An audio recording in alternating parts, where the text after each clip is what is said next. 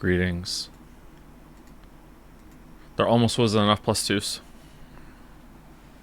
Need better plus twos. Better plus twoage next time.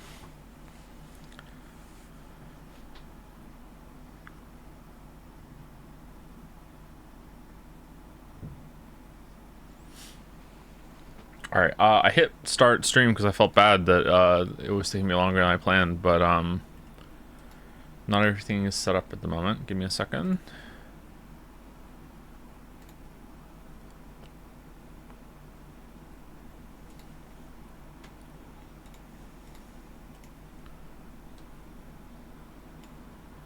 How are you feeling? A bit tired, to be honest, but I'm eager to read some more Umineko, but I am a bit tired today.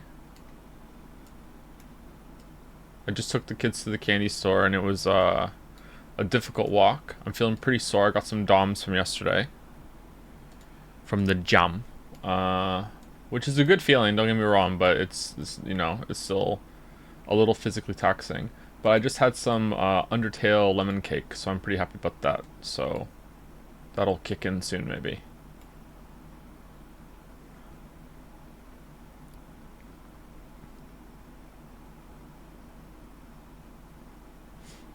Undertale lemon cake? Yeah, it was sans gluten. Yep. Okay. Umineko when they cry.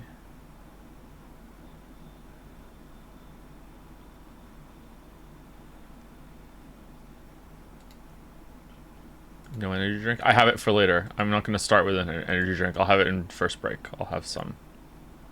I'll have a Red Bull. If you could, would you rename one of your kids to George? Nope. All four of them. All four of them.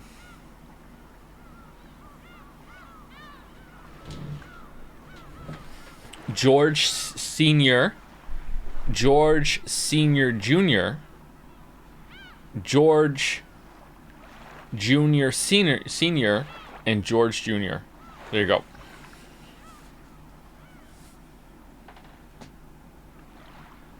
This is the highlight of my week. Thank you, Joe. You're welcome.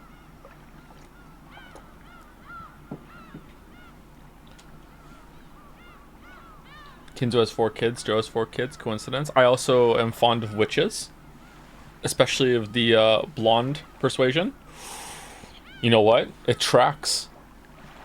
Kinzo, Kinjo, Bitorichi.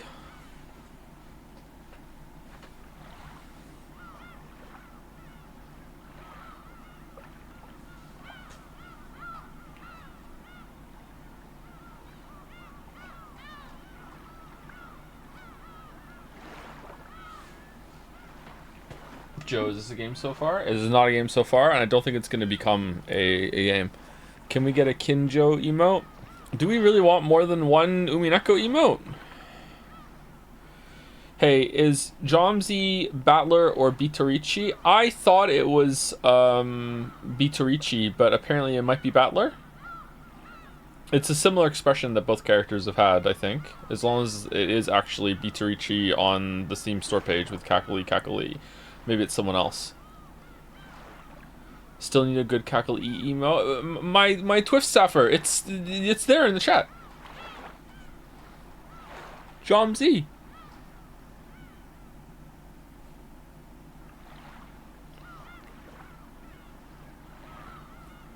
Jomzi.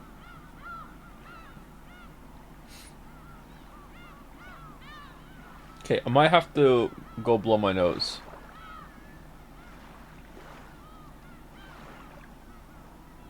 Yeah, for sure. Be right back. 1 second. People have to pile in anyway. Oh, I also need to put my my link out on Discord. 1 second. Let me go do that.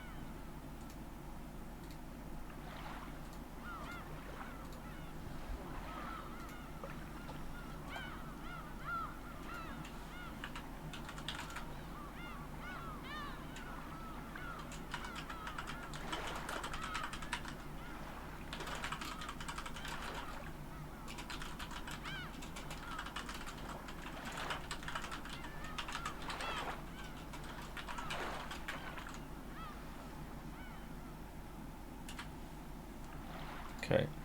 Umineko continues in honor of the fallen VN Steins Gate rip. There we go.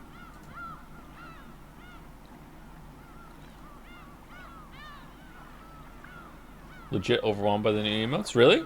We got hold on.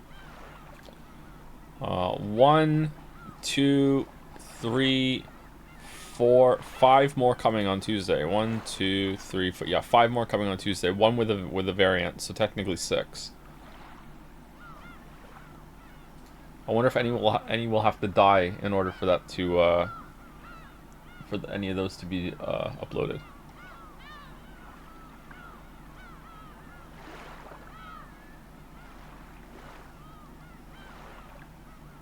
What's the Umineko emo? Jomz. Jomz is a Umineko expression.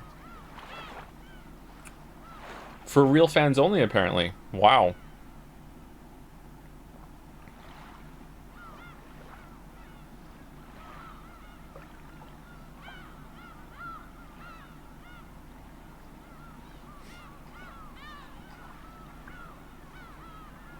Glad to report the cliff won't be this stream. Have a good time. Spoilers, but there is a cliff coming. Okay.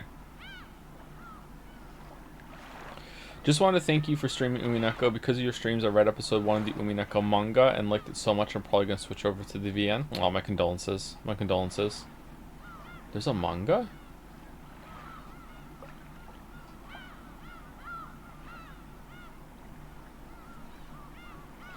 Okay, let me go clear my nose, and then we will say thank you to some people, and then we will commence with the reading. Be back like 1 minute. I wasn't prepared when I hit start stream, sorry. Professional streamer.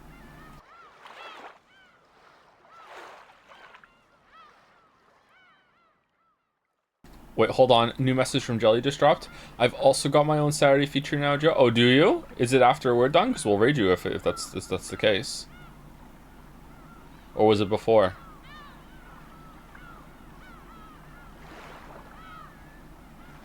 Nope, just got done with it. Jelly just raided you. Oh, there are raiders from Jelly. Okay. Satisfactory Saturdays before VN? Okay. Satisfactory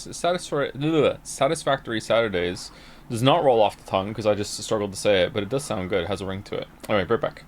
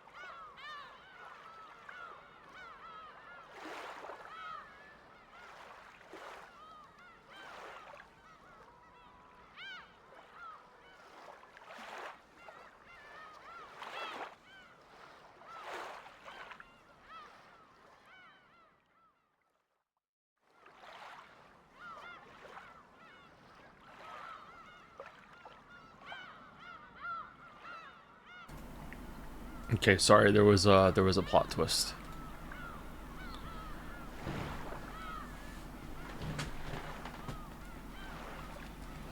How far along are you in Factorio Space Age? I'm not playing Space Age right now. I stopped playing Space Age a couple weeks after Space Age came out. I got to I saw 3 of the new planets. I didn't get to the 4th planet.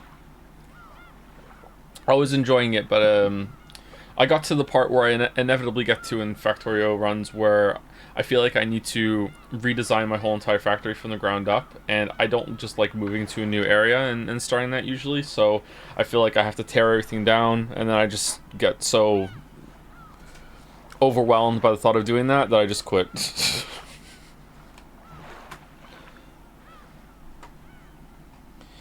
Hello Joe, I'm a long-time VOD watcher only who's showing up live just because these streams have been great. Hope you enjoy the game. It has amazing moments. I think you're here on the wrong day, chatter. Today is the VN, not the game. You want the Persona 3 Reload streams, you know. Those are on Tuesday to Friday. It's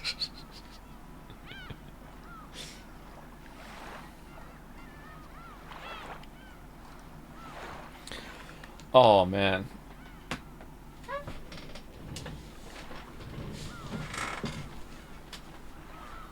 It's not a game. Okay, alright. I'm almost ready to start for real. Sorry, it's just too hot in here.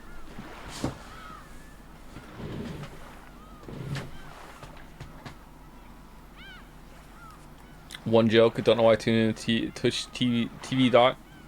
Yeah, I know. Sorry.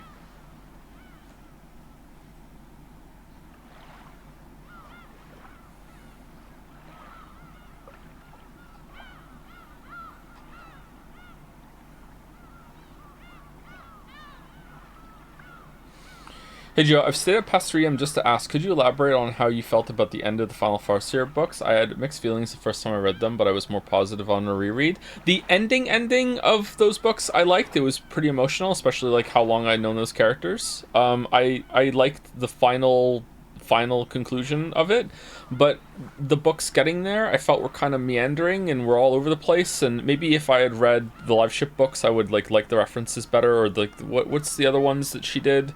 The Dragon Keeper ones, I don't know, I didn't read those either, so maybe there was like parts of it that were lost on me. But the whole chase sequence with B, and B in general, I didn't really like that character, so yeah, I don't know. I would like to reread them again. I've read the Farseer trilogy 3 times. The first 3 books I've read 3 times. I've read the next 3 twice, and I've only read the final 3 once, so I would like to read them again one day and see.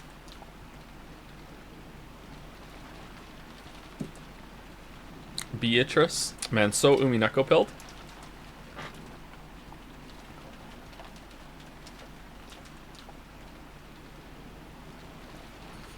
I can't really go into more detail than that without talking to spoilers, and also refreshing myself with some of the plot with a Wikipedia peruse. Sorry, chatter. So I hope it was worth it to stay up to ask me the question just to get that answer. It probably wasn't. My apologies. Yeah, sorry. Is this a bait stream like yesterday? Was that yesterday that we did that? Oh man, the rain sound is looping. Okay, so I want to say thank you to some people, and also say once again, with, you know, a generous helping of might change. This is a tentative confirmation, so not really confirmation at all. Right now, my understanding is that next Friday, the 31st of January, I will be streaming a bonus round of Umineko with guest star Greg, who will be trading some voices. I don't know if Greg will be here for the entire stream, or if you don't know, Greg is Greg Chun, from what we saw on stream, Date from AI Summon Files. Greg shows up in chat sometimes. We love Greg. We've rated Greg a couple times too. Greg was also a guest award receiver on Jadsea 2023. So I'm going to be on stream next Friday, I think, with a professional voice actor. And I will be reading a story across from him.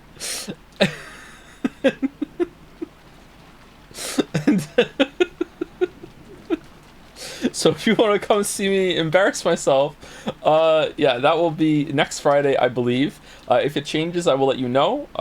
You know, we'll see. I don't know if we're going to start at the usual time or it might be a little later. We'll see. And yeah, I don't know if it's going to be how much time Greg will have for us, but I'm gonna guess we'll get through at least a couple scenes with Greg and I. Teach Greg the Yusuke voice so he can immediately be better than me at it, and then teach me how to do it better. That'd be great.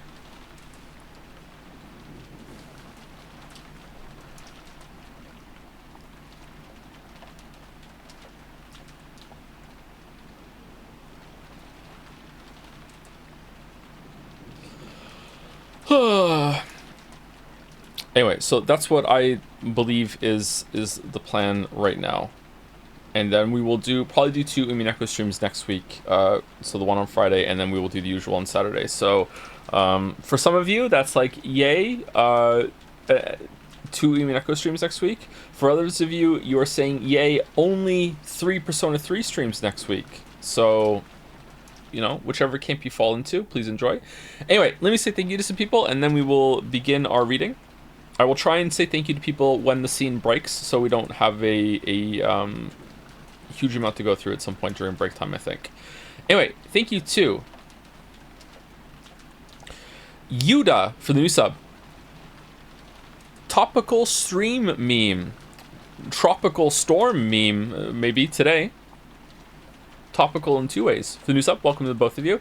Thank you, Silwer999, for a new sub at tier 3. Wow, a tier 3 sub. Thank you, Silwer. While the stream was down, too. That's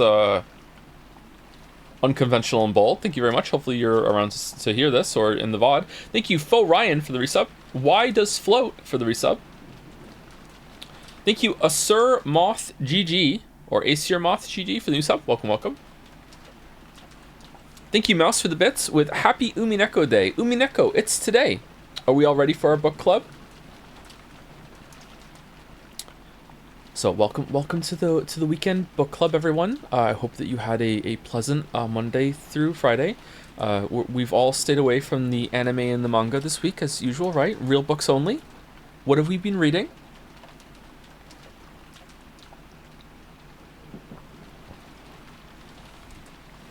Thank you, Zorgox, for the bits. Chat, we've been far too positive about Umineko. We gotta start being more negative. Come on. Yeah, it's gonna be miserable when we hit a part of the plot that I don't like, and I stick to my guns, and then chat's like, what the fuck? Now he hates it?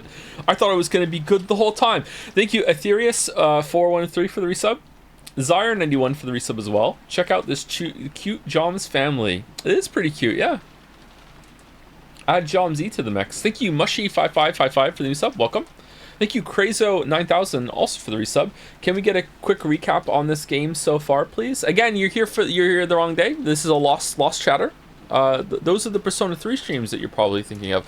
Should I do a recap of the story so far? I don't think I should. I think that if we do that the beginning of every week, I think it's going to end up being pretty tedious. Although maybe there's some compromise I can do.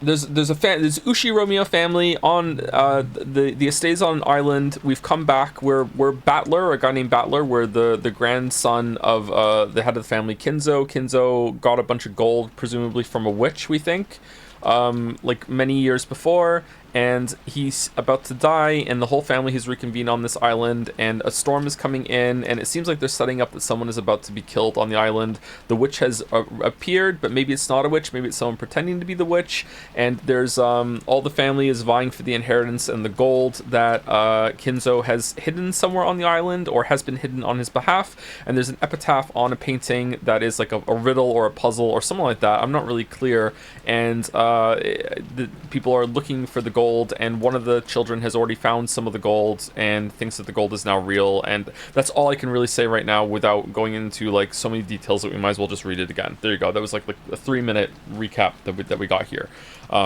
You're just gonna have to feel the vibes from there. Maybe I can find a better way to do a recap at the beginning of the of these streams from now on. Yeah. Thank you, Colonel Taco, for the resub. Watanubi for the resub. Voidy Toidy for the resub. Hizuka as well. I can't escape. Why can't you escape? Can't escape. Please also recap the Brother Wolves bit. So there were 2 wolves and they were on the run. And it turned out one of them was a super wolf. Thank you, Kirmal, for the resub. Sherpa11 for the new sub. Welcome, welcome. Thank you, Tomo Koma, for the bits. 1,000 bits. Umi Pico. I feel like this is not your first round of bits, Tomo Komat. I can't say your name. I'm sorry. Tomo Komat, maybe? Or maybe it was a sub before. Thank you, Bad Luckness Disease. Half Nagito, thank you for the resub. Thank you, Numinatus, for the resub with a message. I finally made it for our live stream. Been keeping up with the game via the VODs. Been having an absolutely amazing time. Thank you again for deciding to come back to this. Hope you have fun with a heart. Oh, thank you. I'm enjoying it very much. Last week was really good. The weekend before that, there was a lot of bad parts, but last week was almost all good. Thank you, Herberto Westu, for the resub. Loves Umineko Saturdays. Loves it. Loves it. So does chat. Are we going to have more viewership today than Persona 3 once we get started? Thank you, Zero Nanashi, for the resub with a message. Sadly, ass eaters, I guess. Thank you, Terraflop, for gifting out 5 subs. Thank you very much. Thank you, Quixotics, for the bits. Hey Joe, I won't be watching Umineko streams for a while since the last couple streams somehow convinced me that reading a VN would be a good idea. So I hope you and chat are having a good time with the streams, and I'll be eagerly anticipating the VODs once I've read through it myself. Bold. Gonna experience it twice. That reminds me of something I wanted to say actually about this read through. Please do bear with me. Most of you who have read this yourself already, may have refreshed yourself with the story since finishing it, but also overwhelmingly likely did not read it in like once a week installments. I have a 1 week break between these, so I might be a little rusty on like the gears going and remembering everything. I have a pretty good memory for stories most of the time. Not all the time, but most of the time. So, you know, if I'm like, wait, who's that again? You know, just bear with me, just be a little patient and see, okay? Like, if I have to, like, stream it twice a week, then we'll do that to keep it fresh. But I think it's all right so far. Thank you, Garbenzos, for the resub. Also to Nice Splot. Waiting for Joe's letterbox to drop. Should I do that? That's for movies, isn't it? Thank you, Floto from the Shire, also for the resub. Con5654 for some bits. 1,000 of them. I have read 3 episodes since your last stream. What? So it's all you've done. I've been looking forward to this all week. Shout out Umi Jad's Den, and thank you, Joe, for the good times. I think Umi Den was requesting that they get a second Umi Den that is only allowed for discussion about the game. Sorry, I'm doing it now. It's discussion about the story up until the stream is there, instead of just it all being the same one. I don't know if we want to do that. Maybe we should.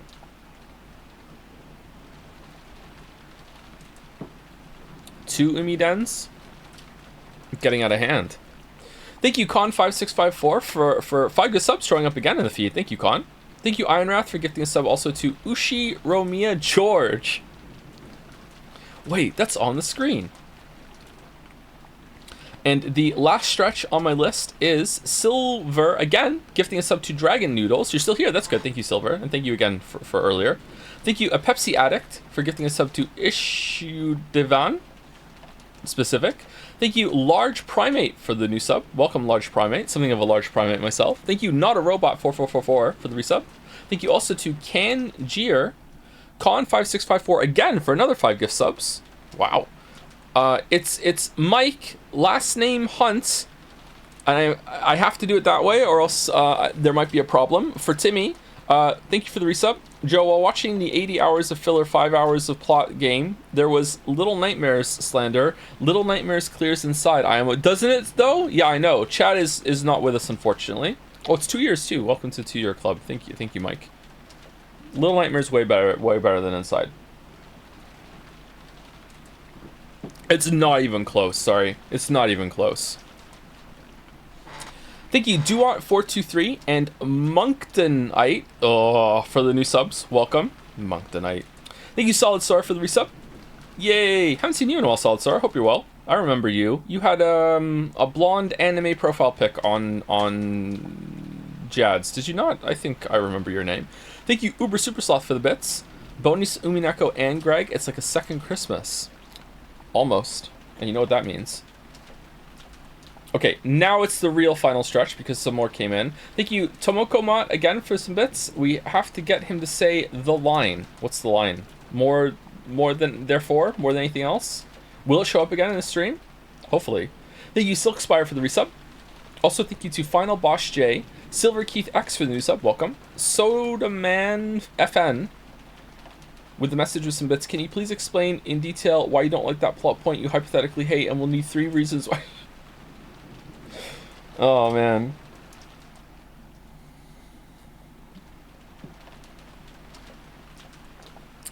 I didn't realize how many essays were being written in chat yesterday while I was gone or not looking at chat.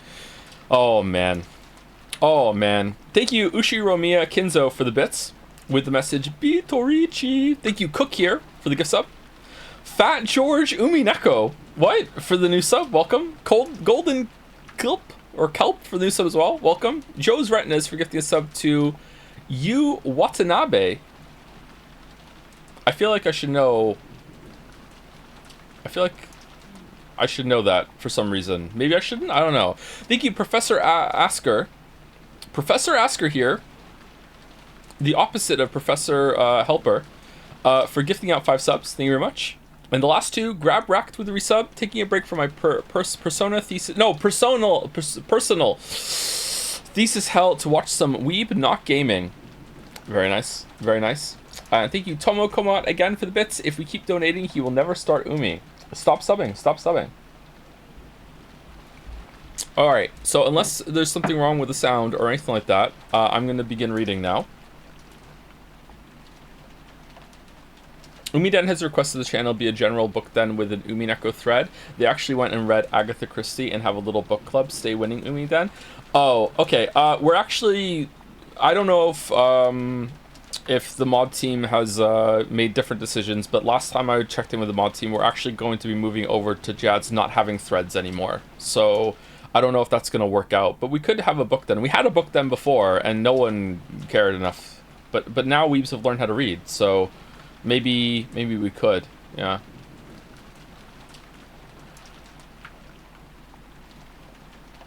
Jensen is getting killed. It'll be just a channel instead. That's what we're thinking of doing right now, but I think it was still under some deliberation.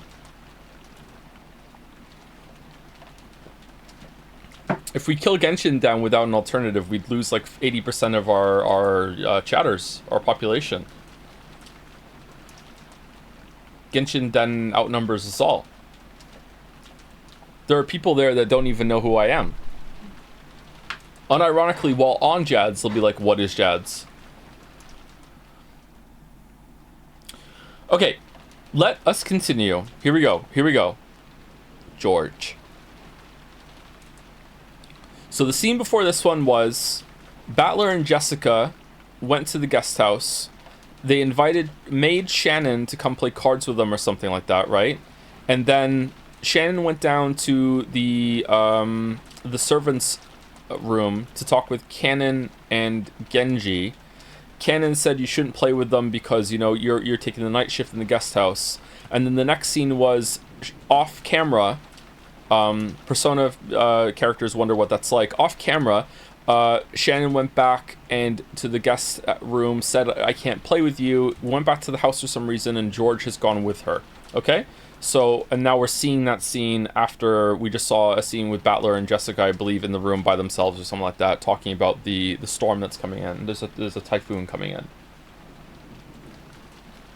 So right now, everyone is in the main mansion, except for Battler, Jessica, Maria, Genji, and Cannon, who are all in the guest house, and George and Shannon, who are outside talking in this Paglagoda or whatever the fuck they're called, right? I think that's where everyone is at the moment, unless they've moved off camera. Okay, so here we go. According to the weather report, it looks like it'll be at its worst tonight. It also seems it'll last all day tomorrow, though it should get a little better. Let me know if the sound is too loud. Really? Then maybe the boat won't arrive until the day after tomorrow. I hope that doesn't interfere with your work on Monday. I feel like I've read this before. Haha, I knew the typhoon would be coming beforehand. Shimano? Just in case, I made sure I didn't have any plans for Monday, so it's okay. I may not look it, but I really am the type who can plan ahead in his schedule. Wow, you checked the weather report. What a chad. George puffed out his chest, acting proud. Compared to the calm appearance George always had as the oldest cousin, he now looked amusingly like a little kid. Shannon chuckled at this abrupt contrast. What are these boobs? It's no surprise you're well prepared as someone who will bring prosperity to his company someday. Well, making a company prosper really is a tough job. Money isn't the only thing that's important. I learned that well when studying under my father.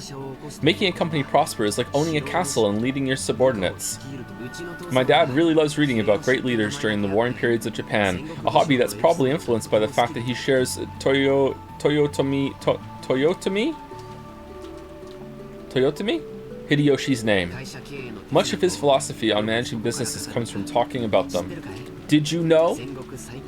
Takeda Shinjin, who was feared as the leader of the strongest cavalry corps in the warring period, started out with his troops in complete disarray and didn't have the kind of strong leadership necessary to utilize them all. Is that true? That's a little unexpected. Look at you pretending to care. Aww. In order to unite his troops, Shinjin showed his excellent leadership in many ways. For example, when a soldier succeeded well in battle, he would immediately honor them with a medal. Normally, that kind of thing was put off until after the war, and they were all awarded at once. He continued this diligently while on the field of battle, until one day he ran out of medals, and immediately showing his appreciation for his troops' military exploits motivated them in an extremely significant fashion. Also, whenever one of his troops was brought down by an illness, he would be the first to rush up to them and care for them, and so on. Doubt? Takeda Shinjin wasn't just the man who led the strongest cavalry corps in the warring period. Corps? It's corps, right? Or is it corps? Can you say corpse? It's corps, isn't it? I'm pretty sure it's corps. Is there ever a time you say corpse? Cavalry corps in the warring period.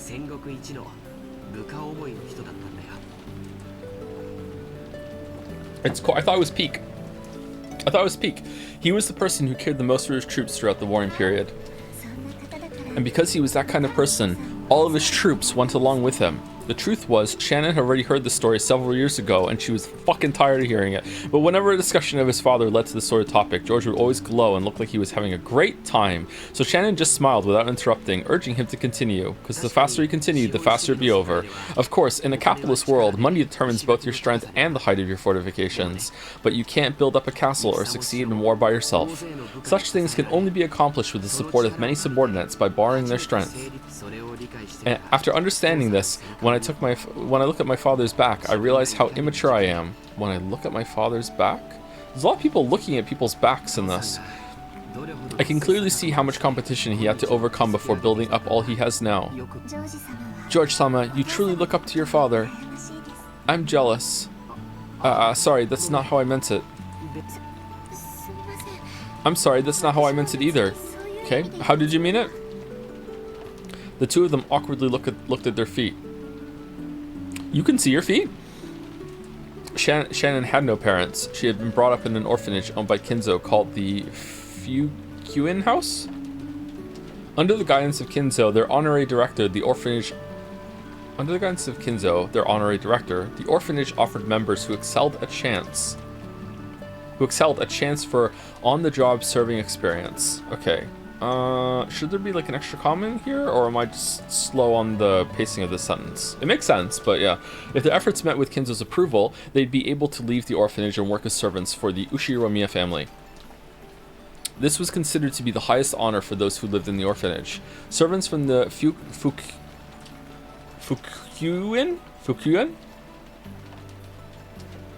It's Fuka, so Fukuin?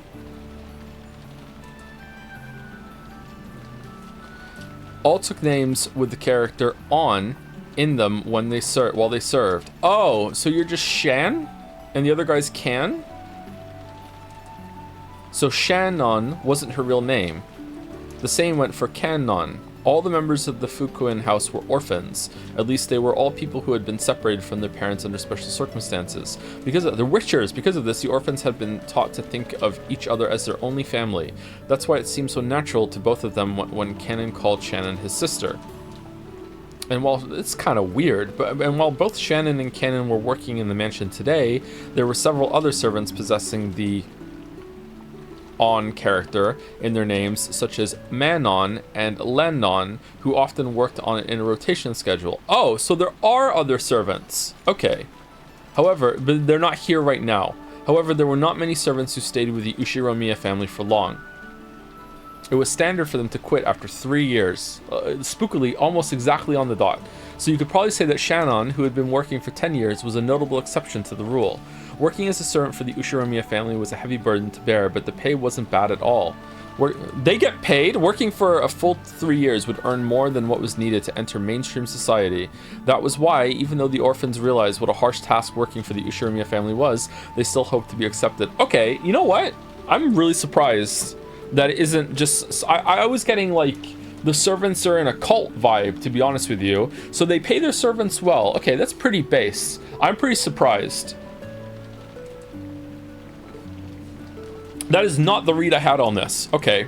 I'm surprised Kinzo is the kind of man that would pay his servants well. Huh. Okay.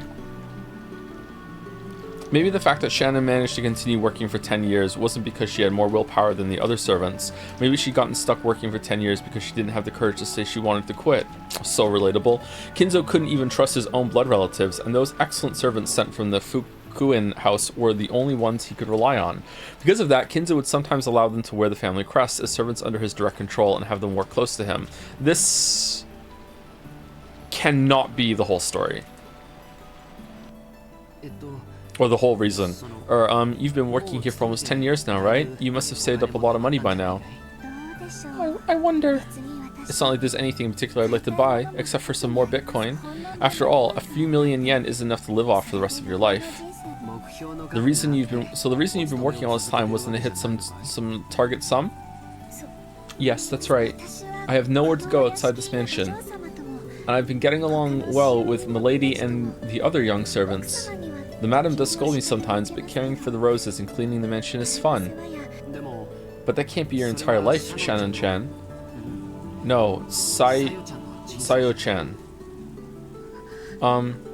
Shannon cast her eyes downward when she heard her real name. She understood what George was trying to say, and fell silent.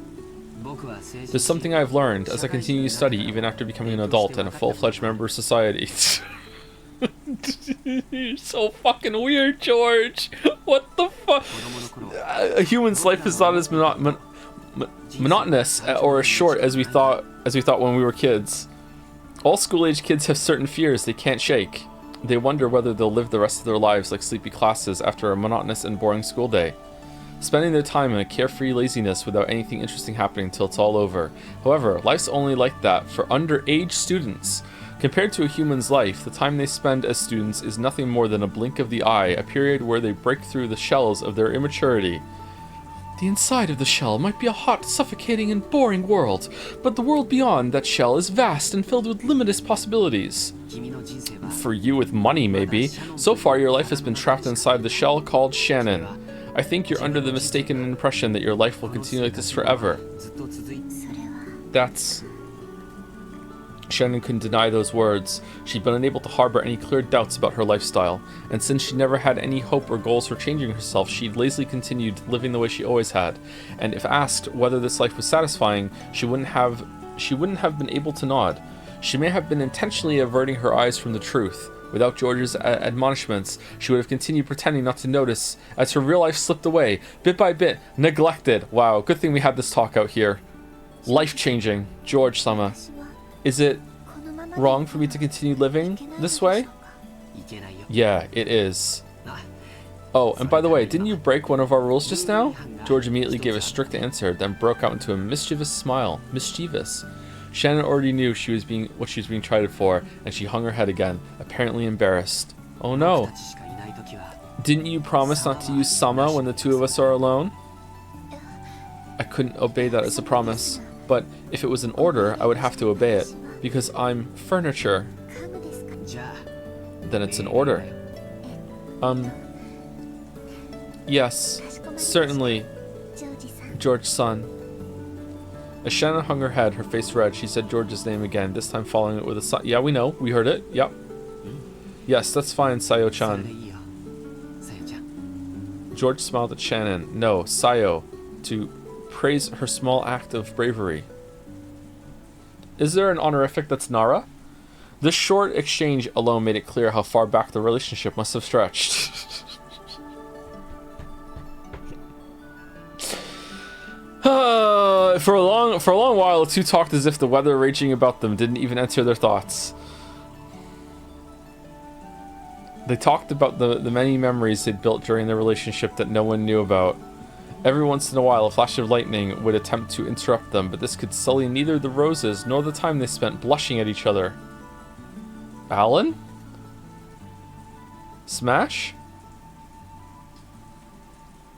Glitch? Oh. Okay. That's right. I have something I wanted to show you. What could it be? Chat, behave yourself. Chat, I swear to God. George, who had been speaking eloquently, suddenly started to stutter.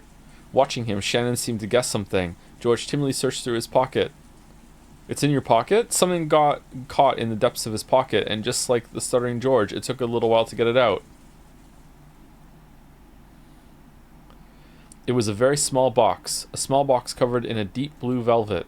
That peculiar shape was enough to tell anyone what was resting inside.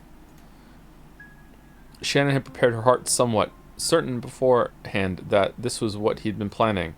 But even so, when she actually saw it, she couldn't avoid blushing once more. George opened the small box, took something out, and held it out for Shannon to take. I want you to take this. I am Arthur, said Arthur. I couldn't accept something so valuable. You can't take it? No. I'm unworthy of such a thing. Sayo, this isn't a request. It's an order. Take this ring and become engaged to me, okay? I order you. If it's an order, I cannot disobey. Yeah, that's right. Well done. Whoa, what the... Shannon, not wanting to show her bright red face, timidly accepted the ring from George's hand while still staring at the ground. The ring wasn't a simple accessory. It was a noble object meant since ancient times to be offered to a special woman under special circumstances. Therefore, while George could order her to take it, he could not order anything beyond that. Anything beyond that would depend not on an order, but on Shannon's, no, Sayo's own will. So from here on, I'm not ordering you anymore, Sayo. I want you to give me your answer by tomorrow without using words. I order you. Wait, what? What do you mean? Do you understand? How should I won't order you any further, so this isn't an order. But a ring is something you put on your finger after all. If you like it, you can just put it on any finger you choose. Shannon had only pretended not to know. She already understood what he wanted her to do, but she was standing at a huge crossroads of her life. Look how late it's gotten. Let's call it a day. George turned away from Shannon, acting just a bit bluntly. I could probably order you to wear it on your left hand. You might be timid and dependent enough to actually obey that kind of an order, but I want at least this last step to be done by your own will, Sayo. George, what the fuck? Understand? Yes. So, that's my order. I want you to think about it well tonight and show me your answer tomorrow. Shannon nodded back. Today was the culmination of their many days spent together. This moment certainly hadn't come as a surprise to Shannon. How is Battler the most fucking normal person here? What the fuck?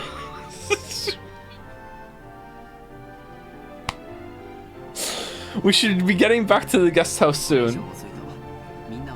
If we take any longer, we'll make everyone worry about us. Oh, I'm sorry. I just remembered something I had to do in the mansion, so I have to go kill someone. I have to go back to the mansion at a time like this. Is that true? George stared into Shannon's face as he laughed mischievously. Okay, pick another word. I hope she doesn't put the ring on and then get in trouble for like stealing the ring, and then she's like, no, you don't understand. George gave it to me, and it's like the motherfucker. George wouldn't give that to anyone. Like, oh man. He definitely saw through Shannon's lie. However, when he saw how she felt, he could sort of understand that she might be so embarrassed that she'd want to be alone. I don't think she's lying. So because George realized the meaning behind Shannon's lie, he accepted it as an order.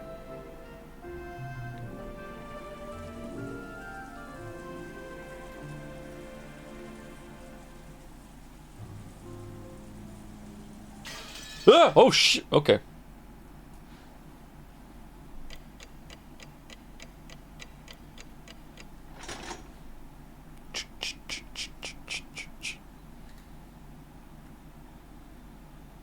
Read pin? What pin? Oh, hey, chat. Sorry, I'm not reading chat much at all when I'm reading the story. There are no pins.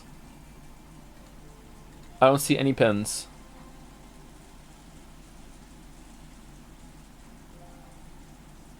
Pin is gone, you're good? Okay.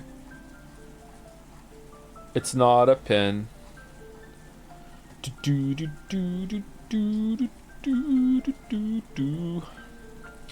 you, Elrem, for the resub.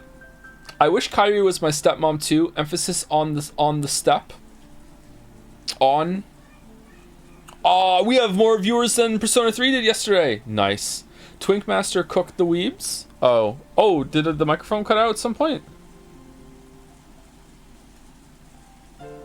Oh no, we're fine. Okay. What if I don't notice for like a whole scene? Shit. That would be terrible.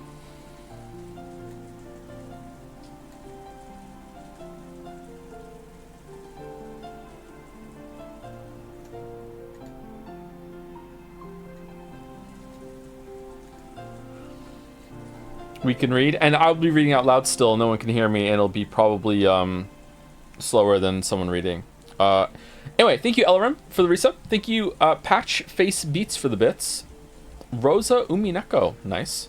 Thank you, Tomo Kamat, again for the bits. A worthy sacrifice. What's this all about? Thank you, Wee Wee Kun, for the new sub. Welcome. Thank you, Mediocrities 86 for the resub. Thanks for pointing me toward playing Edith Finch and inspiring me to try FromSoft games. Rough times for the mediocre. Edith Finch and FromSoft together is quite the combo. Good luck with that.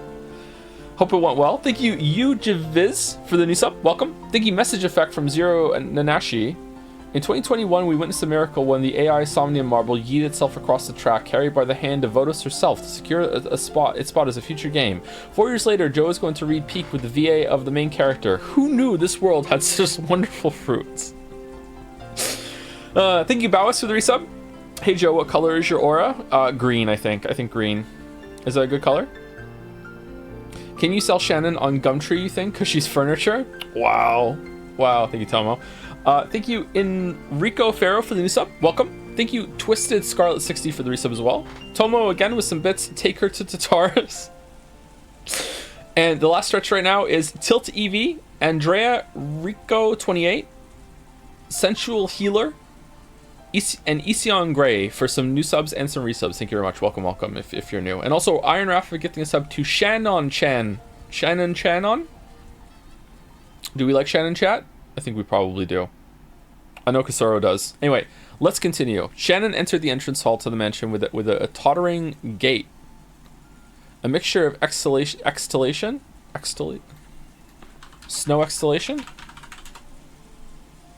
Exaltation. There we go. Wow, I was so far off. Exaltation. Like an exalted orb, obviously. Exaltation. Okay. Exaltation. Why is chat going crazy? Oh shit, that's why. Thank you, Loner Archon, for 40 gift subs. Holy shit. Thank you, Loner Archon. That is a lot of gift subs.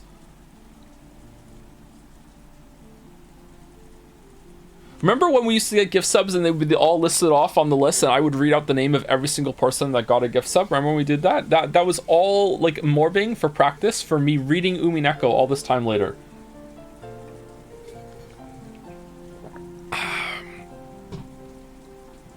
The whole streaming career has been building to this. Thank you, Loner Archon. That's very generous of you. Thank you so much. Okay. Exaltation. And uncertainty gave her a feeling that she couldn't easily describe. It swelled up in her chest until she felt like it was about to burst. We're gonna try, though. After stopping for a second in front of the servant room to take a deep breath and calm her heart, she opened the door. Inside, Goda... Oh, she's not in the mansion. She went back to the guest house. Inside, Goda, who had been ordered to take the midnight shift at the mansion tonight, was absorbed in a worn-out crossword puzzle magazine. I hate crossword puzzles. He looked up for an instant to see if one of the family had come, but when he realized it was a fellow servant, he returned to his puzzle as if nothing had happened. Genji-sama told me to come help you. Oh, hold on. Okay, so they reused the art of this room in the guest house and in the mansion? Or was the previous scene also in the mansion and I misunderstood?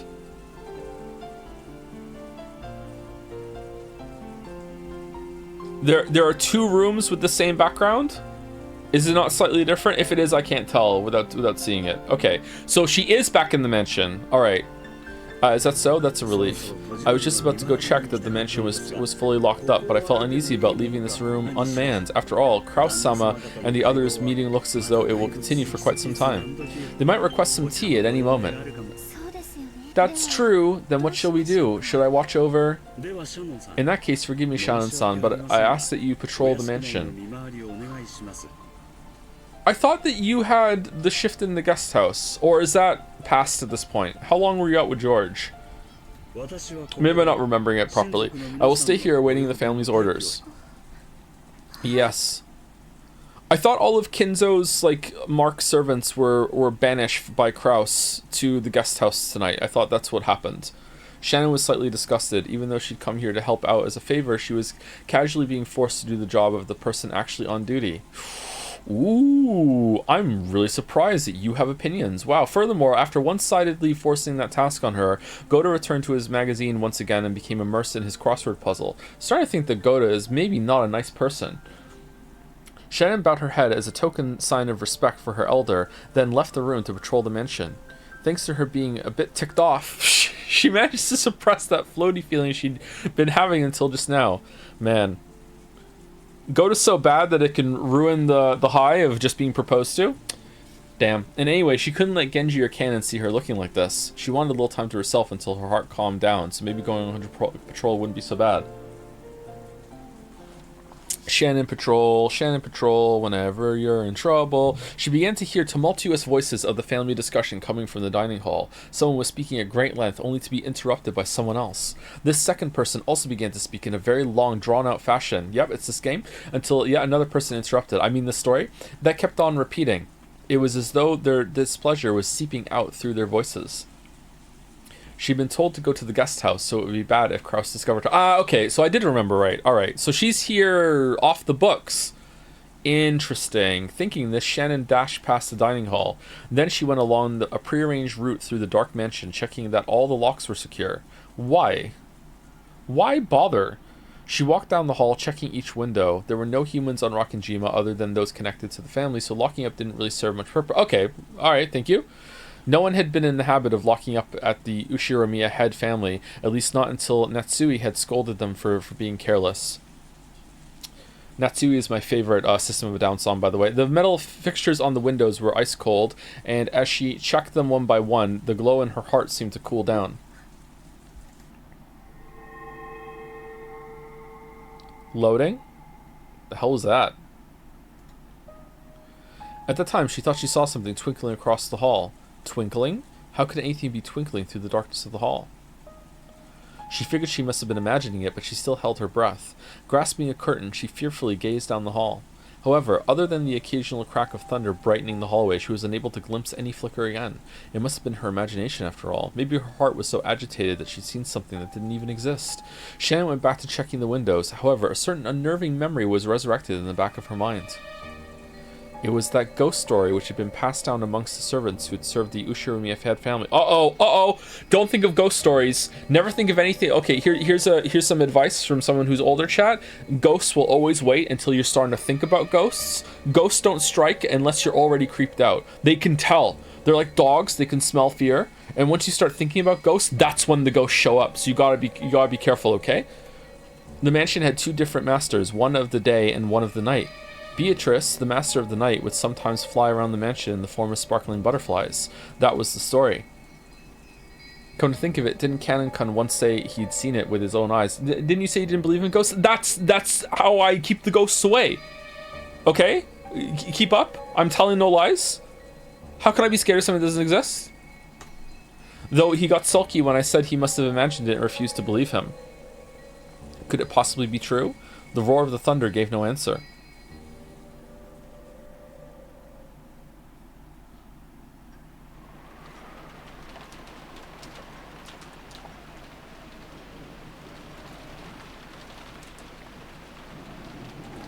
Torichi. Who's lighting these lamps? Are they gas powered, do you think, or electric?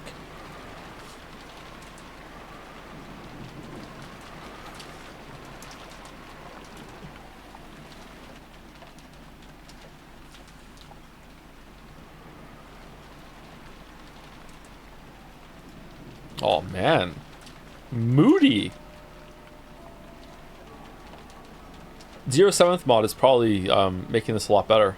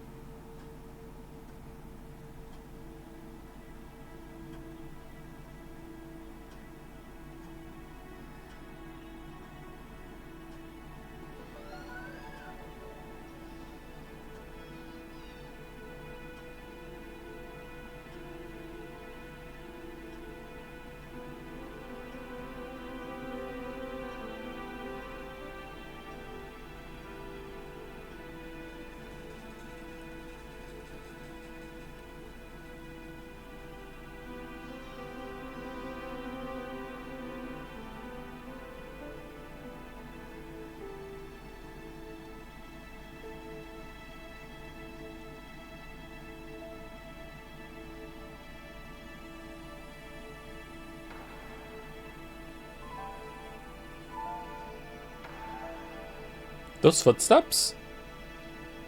2400. All the pieces are in place. Okay, I couldn't finish reading the achievement. All right.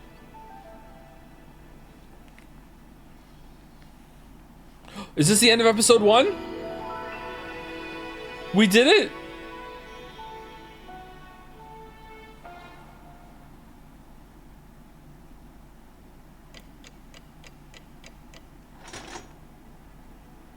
Okay. 6 hours later.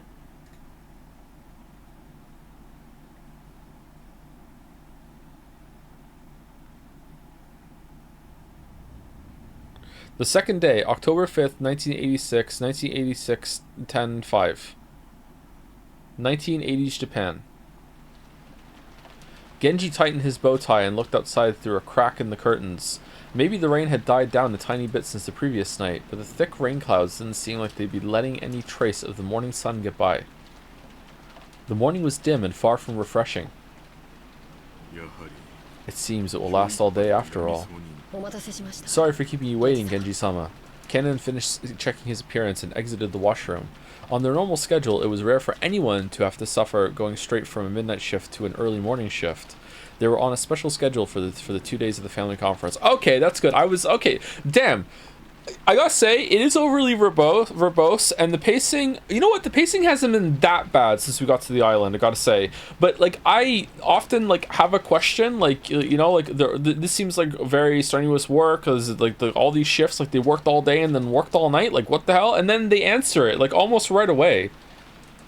The person who wrote this, or I don't know if it was in the edit afterwards, really seemed to hone in on when something needed like just a quick line of justification or explanation that the reader might be like wondering. Not that it's super important or anything, but it's just kind of annoying to have all these little thoughts in the back of your head that are like, hold on, is that normal? Like, what's that like? And just a little line here, like, hey, you know, here's a little. It also adds to the character of the place. Like, having this answered, I know that Kinzo actually isn't that bad of a boss at this point. Maybe he's not. Maybe he's still mean in other ways, and the furniture line is really fucked up, but in some ways he seems to be not the worst employer in the world. So Yeah, I'm pretty happy about that.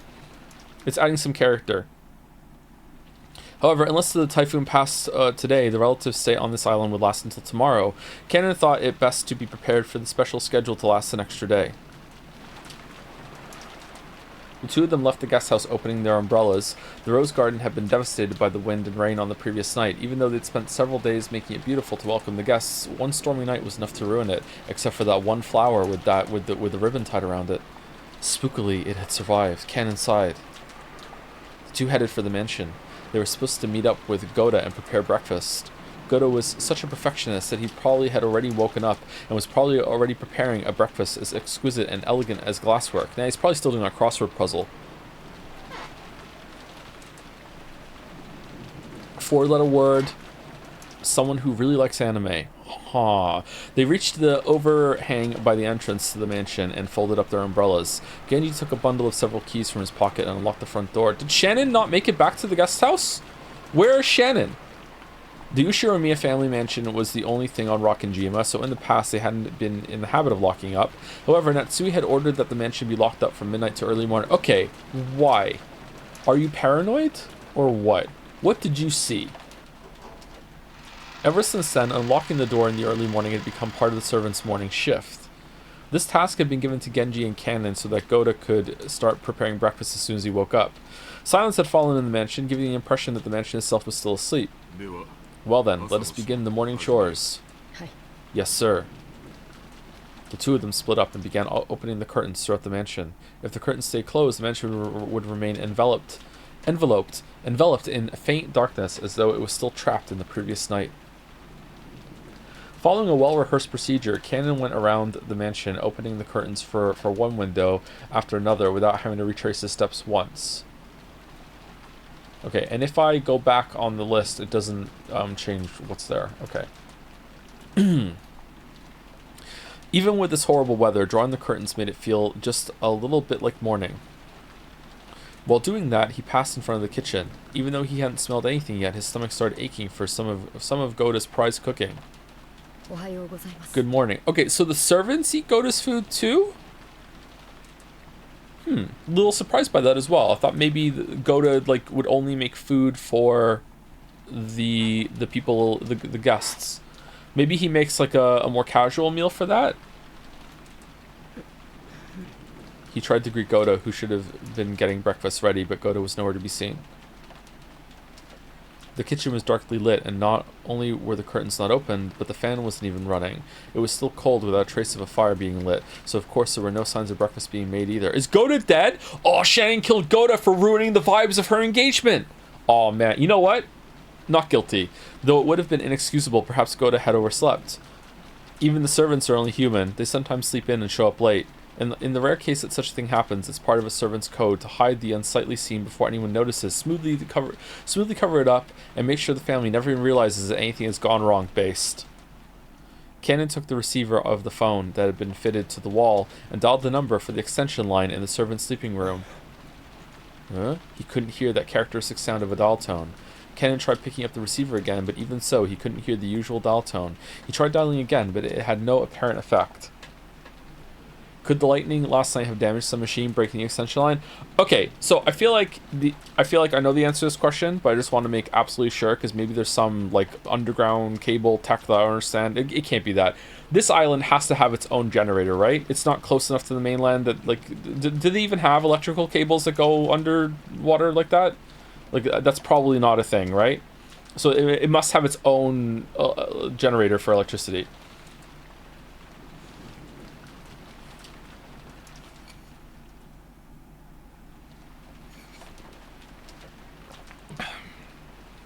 They do, but it's probably generated. Do they really have...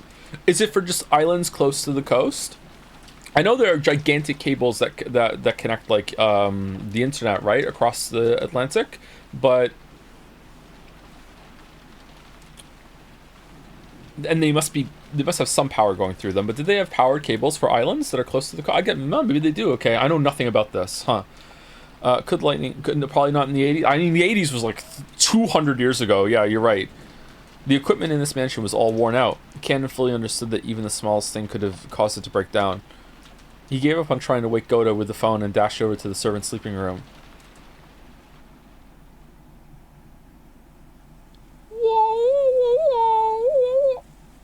How long has it been since I stopped sleeping and started lazily staring up at the ceiling? That vague sense of awakening was part of Natsui's usual morning experience. She always slept lightly and couldn't sleep at all without medicine. Oh, we're Natsui now! To Natsui, sleep was definitely not a happy thing. When she looked outside, she saw that it was still pouring. If she hadn't sensed a tiny amount of light, she might have mistakenly thought it was still the previous night.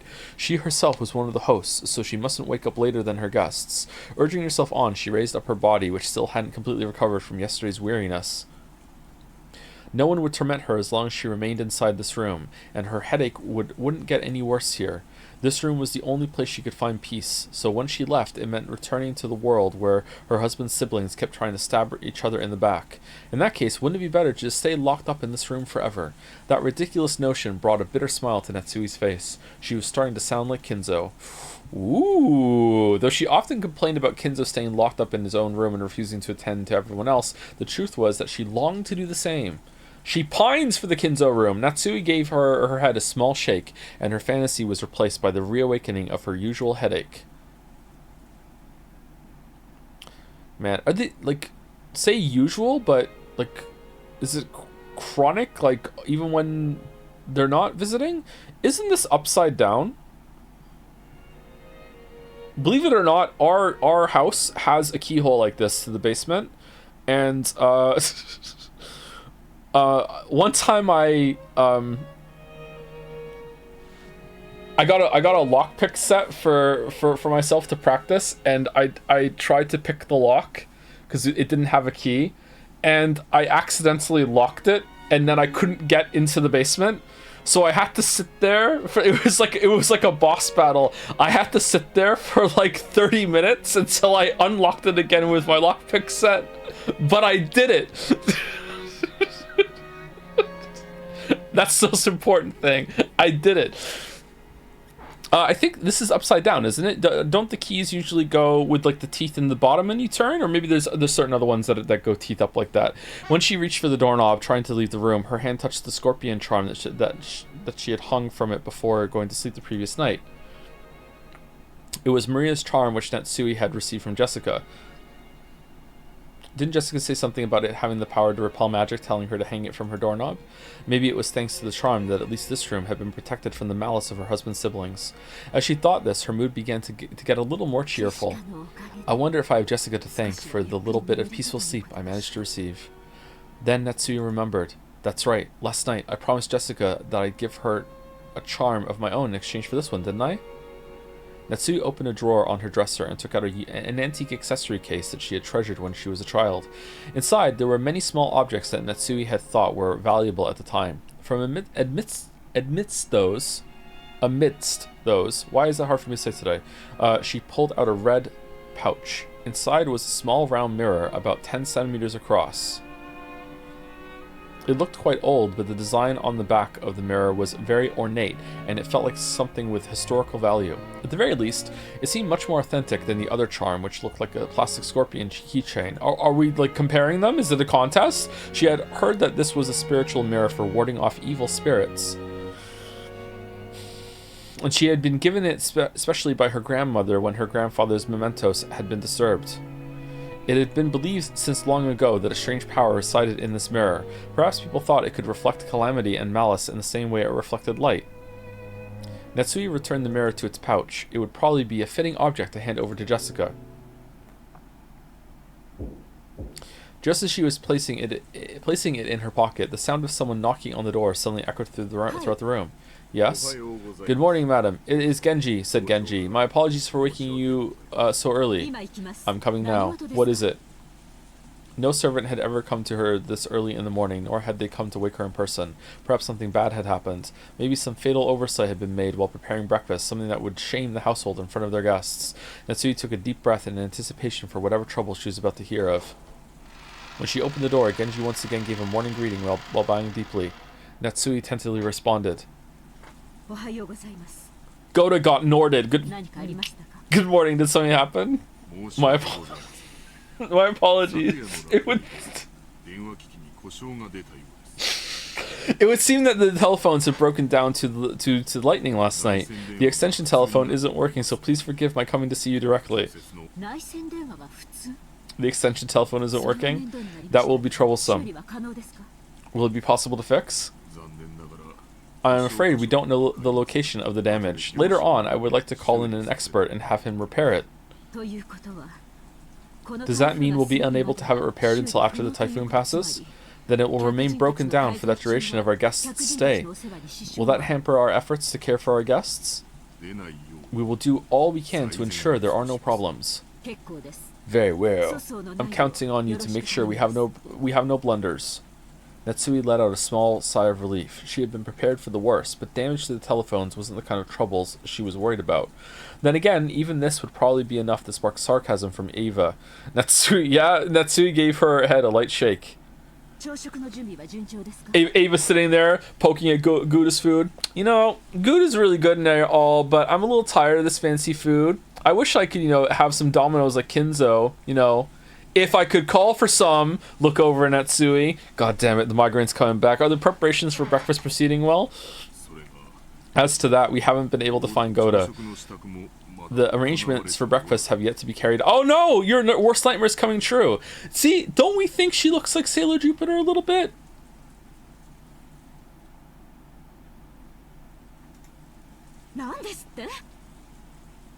What did you say? Natsui was indignant. To her, this was a much bigger problem than the telephones not working. And despite that, this piece of information was the part that had been postponed. Why did everything go well most of the time and then come to something like this when the relatives were visiting? Natsui put... Okay, I think I did read it right. Natsui put her hand to her forehead and shook her head. Well, I suppose he slept in. At any rate, just see to it that someone hurries up and prepares breakfast. I don't care who. What? Natsui exited into the hall and turned around for a second to close the door to her room. The creepy thing she saw there silenced her completely. What creepy thing? What? It was an unpleasant sight, as though someone had dipped their fingers in a reddish-black liquid and scratched at the door around the door. Oh, that's fucking creepy! What the fuck? What? It was probably some sort of awful prank, arranged by some person who wanted to make it look as though they tried to force the door with bloody hands. Some thing walked around the house and tried to open every single door, and they couldn't because of the scorpion charm on hers? Damn! What? What sort of prank is this? How awful. I also just noticed it as I came to call you. I will clean it later. Perhaps. This is a vulgar joke by one of the guests. Disgusting, truly disgusting. Who in the world would pull such a childish and disgusting prank? You imagine lying in bed and your door's closed and you can barely see in the darkness the door, that the doorknob is kind of just moving just a little bit as you're staring there at night, and you see the doorknob just kind of moving just a little bit, and you're not really sure if it's moving or not, and then you hear a little thump on the door maybe, and then you're like, and then it stops and you're like, oh okay, it was nothing, and then you go to sleep, and then you wake up the next day and you go outside, you open the door, and you've kind of forgotten about it, that it happened, but then you look at the doorknob when you come back to the room after the bathroom, and there's like all these little scratch marks around the doorknob, and you're like, wait, what? Natsui had a pretty good idea, but of course there was no proof. So even if she pushed the issue, it would just seem as though she was making a fuss about nothing. In fact, it would surely be better to act as though she hadn't even realized that such a prank had been played on her. Natsui gave the order to have it cleaned and headed off to the parlor with a squeak of her heels. What about the rest of the doors? Do they all have it? Or just hers?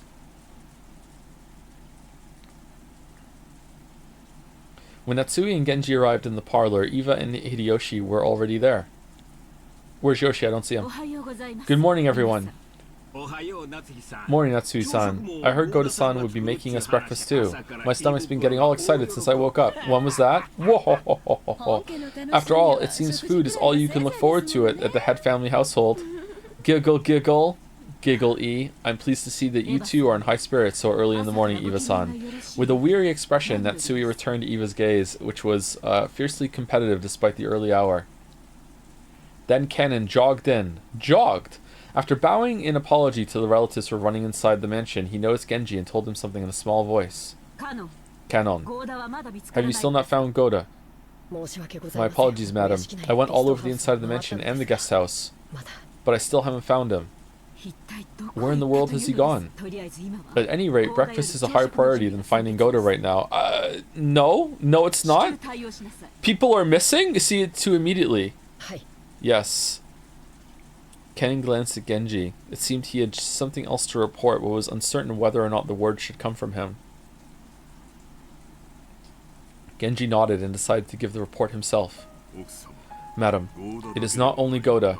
Your husband is also nowhere to be found. My husband? Oh, so is he dead and he tried to get into the room to see you, or is he bleeding somewhere and it's only your door? I feel like we would know if it was more than your door with the blood on it. Huh. Okay. Yes. Even before. I mean, I'm assuming it's blood. Maybe it's Bitsurichi just running around putting red ink all over the place as, to own the libs. Even before visiting you, I went to his room to tell him that breakfast wasn't being prepared, but I did not find him there. Furthermore, he is not the only one missing. What? Rudolph-sama, his wife, and Rosa-sama are nowhere to be found. Not in the guest house. Did they morph to another reality, and in that reality you're the ones that are missing? What the fuck's going on?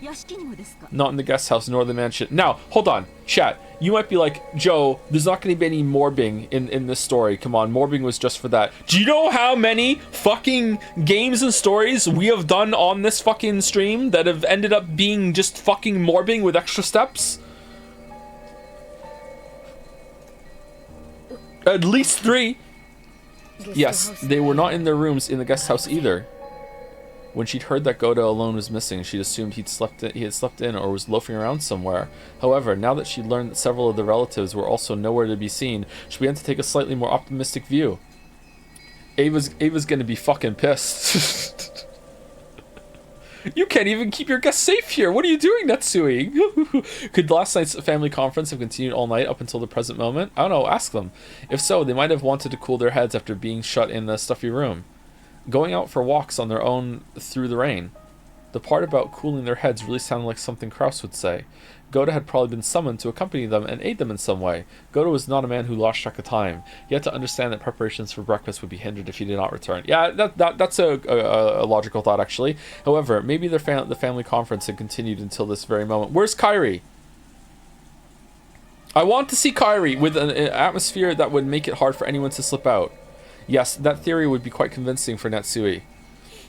She remembered the illusion she felt that morning, as though the previous night had never ended. When she learned that the feeling wasn't just an illusion, she once again took a deep, weary breath. After all, that banquet of filthy vultures circling Kinzo's property was still going on. Perhaps they are still discussing the inheritance somewhere in the garden, or maybe the beach. Without Ava? At any rate, if we don't call Goda back, we'll never be able to begin preparations for breakfast. So, what are you saying?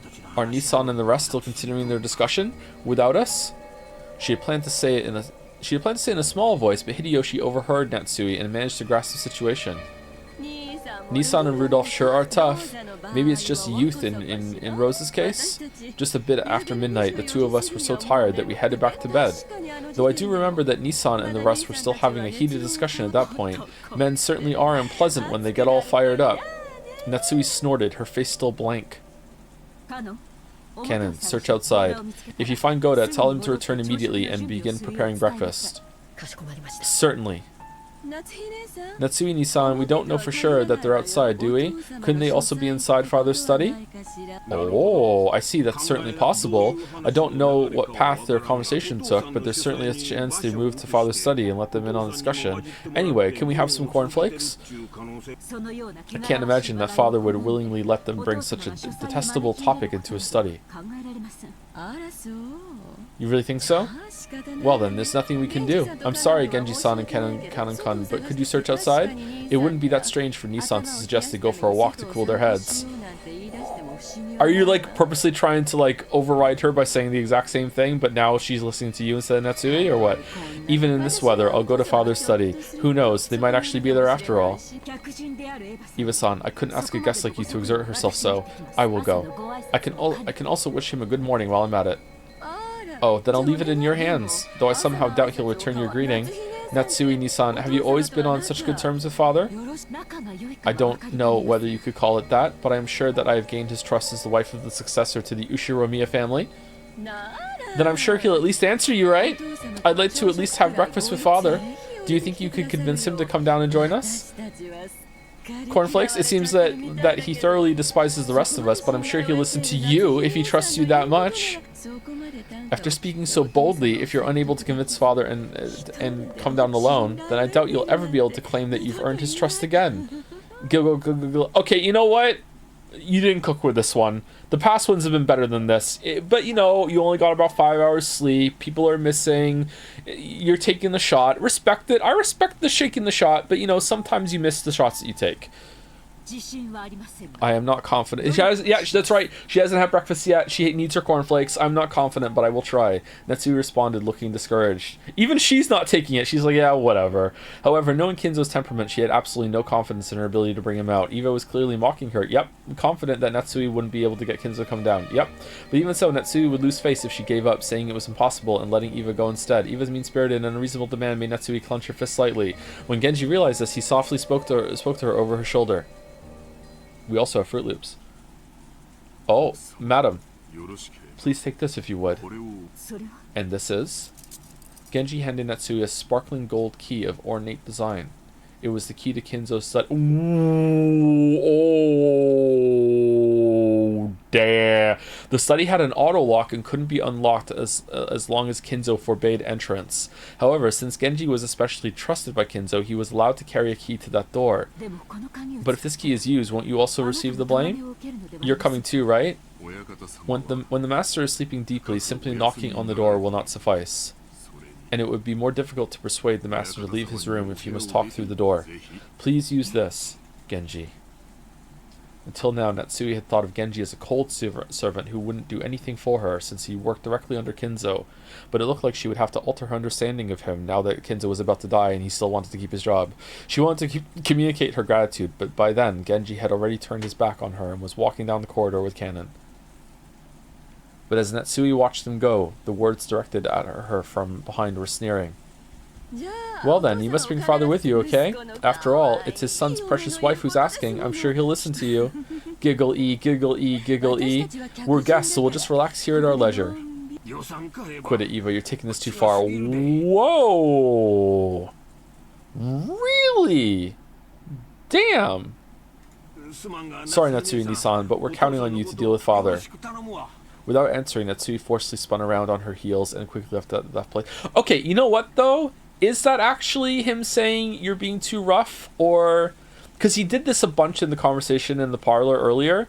Sometimes he's like, look, I'm the voice of reason, and because I'm the voice of reason, that means you get to go even harder. It's like I'm softening the blow a little bit. I wonder if they coordinate that or something. I don't know.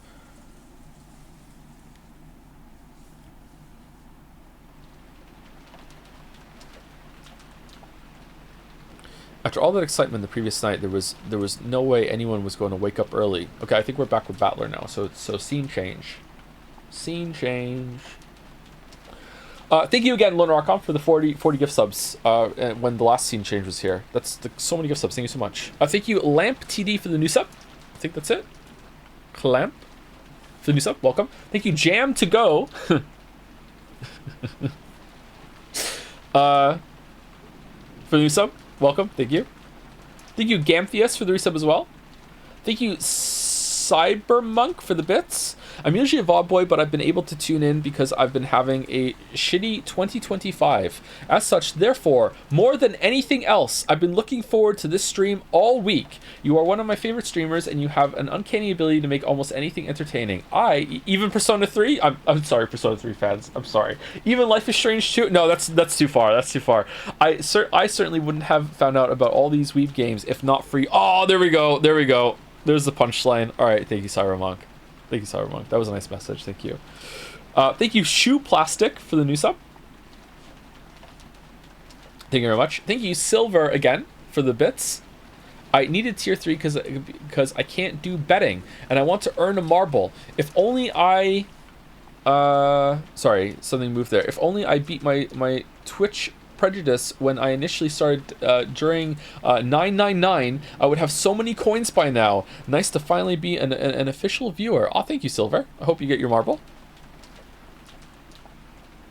Oh, so you're in one of the areas that you can't do betting, or you just don't want to? I'm surprised that fake like channel point betting is banned in some places. That's weird.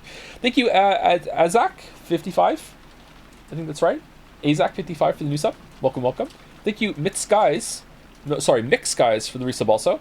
Thank you, Broadsworn or Broadsworn for the resub. Hey Joe, thanks for the streams. Been lovely to have something to watch during what's been a pretty tricky part of my life. Enjoyed the Weeb game, smiley face. Seems like a lot of people are having some difficult times in their life at the moment. I'm sorry to hear that, everyone. Seems to be something of a trend. Is it just New Year blues, or the world's in kind of a downturn at the moment, or yeah? Anyway, I hope it goes better for you, Broadsworn, and for some of the other people that are having some issues at the moment as well. Thank you, Pincerata, for the bits. I unironically got so invested I forgot to send some bits. Joms, I love the atmosphere of this part of the VN. Yeah, it's going quite well, actually, considering that this okay, air quotes, just the VN. I don't mean that condescendingly, but you know, usually it's the text that it leans on, but it had some vibes there for a second. Thank you, Dolomitos, for the resub, or Dolomitos, one of those two, hopefully. Umineko hype, Umi Pico, and thank you, La Roche Monty. Haven't said that in a while for the gift sub as well. Thank you so much, La Roche Monty. Good to see you again. Oh man, I am sore today. Holy shit. I love how everyone, including chat, collectively understood the gravitas of Genji handing Natsui the key to Kinzo's study because of all the setup. I'm loving this so far. It's good, isn't it? I'm surprised. I do still think that the first part could have been cut down by quite a bit, but there's been a lot of setup and then payoff so far. Like it's not like setup for fucking like 50 hours and then the payoff only comes after it, like a certain other VN that we may or may not have dropped. After all the excitement the previous night, there was no way anyone was going to wake up early. George and Nikki, Jessica and I were snoring loudly on the beds in the cousin's room, but Maria, who had gone straight to bed without joining in, was completely awake. As she rubbed her sleepy eyes and looked around, she was met with the loud snoring of the other three cousins. For a while, Maria had to think about what had happened. After that, she realized that her mother wasn't with her, and she quickly got lonely. Ooh, Maria left the cousin's room, trying to head to the room that had been arranged for her and her mother. Paying no heed to the three who were sleeping soundly, she slammed the door shut. In response, Battler mumbled and rolled over in his sleep, but it wasn't enough to wake him up. After a while, Maria returned, once again opening the door with a lively bang. Ooh. When she had left the room, her face had been sleepy, but now that she was back, she looked irritated. After that, she climbed up on Battler's bed, which happened to be the closest, and started yelling and jumping on it like it was a trampoline. Ooh. Wake ooh up.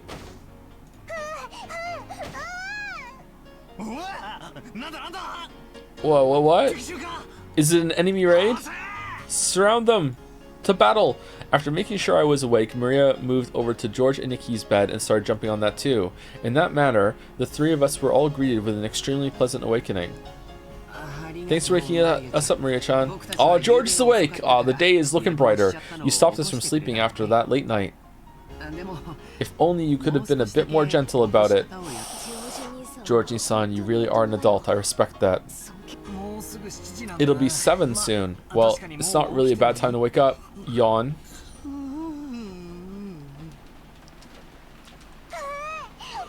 George is so good at sleeping, genuinely inspiring. Says Sound of Rain. Oh, this is your scene. Mama's not here. Ooh. Aunt Rosa? She wasn't in her room? I wonder if she's already woken up and gone to the mansion. Not here. Ooh. Mama. Ooh. Maria kept groaning, ooh, and looking unhappy. She didn't exactly seem lonely because her mother wasn't around. That's not my joke, by the way. Someone did that in a resub or a bit message last week, so just want to be clear. Not my joke. She didn't exactly seem lonely because her mother wasn't around. It was more like she was irritated and thrown off balance because her mother wasn't where she had expected. If we just tell her where her mother was, that alone would probably calm her down. But unfortunately, we had no way of knowing where Aunt Rosa was right now, except that she wasn't here. Anyway, it's time for breakfast, so let's head over to the mansion. That's right. Maria, let's go to the mansion together, okay? I'm sure Aunt Rosa will be there too. Ooh, Mama's in the mansion? Then I'll go there. Yeah, I guess we should go to the mansion. Our parents have probably already gone there. Maria regained her usual composure so completely. Her earlier tantrum now seemed like a lie. Alright, let's go to the mansion. We got dressed, left the room, and headed for the mansion. We're going to the mansion. What is this, rain? We're walking to the mansion. We've arrived at the mansion. Once more there was a knocking sound on the study door, but there was no answer. He seemed to be sleeping still, and I could not wake him. If she went back downstairs and said something like that, Eva would probably be amused and triumphant. And even putting Eva aside, it was problematic that Kinzo had stayed shut away during this entire once-a-year conference, not even coming down to greet anyone. Even the family head, no, especially the family head, couldn't fail to make an appearance. I wonder if I can convince him myself. Natsui readied herself and used the key that she'd borrowed from Genji to open the door.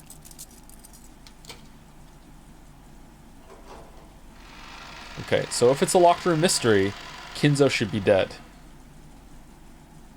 Even though she was prepared for the sweet stench, which seemed to eat into one's brain as it poured out the small crack in the door, she couldn't help but grimace. Is this the first time she's been in the room? I don't know if that was said or not. Thinking that he might still be sleeping, Natsui entered the room quietly. Do locked room mysteries originate with Agatha Christie, or does it even predate that? Who was the first one to do like a lock? Was Agatha Christie the one that really like made it like go kaboom though, or what? When she did, Kinzo was already awake and looking down out of the window. So you're awake. Good morning. How did you get in? Kinzo spoke with his back still facing her. His voice was not harsh, but calm, and Natsui was slightly reassured. However, though he was awake, he wouldn't have ignored all that knocking if he was in a good mood. I am really surprised he's still alive. Natsui wasn't able to relax. My sincere apologies. I asked Genji-san, and he allowed me to borrow the key to the study. Oh, Genji did? If my friend thought it was that important, then I have no choice but to listen. So, what business do you have with me? Well, breakfast will be ready soon, and I would greatly appreciate it if you would join us. I will eat here. Have it brought here like always. But father, this family conference happens only once a year. Please, at least let them see your face. Go back downstairs. Are you asking me to join in as they discuss how to chew up my inheritance after I die? How foolish. Let them speak of such matters as much as they please without me. And if that's what you call a family conference, it's hardly worth leaving my room for it. I am busy. Do not bother me. His last words carried the threat that any further questions would not be appreciated. Natsui realized that adding any further pleas would finally bring his wrath down upon her. She didn't look forward to facing Eva's sarcasm, but there was nothing more Natsui could do. Is that so? Understood. I'm sure everyone will be sorry to hear it, but I will tell them. Natsui decided to give up. Why are you telling people are missing? Bowing silently, she tried to leave the room before Kinzo's spasmodic temper could flare up. Is it spasmodic or spasmodic? I've seen that word before, but I've never had to say it out loud. Spasmodic. Spasmodic, okay. Irregular bursts.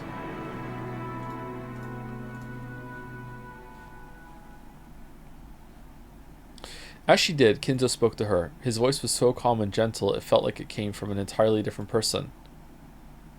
Natsui. It has been quite some time since she married into the Ushiromiya family. Yes, it has been many years since I was first permitted to bear the name Ushiromiya. Do you sometimes long for your previous family? No. Marriage means abandoning your birth family. I am Ushiromiya Natsui. The Ushiromiya family is the only family I can come home to, the only one I am fond of. She truly wasn't exaggerating. Such was the resolve she felt whenever she applied the Ushiromiya family name to herself. And that's precisely why she was so saddened when her husband didn't treat her like an Ushiromiya, leaving her to race about in vain. if Kraus were a woman. And you his husband. No, I won't say that. You have to say it now! No!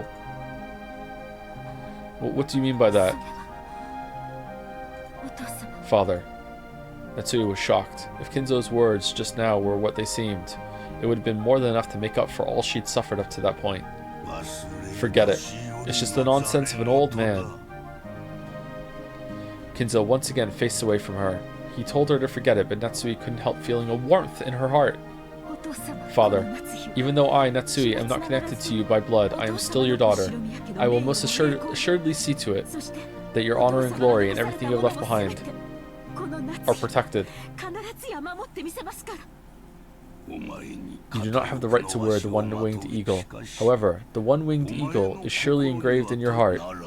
That is irrefutable proof that you are my blood relative, one who will inherit the glory of the Ushiromiya family. And yet I still let my personal servants wear it, even though I won't let you wear it. This is actually a really big compliment from him. Damn. Some will sneer that there is no eagle on your clothes, but such words are not worth lending an ear to. Only those who hold the eagle in their hearts are my true blood relatives. Hates his own family. I now consider it an honor that you were welcomed into the Ushiromiya family. Okay, so all I'm getting from this is that Kinzo really wants his breakfast. Without saying anything more, Kinzo remained with his back to Natsui. However, Natsui couldn't help but feel something warm well up inside her that she hadn't felt since long ago when she had been just a child. Natsui bowed silently to his back and left the room.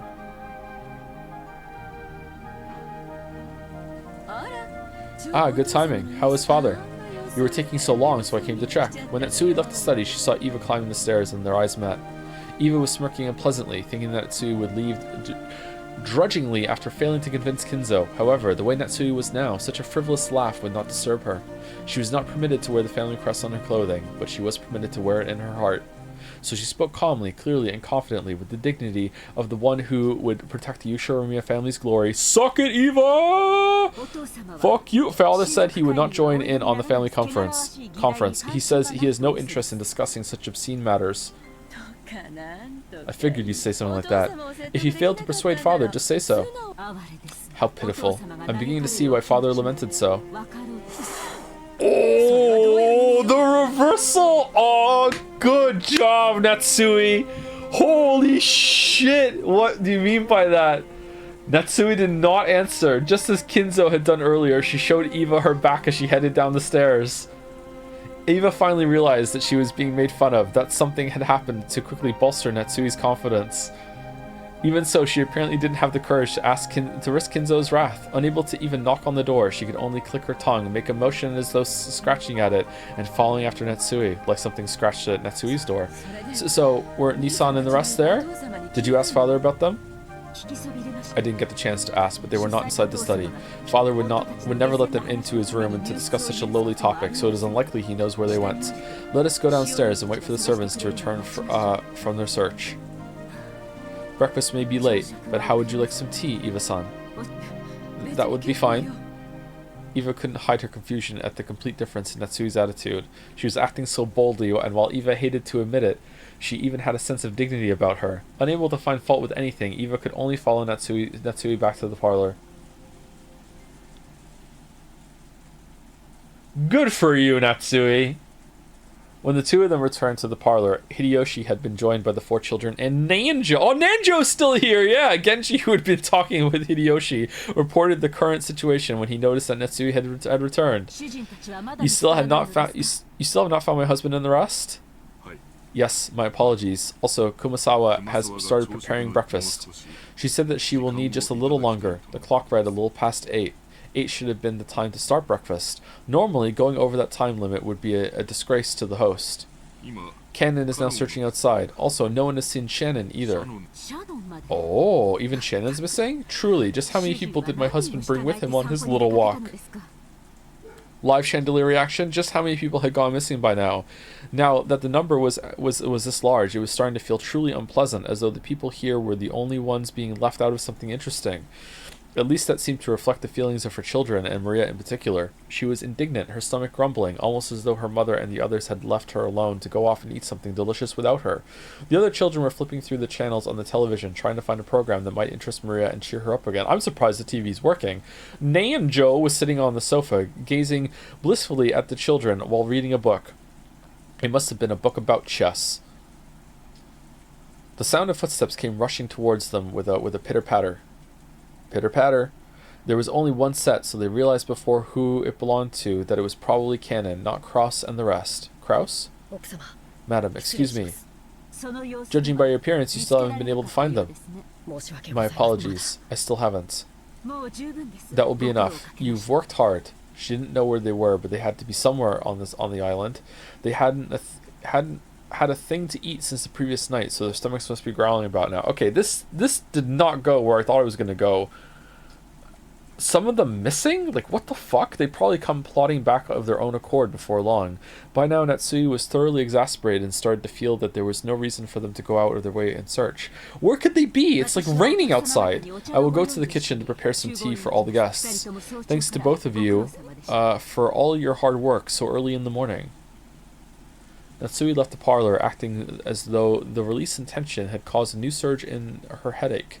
Kennen tried to call her back, but Natsui left swiftly. What is it?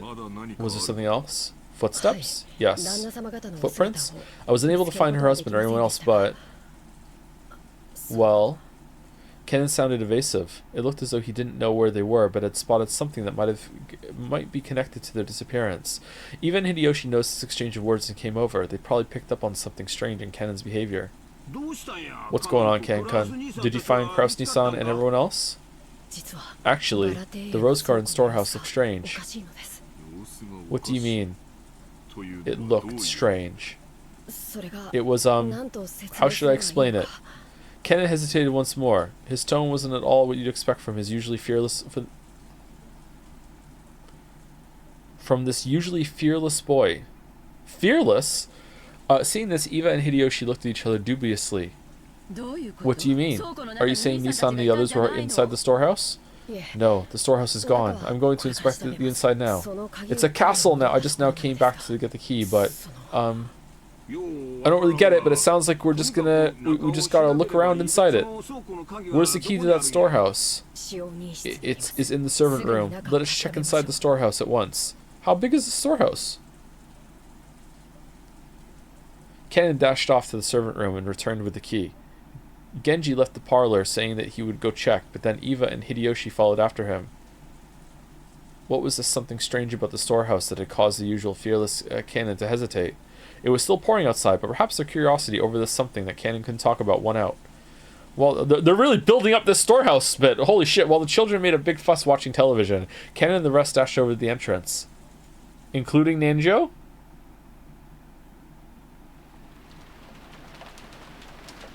The Rose Garden storehouse was a place that housed various tools used to manage the garden. Some might even say that they were stored there. It was definitely not a pretty building. Because of its appearance, it had been built so that it was hidden in a corner of the Rose Garden. Man, I can't even see it. Kennen, Genji, Eva, and Hideyoshi came cutting across the Rose Garden holding umbrellas. They entered a small path just off the Rose Garden, which was normally off limits for those appreciating the garden, only used by those maintaining it. As they dashed down that, the storehouse came into view in front of them.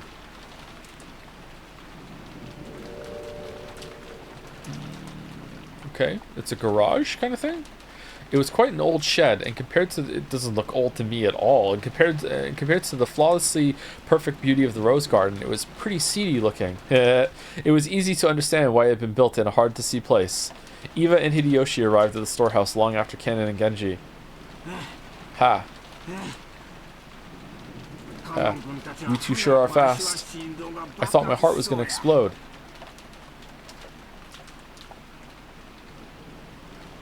Oh, this part, I love or hate this part, depending on what happens in it, based. I never knew they had a storehouse way over here. But, what's with the sound cutting out? What is that? When Eva looked where Kennen was pointing, she was at a loss for words. Noticing this, Hideyoshi also followed Kennen's finger and was likewise too shocked to speak.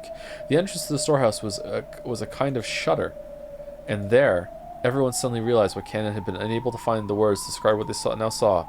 On the shutter, which was completely filthy from being exposed to the wind and rain for so long, stuck right on it. Ooh. There was something that looked like a strange, dark red liquid, mucus, or maybe it was some sticky paint. An indescribably eerie shape was drawn on the shutter with some kind of ghastly substance. The rain had caused it to drip down like fresh blood leaking from an open wound. No more beating around the bush. Some kind of mark was drawn there, with a ghastly substance that looked like blood, in a shape that seemed to suggest something ominous. Yeah, okay, fucking... Okay, I get that you're repeating it because you want the scene to be stretched out a little bit to give it, like, you know, more gravitas, as Annie for Prez said earlier, but, like, say something else instead of just the same thing twice. 2 circles were drawn there, and inside them was a design that looked like a cross. The 4 ends of the cross were widely exaggerated, and it looked like some kind of crest from somewhere around Europe. Umbrella? And the cracks between these shapes, written closely packed together, were some unfamiliar characters or possibly symbols. What a vulgar bit of graffiti. Could this be one of those magic circles used in demonic ceremonies? It was Maria! It wasn't surprising that Hideyoshi would say that about such a ghastly shape drawn in a deep red dripping substance. When was this made? Last night. I came here before it started raining and there was nothing drawn here at that time. We must do something before anyone else sees this. The rain's washing away. I wonder how many times Mitsuichi had to draw this before. She's there, like, she draws it. She stays behind the shed. Is anyone coming to see it?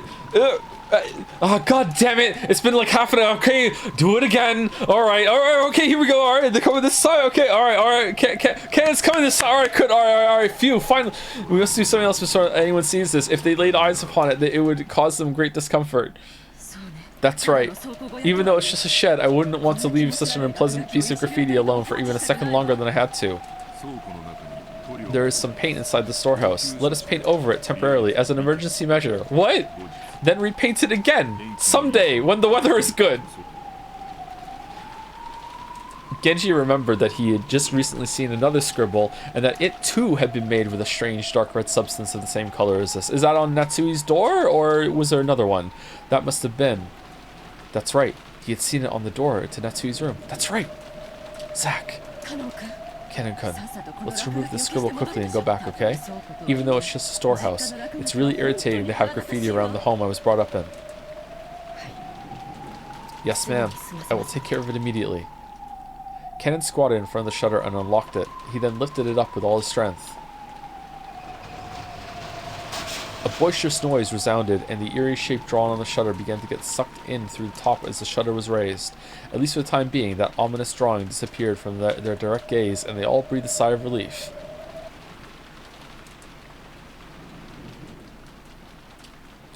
Thanks to a kid program they came across, Maria was feeling much better.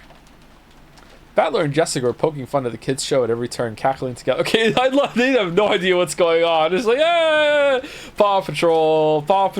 Like, yeah. George was enjoying the program in the Maria from her perspective. Nanjo sat on the sofa by himself, passing the time by reading quietly, also grumbling about not having breakfast. They heard hurried footsteps coming from the hallway. They were the footsteps of a single person. Did that mean it wasn't the group of 4 that had just left? It was Genji! It was very rare for Genji, who considered being out of breath a violation of a servant's virtues, to be gasping for air. He had probably come dashing back from outside the mansion. His shoulders were soaking wet, and he didn't have his usual trim appearance. When Genji noticed Nanjo looking at him, he gave a small, silent bow and quickly approached him. Dr. Nanjo, my apologies. Please come with me quickly. Well, what's the matter? Oh, you want him to see if he thinks it's blood. As Genji whispered something into Nanjo's ear, Nanjo went pale. He rose from the sofa, trying not to be noticed by the children who were still engrossed by the TV, Paw Patrol, and the 2 of them rapidly left the parlor, muffling their footsteps. Just as they were about to exit the parlor, they came across Natsui, who was pushing a serving cart loaded with a tea set. Still riding high off of the Kinzo compliment, Genji whispered something into Natsui's ear, and Natsui went pale too in apparent shock. Oh, okay, so there was something in the shed. Then leaving the serving cart where it was, the 3 of them dashed toward the entrance. George noticed them running down the rose garden through the window. What's that? Isn't that Genji-san and Dr. Nanjo? And that's Aunt Natsui, isn't it? What's up, Aniki? Maybe something happened. They looked terribly flustered.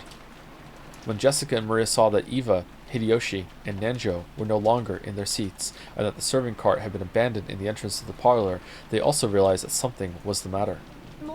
Could there have been some kind of accident? Let's go check it out. It's no fun if we're the only ones left out, right?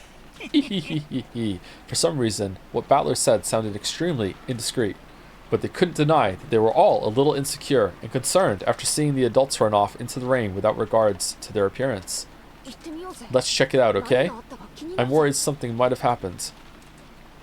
Jessica's uneasy words spoke for all of them. Hey Maria, are you coming too, or will you watch TV?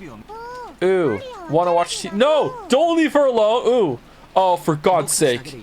Let's go on without her. Maria-chan, we'll be back soon. You keep watching TV, okay? We're gonna come back and she's gonna be watching like Sopranos and be like, what the fuck? Why are you watching this? Oh, some lady came in and changed the channel. She was really interested in watching it. Who was it? Torichi! Don't leave her alone. By the time the kids made it outside, the adults were no longer in sight. But Jessica seemed to have a pretty good idea where they'd gone, judging by the direction they'd been running. That would help. Following Jessica, we ran through the rain-soaked rose garden. The wind seemed to suddenly get stronger. The malicious sound of thunder began to ring out like it had the previous night. Okay, if someone's dead...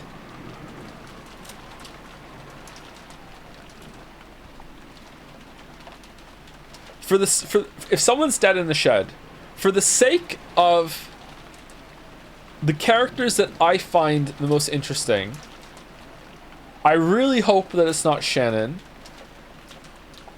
Surprisingly, I really hope it's not Rudolph. I actually hope it's Kraus. I think if someone's dead in the shed, I think I would prefer it to be Kraus. He's like the least interesting character to me so far. He's not uninteresting, but he's the least interesting character to me. I would be happy if Kraus was dead. Okay, I wouldn't... If someone's gotta be dead, I would be happiest if it's Kraus. Okay. Or maybe Gouda. These two, who suspiciously, they have same face. Wait, have we ever seen Kraus and Gouda in the same place at the same time? Oh. Okay, you know what? I take it back. I would like it to be Gouda. I think Gouda is the least interesting character. You know, upset about not even eating his calf steak. Kraus has had some interesting parts. I'd take it back. Gouda. I want Gouda to be in there. The wind seemed to... So the vicious sound of thunder began to ring out like it had the previous night. It felt like an eerie something had surrounded the island and was trying to stop us from moving forward. Is the typhoon getting stronger? Jessica, is there something over this way? I'm pretty sure there's a storehouse for gardening tools or something. What in the world could be going on in a place like that? Just as Jessica had said, they began to see a storehouse in front of them. They could also see the adults there.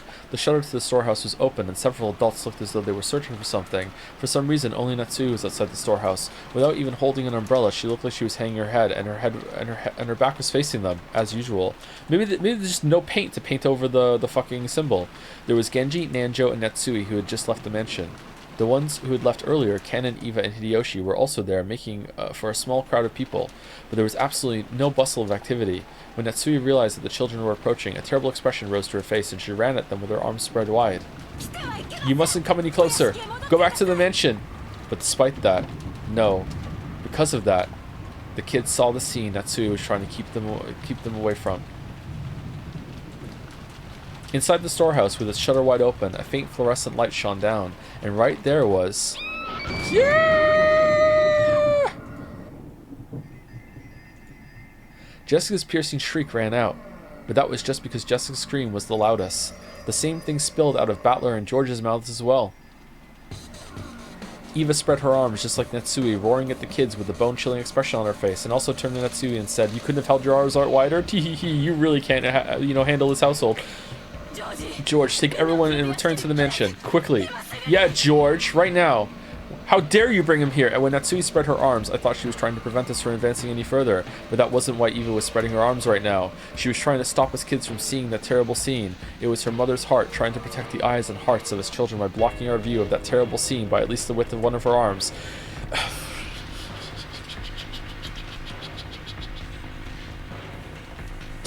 What a terrible paragraph. I'm sorry. Holy shit. Can I see it? Is this some kind of joke? Is it? I'd seen this kind of cheap scene all too often. In manga, TV, anime, and movies. I'd seen it over and over again. This was just seeing something appear in real life that I'd seen plenty of times before in some of those more sensational movies, right? Is it just a bunch of blood? That alone shouldn't. But that suit. It's that old bastard's, isn't it? I get it. Then that's Uncle Kraus. And Kairi-san and Aunt Rosa. Yeah. No! They're all dead? Dad. You mustn't, Jessica. You mustn't go in. You mustn't look. Dad.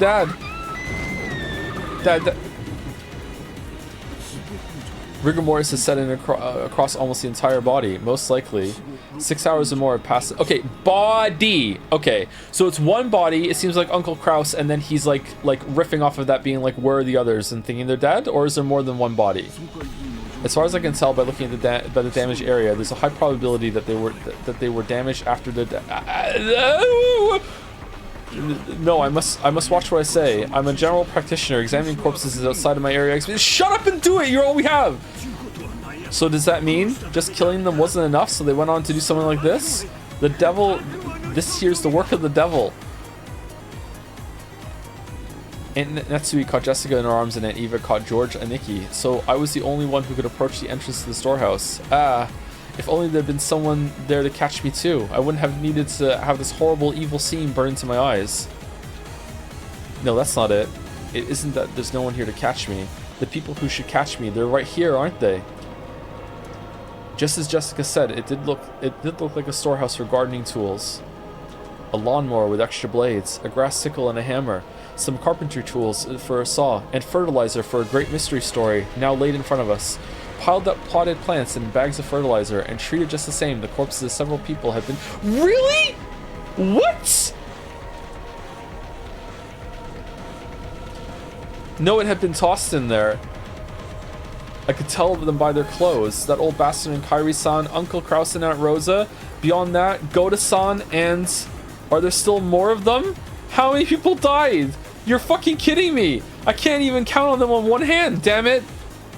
I didn't know whether it had been one of these gardening tools, which, if used for something other than their intended purpose, could definitely be wielded with a naked brutality, or whether some horrible tool had been brought in here specifically for this. Anyway, each one of the bodies jammed in here had been given an atrocious makeup. It wasn't makeup, it was more like their faces had been plowed. Their faces were smashed, forced into expressions that normally people couldn't make even after death. I couldn't tell where the eyes or noses were, but I could find their mouths because they were gaping wide, their gums exposed. Holy shit! Is that the red faces that we saw in the opening? But their front teeth were missing, and even the cheeks that should have covered all this were all torn up and laid bare. That trendy makeup you always spent so much time on, even though you're a man, isn't doing a thing now. Gah! Dad? I always thought you were going to hell. Okay, it's not them then. It's a bunch. Holy shit! What the fuck? What are we doing?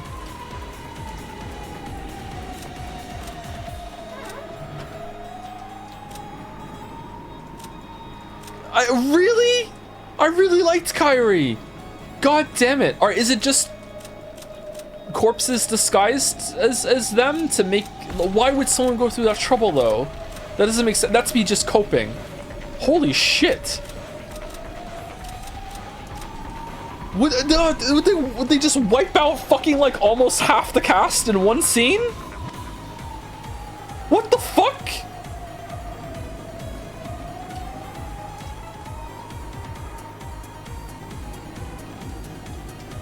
His corpse was found inside the Rose Garden storehouse. The direct cause of death is unknown, but it seems the side of his head was smashed after his death.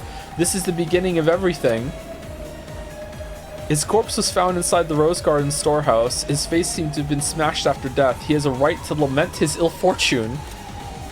Her corpse was found inside the Rose Garden storehouse. Her face seems to have been smashed after her death. She was chosen by the demon's roulette. That's all there is to it. Who's writing this? This is really spooky. Holy shit. Her corpse was found inside the Rose Garden storehouse. Her face seems to have been smashed after death. I'll get to see her again so I don't feel lonely. His corpse was found inside the Rose Garden storehouse. His face seems to have been smashed after his death. How unfortunate. His cooking wasn't that good. Apparently he was originally supposed to be on duty in the guest house. Where's Shannon? Is Shannon dead too?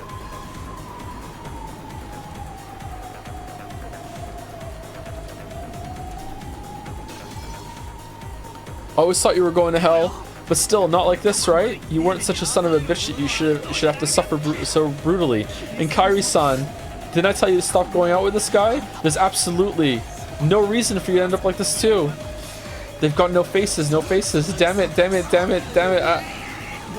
Battler-san, you mustn't look anymore. There's no way your mother and father would want you to see them like this. For your mother and your father's sakes, you mustn't look anymore.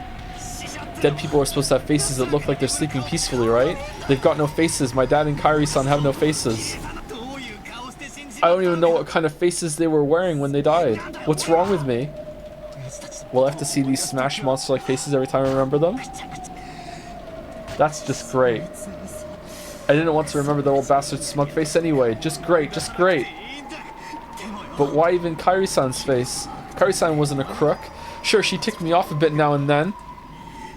But she was like a cool big sister to me. This is wrong.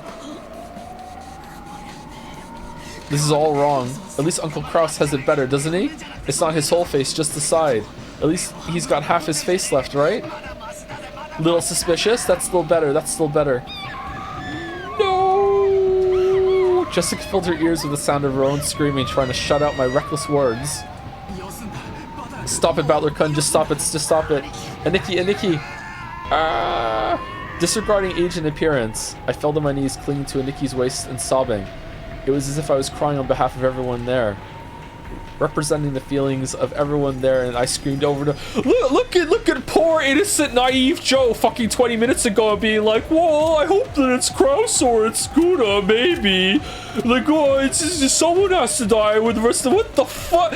Shit, what?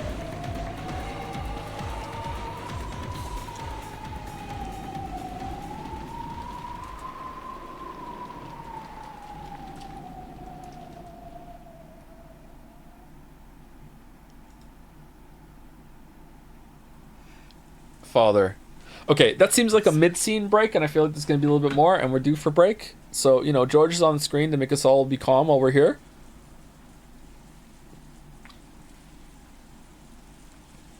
I don't think I've ever read a murder mystery, or seen a murder mystery movie, actually, where they've killed so many people all at once. What the fuck?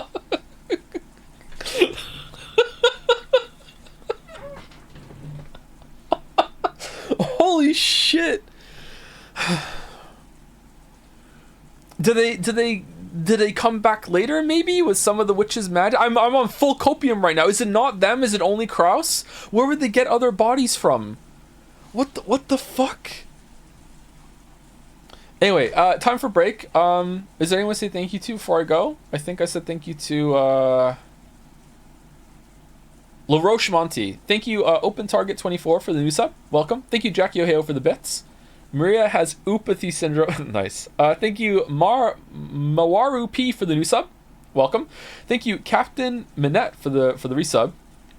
Gotta catch a flight. Can't wait for the attendant to read out every person's seat position as we slowly board. Twice. Thank you, Real Quaid for the resub. I am ashamed to resubscribe during Umineko, and yet Jom's dancing. Why are you ashamed to resubscribe during peak? What are you talking about? Thank you, John Struck, for the raid. That was 12 minutes ago, if you're still here. Thank you, Mitri, for gifting out 50 subs? 50 subs?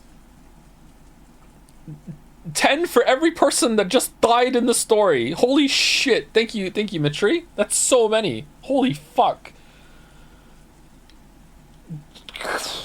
Thank you so much. Thank you. Thank you to Arentios for 6 gift subs as well. Thank you, Arantios.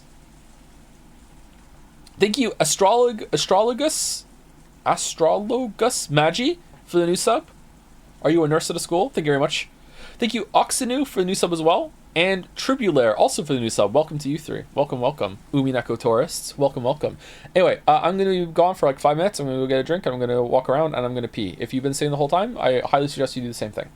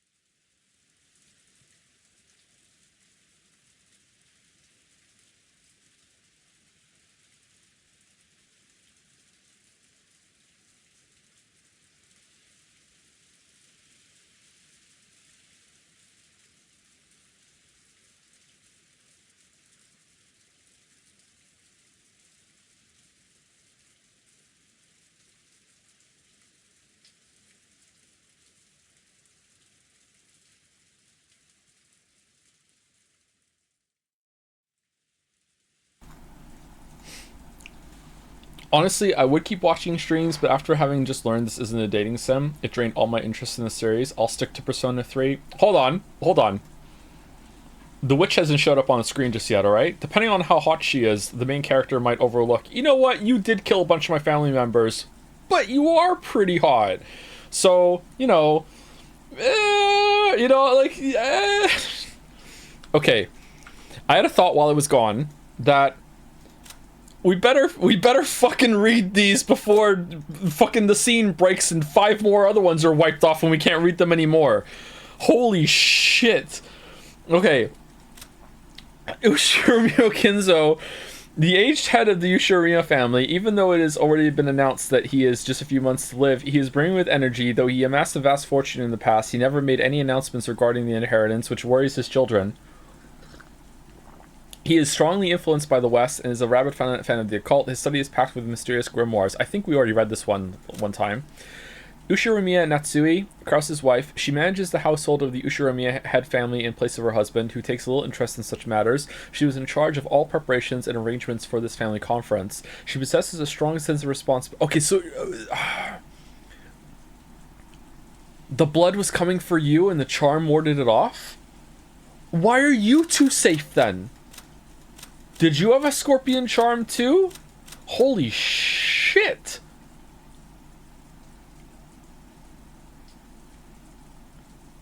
She was in charge of all preparations and arrangements for this family conference. She possesses a strong sense of responsibility and a great deal of pride. However, neither her husband nor his siblings understand her very well, so her position is far from enviable. That's a weird sentence.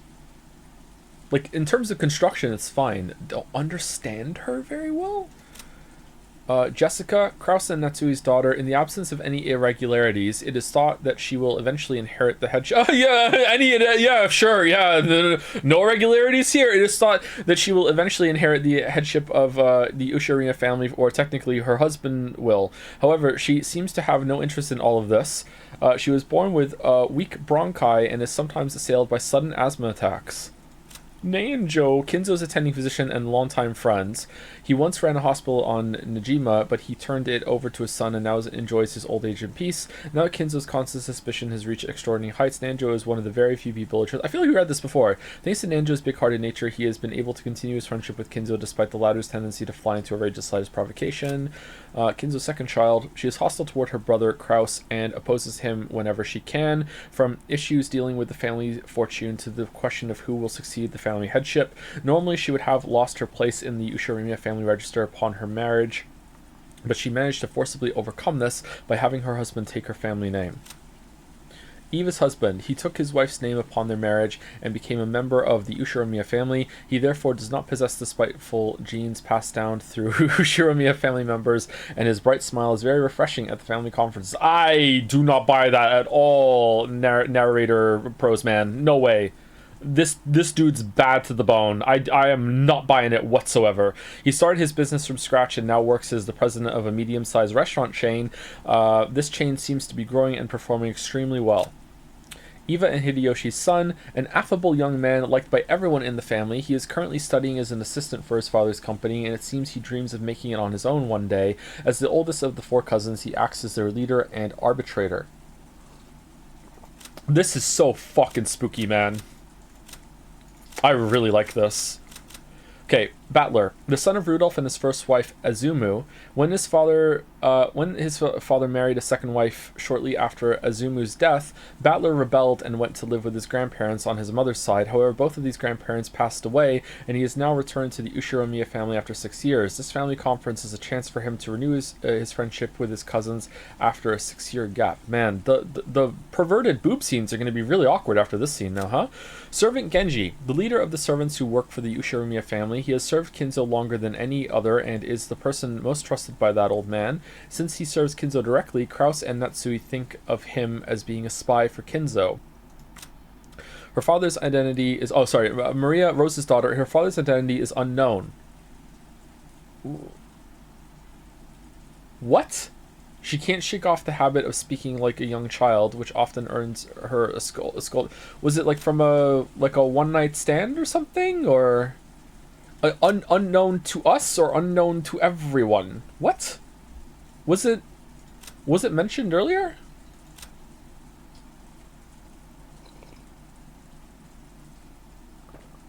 Huh. She can't shake off the habit of speaking like a young child, which often earns her scolding. She has no interest in studying or making friends, but is very interested in things concerning the occult and black magic. Thanks to her excellent powers of memorization, she knows all kinds of obscure trivia. A young but experienced servant, she's normally calm and performs her job efficiently, but she messes up when she gets nervous. Furthermore, Shannon is nothing more than a pseudonym that she uses when on duty, not her real name, which was Sayo. A young servant, Kaio. He performs his duties silently and diligently, but is not so highly regarded as a servant due to his unsociable nature. There are multiple other servants with the On character in the pseudonyms. He and Shannon just happened to be the ones on duty that day. Hey, is this here because we saw that scene with George, or was this already here before the scene with George? It was already there? Okay, thank you. This elderly woman is a part-timer who, though she has quit her job several times along the way, has served the family for a great many years in total. What, she's like gone and come back? She is crafty and more than competent when it comes to performing her duties, but because of her chattiness and love of rumors, she is not highly regarded as a servant. And tips we have, oh, the letters here. Welcome to Rokken Jima.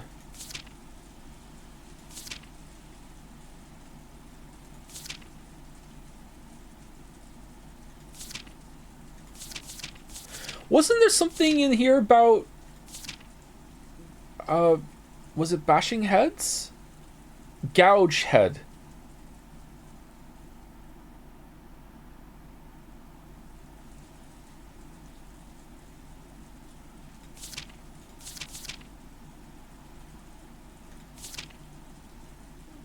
Oh, no, it's 6, not 5. Oh no. Is there one here we haven't found yet? It's 6, not 5.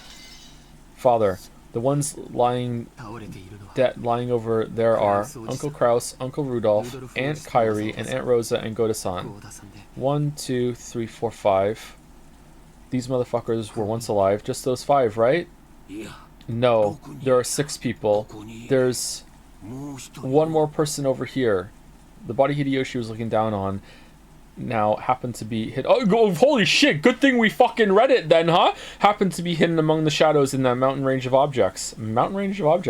And a blind spot to George, who stood by the entrance. So George couldn't tell whose body it was. So George cursed himself. He cursed the fact that his worst guesses always turned out to be right. So the one lying at your feet is Shannon, isn't it? Yes, it's Shannon.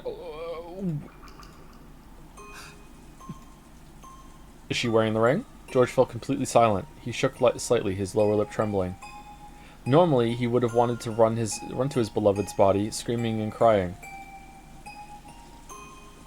However, before rashly rushing forward, he worked to keep his composure and asked his father, "Is Shannon the same as Uncle Kraus and the others?" Hideyoshi... Oh, what?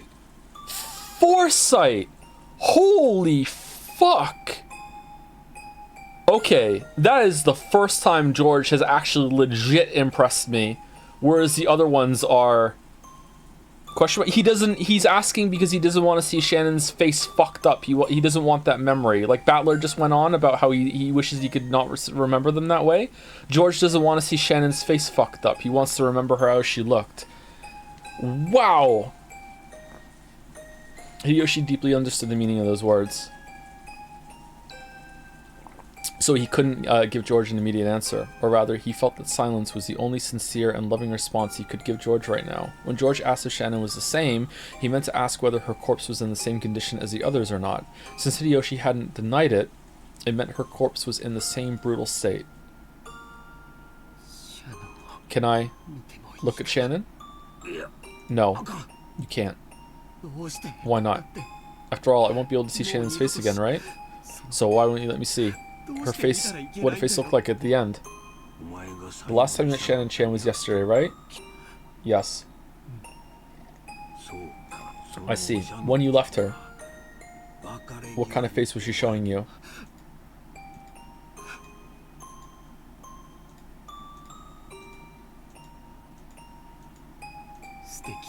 It was a wonderful smile.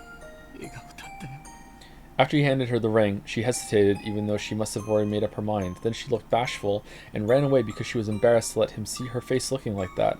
That's the expression that was revived in George's mind. I see. Then I'm sure Shannon-chan would want to leave you with that smile in your memory. Oh man, look at fucking Hideyoshi actually being a good dad. Hideyoshi looked down upon Shannon's body lying at his feet. Just like the other bodies, it was such a horrible state that it'd make anyone want to cover their eyes. Her head had been smashed in from the side, and no more than half of her expression remained. If the remaining blood-soaked half of her expression had been wiped clean, would that graceful smile of hers have peeked out? But only half of it. Okay, so hers is also only half bashed in, whereas everyone else's is fully bashed in? Or maybe it's not clear? Okay, so that's not... maybe they're fucking... I am really shocked. Without thinking, Hideyoshi slapped his hand over his eyes. How brutal. If her face was going to be crushed anyway, then if only all of it had been crushed, he might have been able to temporarily distract George from his pain by making the pathetic suggestion that it was someone else wearing Shannon's clothes. Yeah, there we go. That's the thought. But half of her face had been left untouched.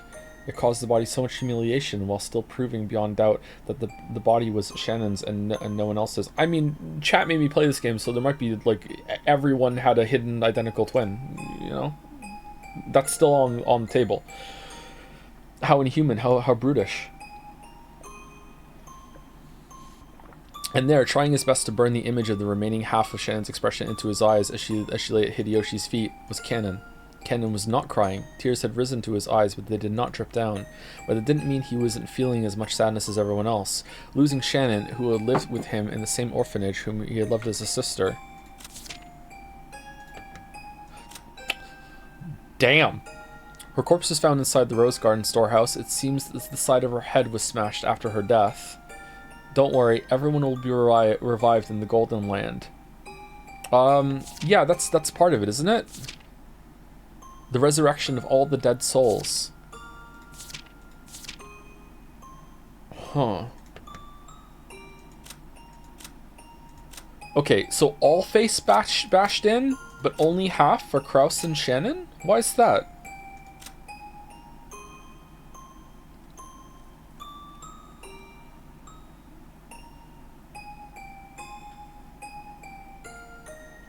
Guilty in some way? Guilty of being a bad cook, guilty of abusing Maria, guilty of being the old bastard, guilty of being too good of a character.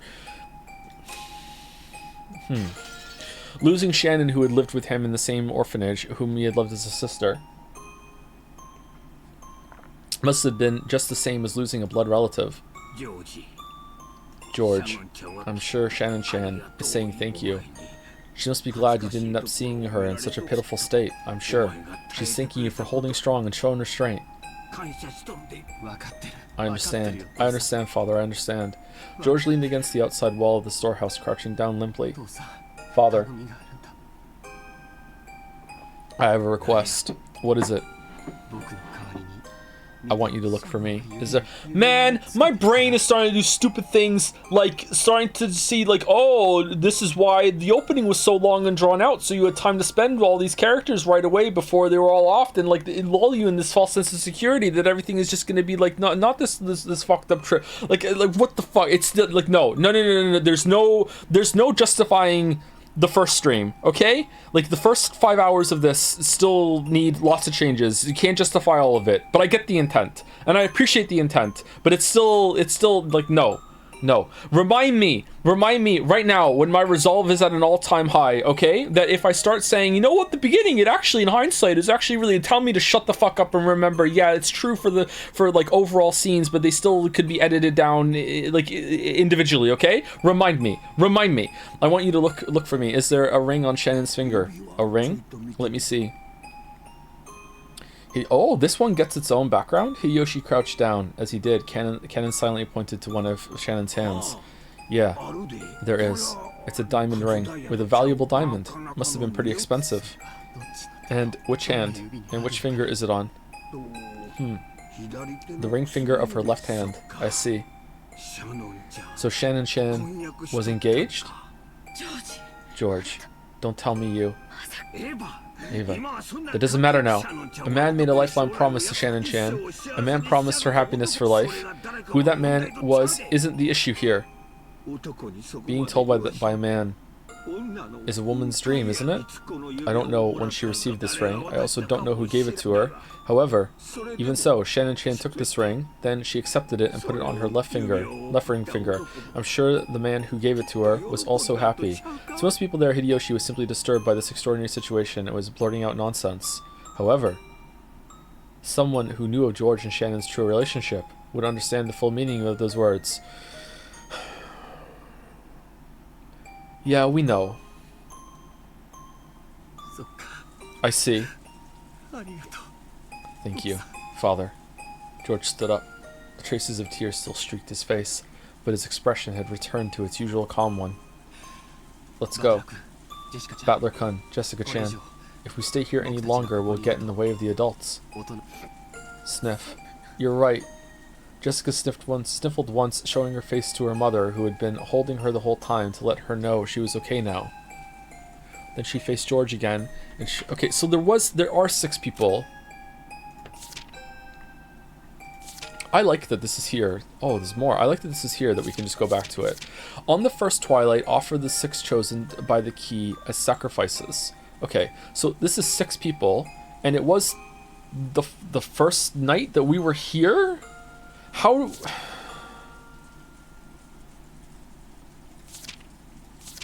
Someone's already doing it, or is it just planned?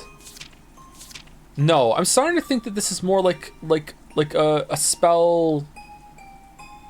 They're not instructions, or maybe they are, but it's more of a things that will come to pass maybe, and you have to...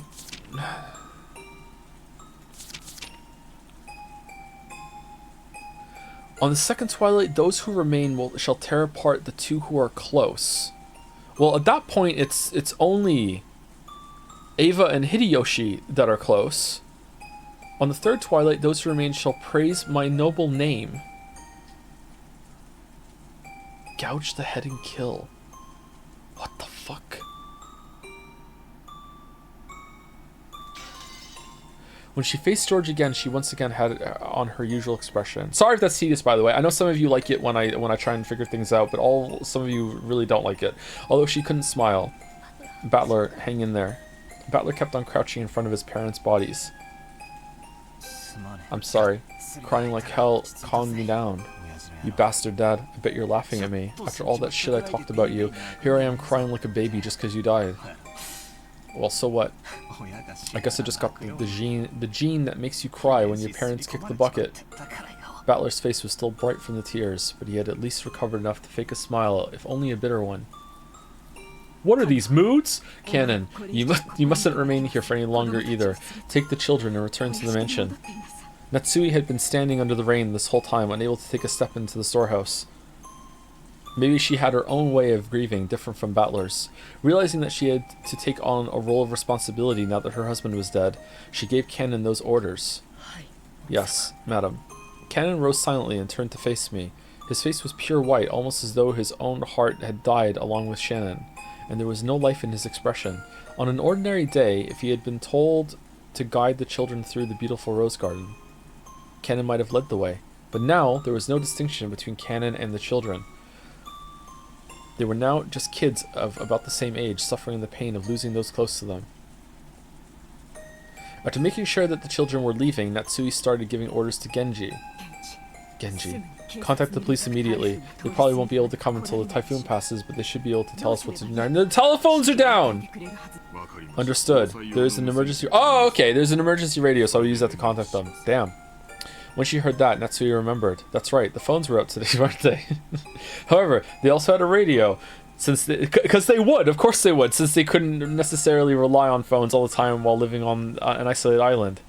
At any rate, they should start... Meanwhile, behind the shed, the voice of a witch going, radio? Oh, shit! At any rate, they should start by contacting the police and receiving their instructions. Everything else could wait. Dr. Nanjo, is there anything more you can do here? Unfortunately, they're fucking dead. There is nothing I can do. Understood. Genji, could you at least cover their faces with something? Exposing them like this is humiliating to them as well. Yes, ma'am. Genji picked up several dried up towels from inside the storehouse. So, they were... We don't know how they were killed yet because their faces were smashed after it. And also all of their teeth were ripped out. Or blood is covering their teeth, maybe? I guess I'm sure they'll go over exactly what it was. But holy shit.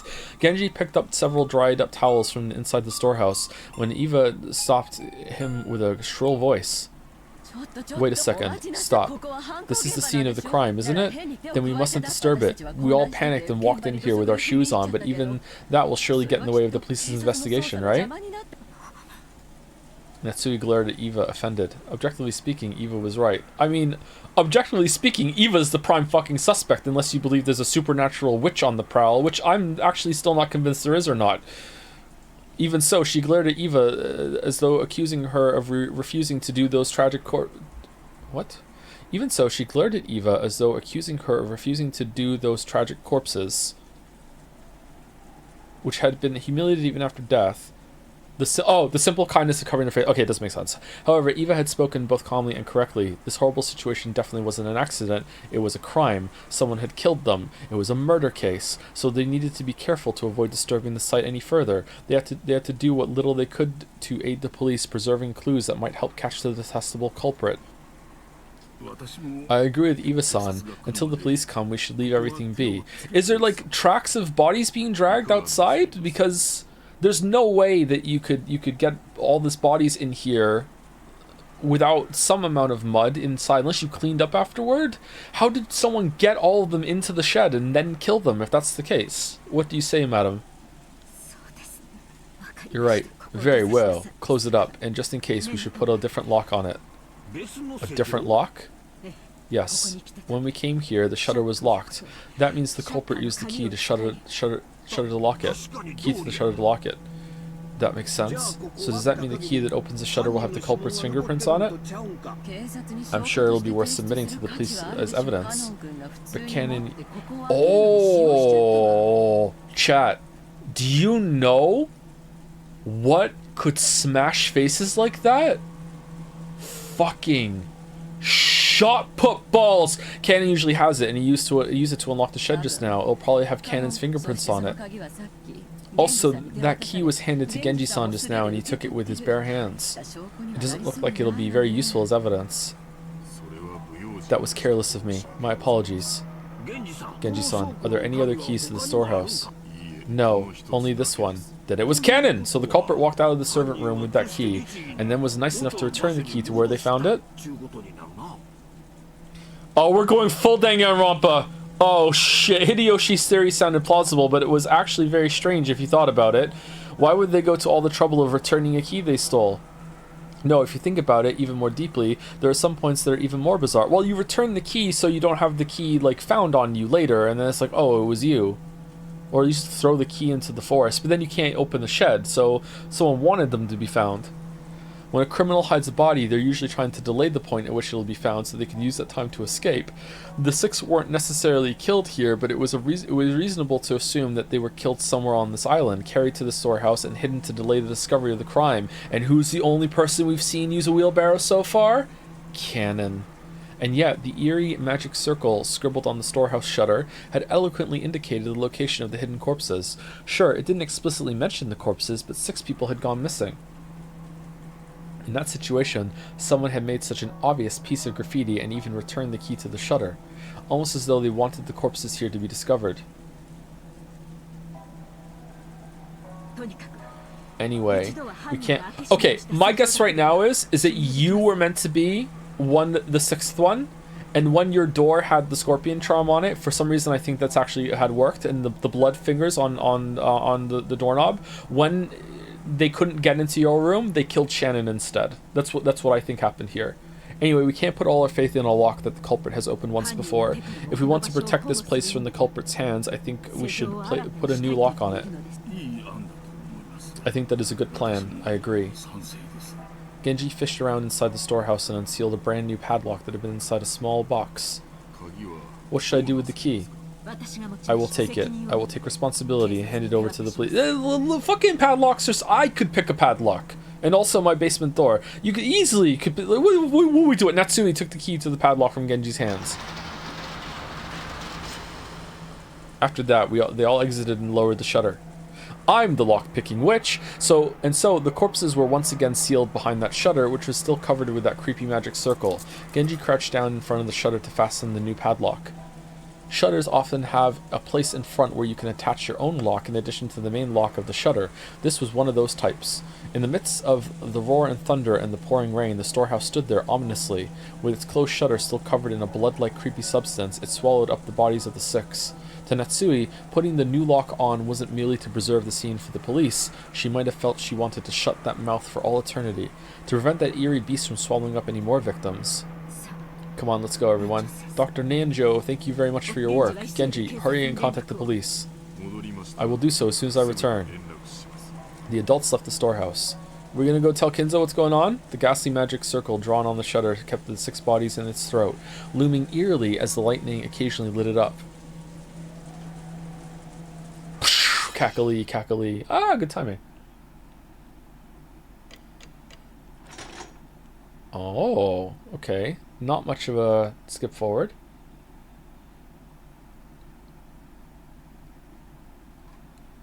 Do.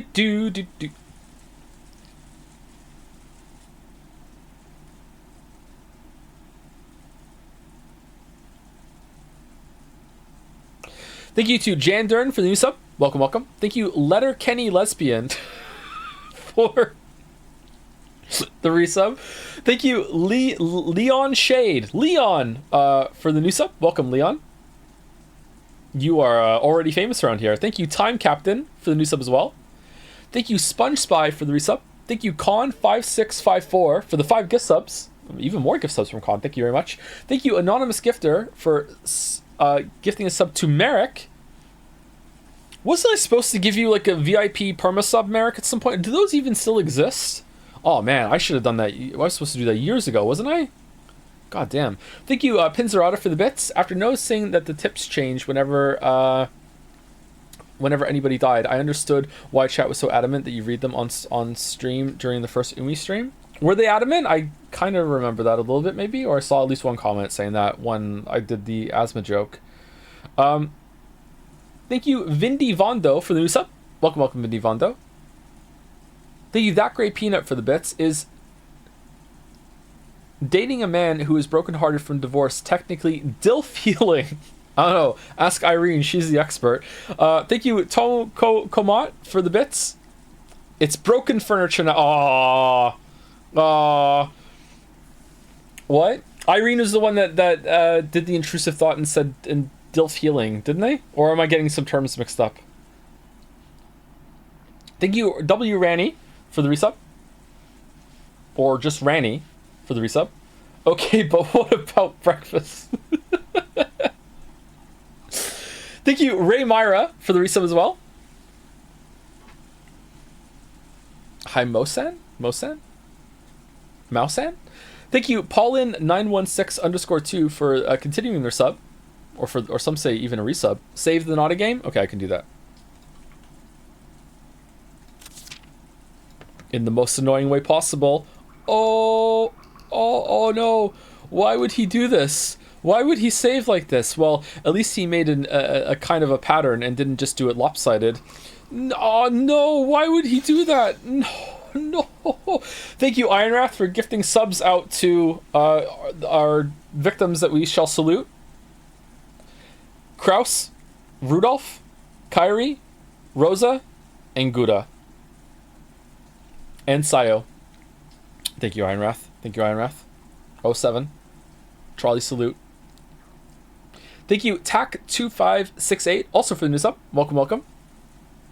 Message effect from Tack as well. I love Umineko, and this is by far the most fun Umineko Let's Play I've watched. How many have you watched? Very excited to see you read more. Wish you luck in solving the mystery. Oh, thanks. Thanks, Tack. I'm really enjoying it so far. Really enjoying it.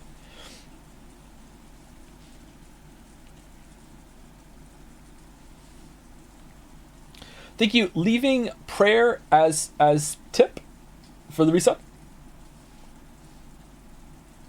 Thank you. Hello, it's Mouse for giving a sub to Ushi Romiya Leon. Nice. And thank you, Pinzerata, for the bits as well. Ryukishi writing Umineko. I knew that Joe would ask that question, so I included the answer in the narration 3 times just for him. Thank you for morbing. Ryukishi. Am I saying his name right, by the way? It's Ryukishi, right? And last on my list is Uriology. That some people in chat have doctorates in. Thank you for the resub. Umineko has really grown on me over the course of these streams. Me too, actually. Me too.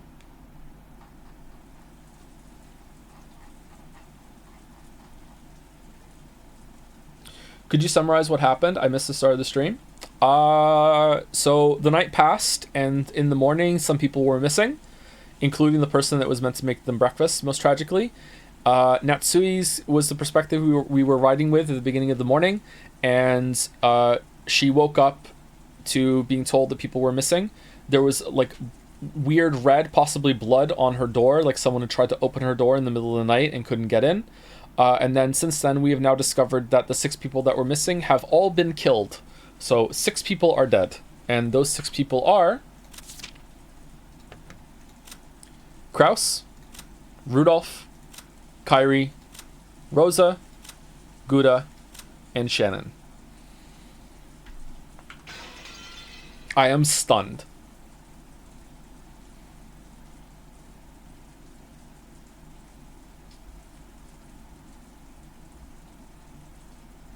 Anyway, let's continue. All that could be heard was the sound of the rain, the voices from the kids' TV program Maria was watching, and the engrossed Maria's cackling voice. Cackle? In other words, what greeted them as they returned dumbfounded from the horrible, bizarre scene was the voice of Maria as she rolled around laughing at the TV. Paw Patrol. Those who returned to the room didn't know how to explain to Maria that her mother was dead and were trapped by a suffocating silence. At first, Maria returned their stares with a dubious look, but when she realized they weren't trying to blame her for anything, she ignored them and again immersed herself in the TV program. The children wordlessly sat down heavily on the sofa.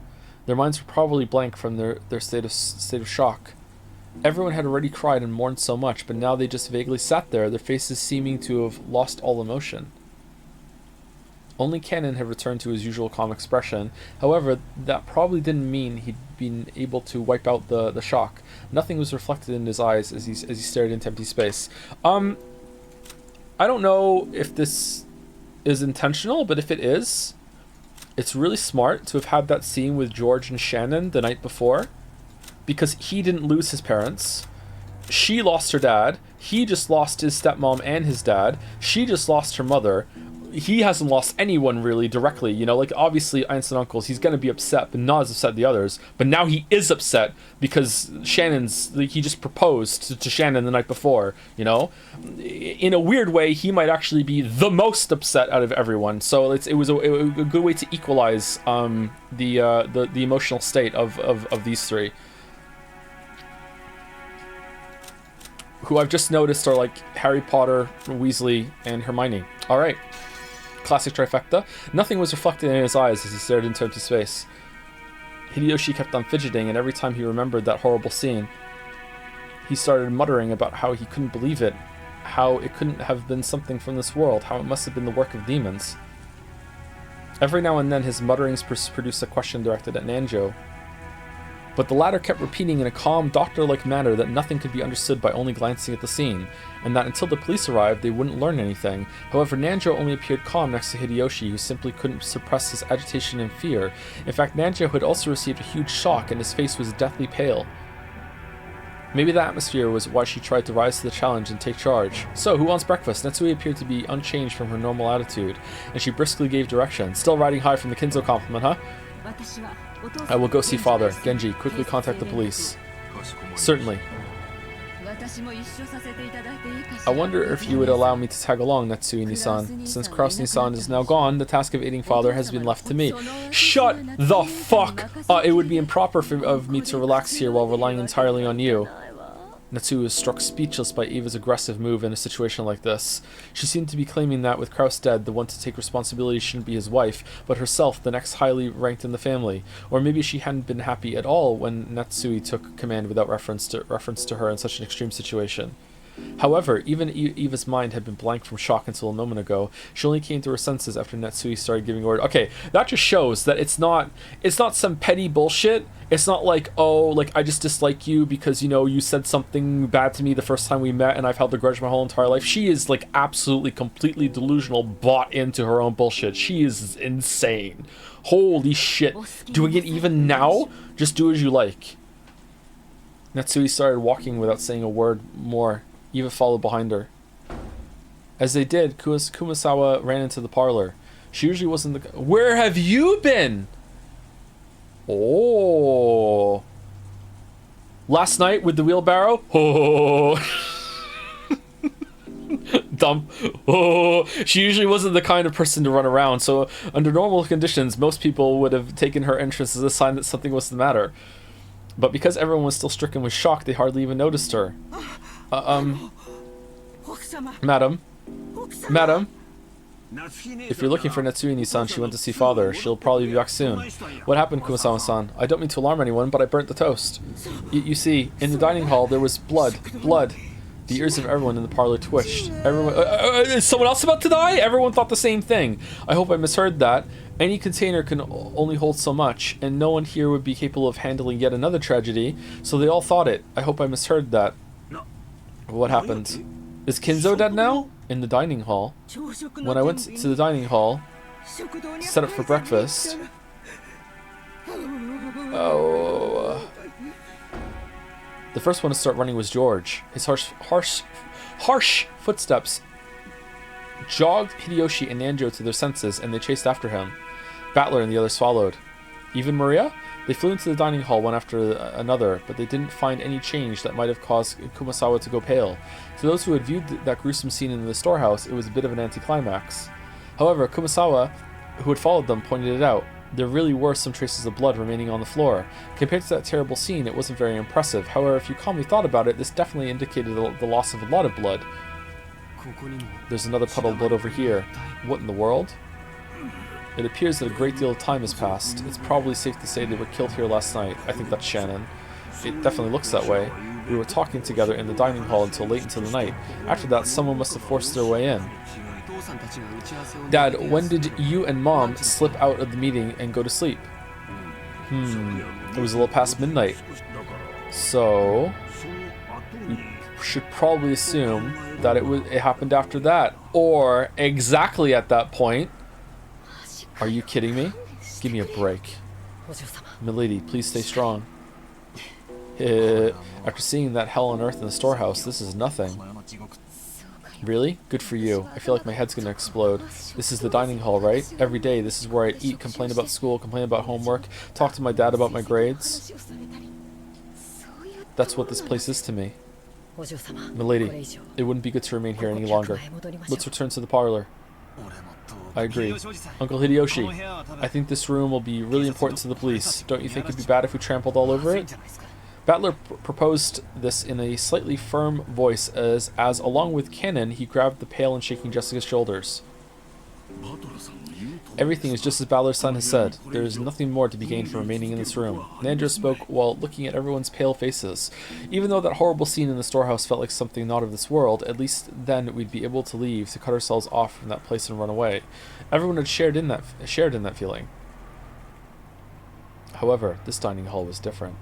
It was in the mansion, the main building on this estate, and as Jessica had said, it should have been one of the most calming places even inside the mansion. It was where all of the relatives had eaten lunch and dinner yesterday. The shock of seeing this place smeared with blood reminded us of that horrible spectacle in the storehouse, and forced us to accept that we hadn't really been able to run away from the scene of that tragedy. I agree too. The culprit might have left traces in this room. Amateurs like us shouldn't stir the place up. Let's leave quickly. Quickly. How are you still alive? But what the fuck? Hideyoshi also understood the meaning of what Battler had said and pushed everyone to hurry out of the dining hall. The way we were then, looking at that blood any longer would have been too harsh. Nobody went against his words. Everyone raced each other out of the dining hall. It was almost as though the last person in the room would be trapped in there all alone. That's a good line.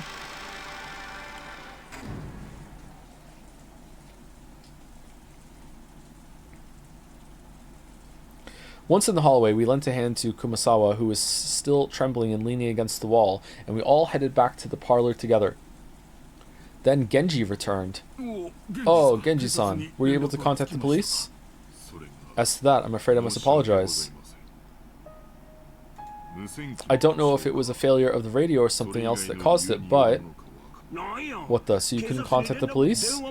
Both the phone and the radio failed? My apologies. A boat will be arriving on Monday morning, and I believe we will be able to borrow their communications equipment. Isn't there a boat on this island? Can't we just take a little trip out to the Jima police department? Hideyoshi-san, that would be impossible with this weather. At the very least, we can't do anything until the typhoon passes us by. Kurasama's boat is being repaired and is not on the island.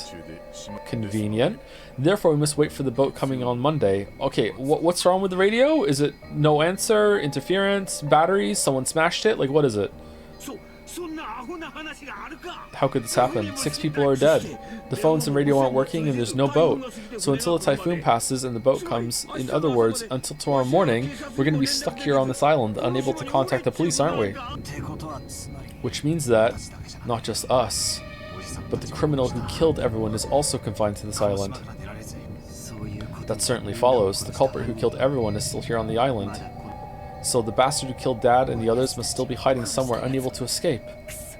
Damn it, damn it, damn it, damn it, damn it. And it could be any one of us. It could be me. It could be you. I'll catch that bastard. No way I'll hand him over to the police.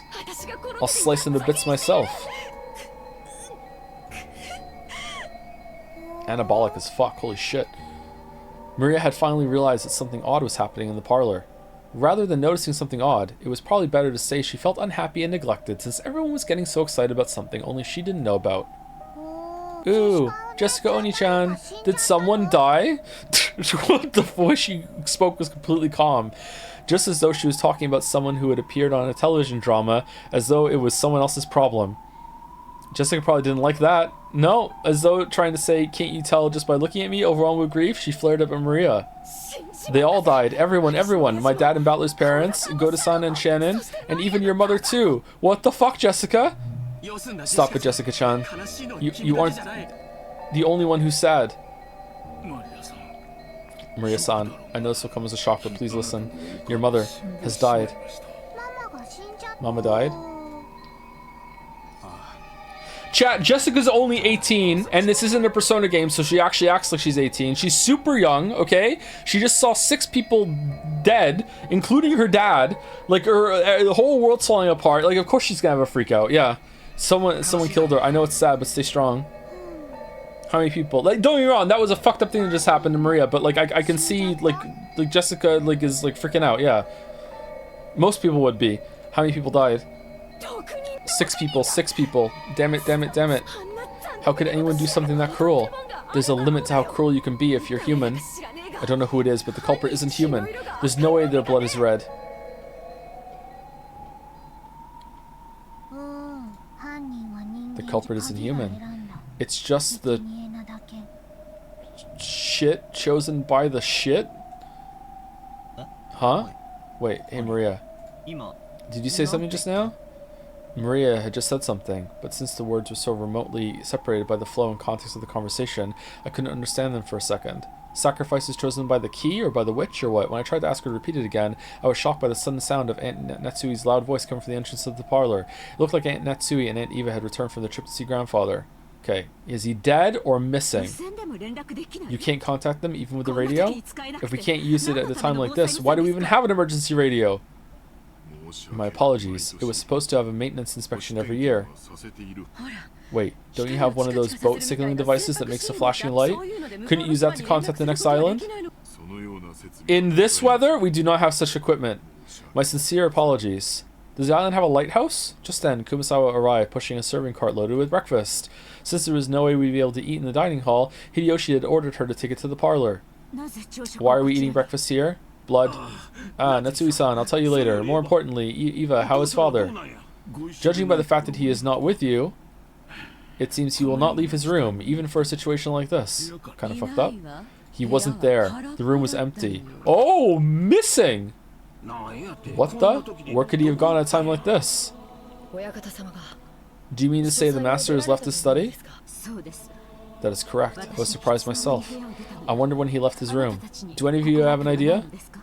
Maybe he's the killer. Maybe he wrote the epitaph on the fucking painting, forgot that he wrote it, read it one day, figured out what to do.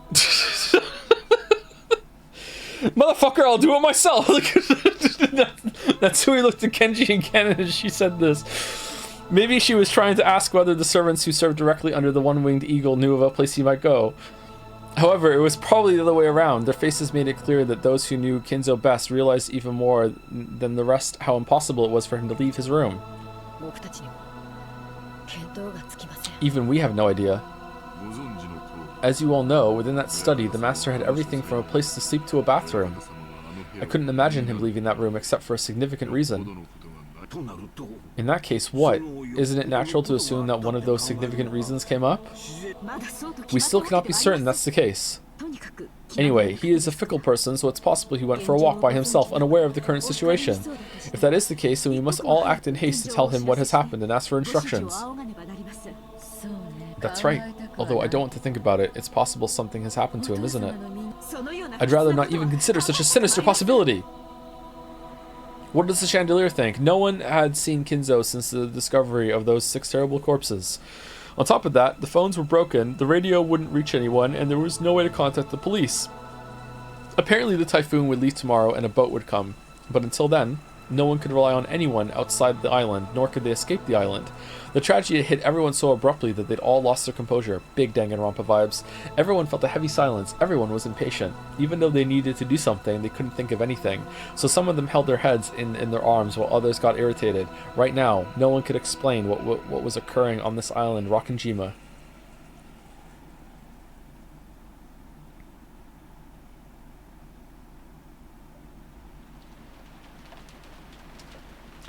After that, we ate the breakfast Kumasawa-san had made, which felt dry and tasteless. Wait, dry? Of course, this was right after something like that had happened.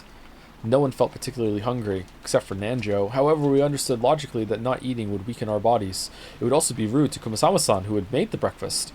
Kumasawa-san had taken some unusual Western vegetables, ones that Goda-san had probably ordered for his ultra-elaborate meals, and cooked them in a Japanese style, which made them turn an unpleasant color. As to what Goda-san had been planning to cook with those ingredients, right then I couldn't even imagine it. If I did think about it, I'd be reminded of the way Goda-san died, and a sour taste would fill the inside of my mouth. Everyone pretended to eat for the time being, but of course no one made much progress. Then we began pooling our knowledge of the current situation. First off, 6 people, which included Uncle Kraus, my dad, Kairi-san, Aunt Rosa, Goda-san, and Shannon-chan, had been found in the Rose Garden storehouse as brutally mutilated corpses. Therefore, more than anything else, we wanted to get off the island, right? And yet we still couldn't contact the police since both the phones and the radio were unstable. Unstable? Sorry, hold on. Unusable. Okay, what time is it? We're at 3 hours. Okay, I should have more. I didn't get my energy drink in the break. Shit, maybe that's why. So until the typhoon passed, there was nothing we could do. Furthermore, grandfather, whom we might have hoped would be able to show a little leadership in this kind of situation, had disappeared some time ago. Goda-san hadn't made breakfast, so grandfather's stomach must have been empty, and if he had just been taking a casual walk, we should have been able to hear him whining about how hungry he was by now. And despite that, he hadn't appeared. There was more than a small chance that he'd gotten caught up in this crime. According to my aunts, on their way back from Kinzo's study, they'd searched for him, calling out on every floor, but were unable to find him. Considering the timing of it all, it's only reasonable to assume that this disappearance has something to do with the crime. Did they say if the door was locked when they got there, or no? Maybe they didn't. I don't think they did. I don't think they mentioned that. We figured Dad and the rest were probably killed in the dining hall and then painstakingly moved to the storehouse. So maybe Grandfather has already been killed and dragged to some strange place which we haven't simply discovered yet. No one actually said it out loud, but this theory seemed extremely convincing. We will go check that all of the windows and doors were locked. Or maybe he went into one of his secret passages and then he just died of old age. Like, there you go. Finally, the months caught up to him. We must also conduct a thorough search for father. The children must remain in this room. Eva-san and Hideyoshi-san, I'm sorry, but please stay here with the children.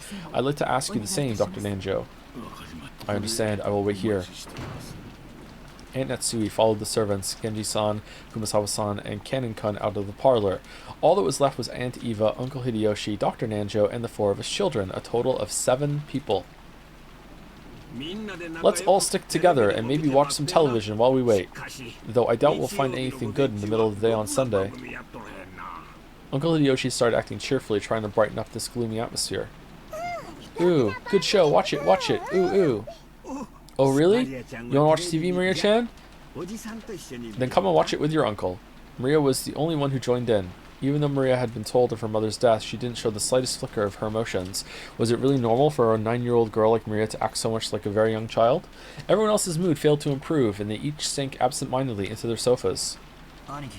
Nikki, can I ask you something? Just did, bud. What is it? Just now, in the storehouse, you said something about Shannon-chan in a ring. Did you give that to her? George and Nikki didn't answer, but he hung his head and closed both of his eyes. There could be no clearer response. Quit it, Battler. Figure it out yourself. You're right. I shouldn't have asked. That's right. It was me. That's right. Last night. Zach, did you see? The ring. On the finger. I proposed to her. That was when I gave her the ring. I told her that tomorrow she should put it on whatever finger she wanted. As her answer. Haha, guess it was a pretty pretentious thing to say. And that ring had been on the ring finger of Shannon-chan's left hand. Well, several years ago, Shannon came to me asking for advice about you, George Nissan. I wonder what she could have said. Don't worry, I'll tell you. Shannon was always really bad at lying. It was obvious pretty quickly that you were the one she was talking about. She asked whether it'd be okay for her to get close to someone, even though she was only a servant. She asked about what kinds of things boys like, what kind of clothes she should wear to make them happy, lots of stuff like that. Well, I guess you could say I felt envious hearing her say that. Because you're so great, George. So then she was given an engagement ring, and it all ended right there. Different people value things differently. No, not allowed. But being proposed to by a man, well, it can be the high point of your life. So I'm sure, last night, I'm sure Shannon was happy. From the bottom of her heart. Happier than she's ever been since the day of her birth. And then her face. George and Nikki sighed deeply without raising his head, or maybe tears had risen to his eyes. It seems Shannon was on duty in the guest house last night. But because she was too embarrassed to go back to the guest house with me, she went, oh, don't think like that. She went over to the mansion. Think about how Shannon must have felt. When you receive an engagement ring, then no matter how much a warning you've been given beforehand, it's perfectly normal to get so excited that your mind goes blank. She must have been incredibly embarrassed. And then Shannon went to the mansion, even though she hadn't been assigned there, helped Goda-san with his work, and got caught up in this crime. If only I hadn't given her that ring on that day, in that place, Shannon wouldn't have. Sayo wouldn't have been caught up in that crime. Ah. And Nikki, that's the one place where you're wrong. It's definitely wrong, so don't cry anymore. Okay.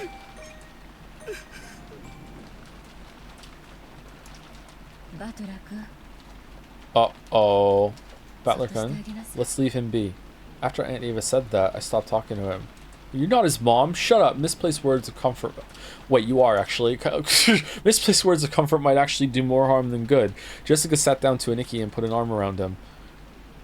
Maybe only Jessica, who had known about Aniki and Shannon's love since the beginning, and who had even discussed their relationship with Shannon, could comfort Aniki now. I went over to Aunt Eva and sat down in the opposite sofa. Battler-kun, you really are strong. It looks like you've kept a good hold on yourself.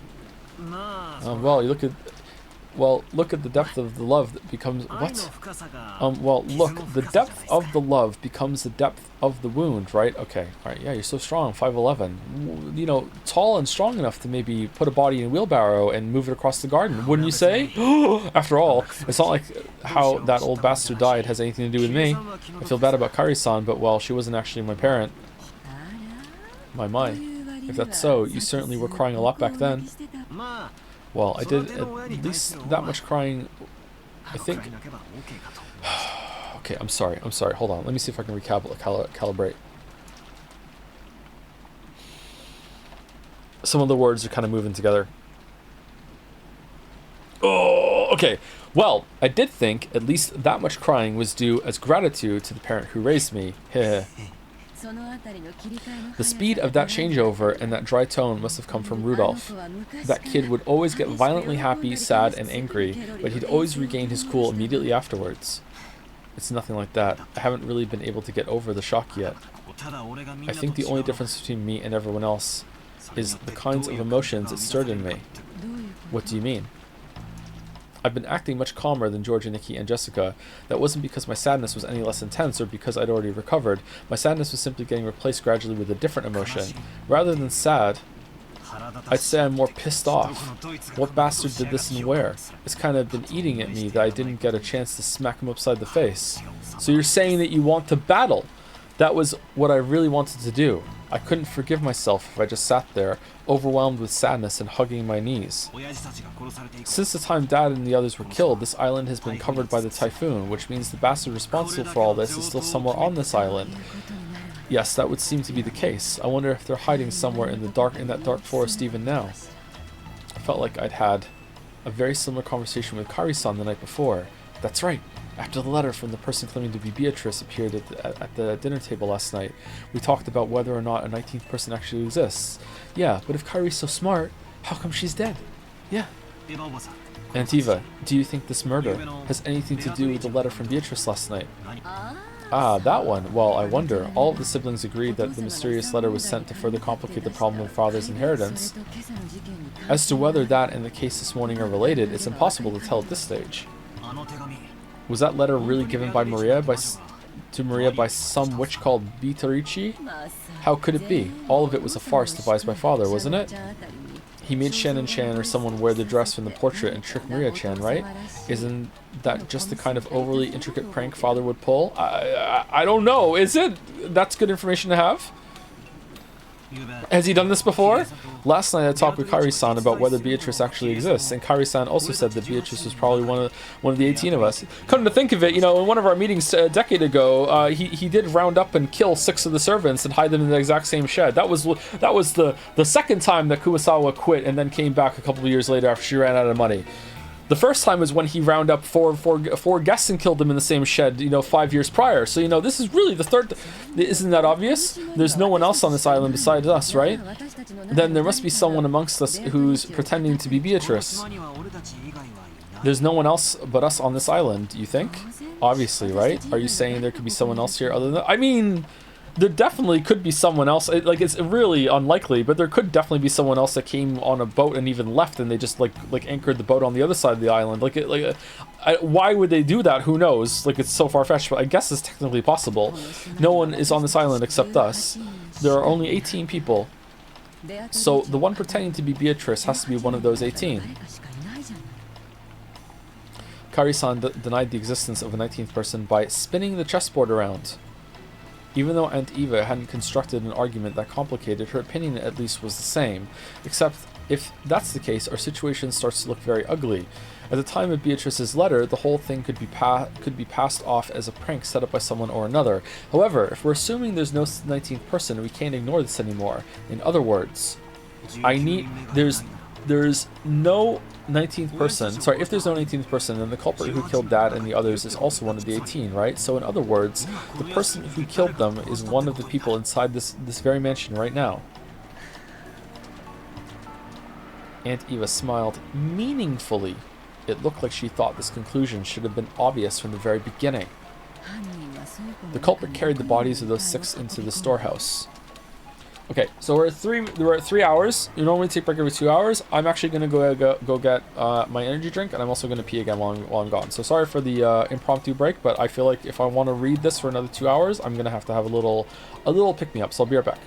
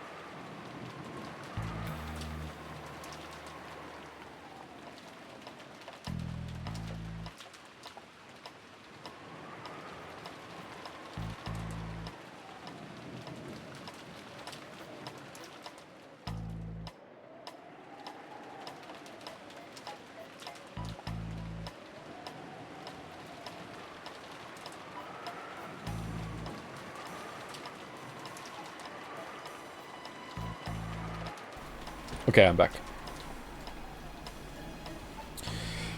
The culprit carried the bodies of those 6 into the storehouse. But even that was an impressive feat, don't you think? That shutter is always closed and locked, right? In other words, in order to carry them into the storehouse, the culprit would need to unlock the shutter. Yep. Understand? Is it possible the shutter was left open by mistake that day? That's a good point. Natsui doesn't run a good house here. The servant said it's always kept locked. In other words, unless the culprit took the keys from the servant room, there's no way they could have opened the storehouse. I wonder if the key in the servant room was the only one. Genji-san said that was the case, which means the culprit knew where that single key was kept and took it. Just now, I watched when Knockin returned the key to the servant room. The wall was packed with keys. I don't think a novice would know where or what those keys went to. The culprit was miraculously able to find the storehouse key among all of those. Or they took all of the keys and put them all back after getting the right one. Or they just fucking picked the lock, man. Or there's a copy of the key that you don't know about. Genji could be wrong. Furthermore, even though the key didn't have a tag or anything sticking to it, they knew it was the key to the storehouse behind the rose garden. And that means they also knew where the storehouse was. I'll say it even clearer. The culprit knew the inside of the servant room well. Her argument was extremely plain and clear, and also fucking basic. If the bodies had been found thrown somewhere in the bushes of the rose garden, there wouldn't have been much to go on. However, if there was only one key to the storehouse in the servant room, and it was stored with such a large group of keys, a novice would not be able to tell them apart. This meant the culprit was someone who went into the servant room a lot and was familiar with the locations of the keys. The family members didn't normally go into the servant room, which means that one of the servants, the culprit, I'm sorry, but even I can't tell you any more than that. However, I'll tell you one thing. What's that? It's reasonable to think that the culprits are multiple in number and fairly well armed. They'd have to be, wouldn't they? They had to assault the 4 in the dining hall and kill them, drag Atola's 6 bodies all the way to the storehouse beyond the rose garden, and arrange for that disgusting makeup and the graffiti on the Okay, that's actually... yeah, shit. The servant uprising? Holy shit, Eva, what are you cooking? There's no way that a single culprit could carry out all that on their own, right?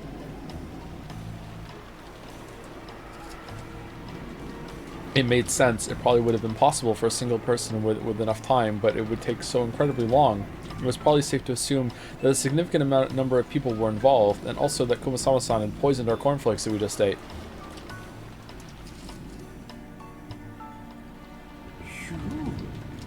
Phew, so what you're saying is that maybe all of the servants were in cahoots. Please keep it quiet, okay? It wouldn't be right to voice mere speculation like this. And if it really is true, what would you do next? They may not let us leave here alive. This is an opponent who had no trouble killing Nissan and the 3 others. Right now, the only ones I can count on to fight with me are the 3 in my family, and maybe you, which comes to a total of 4 people, right? We're no better off than they were last night. In short, it'd be easy for the culprits to massacre the rest of us. Well, I mean, you're training in like the Chung Li art of fighting, though, so I don't think the others had. So, you know, you're probably the strongest one here. I've been playing detective with Aunt Eva, trying to expose the person who had killed Dad and the rest before the police did. If only I could cleverly penetrate the culprit's identity and stick the proof in their face.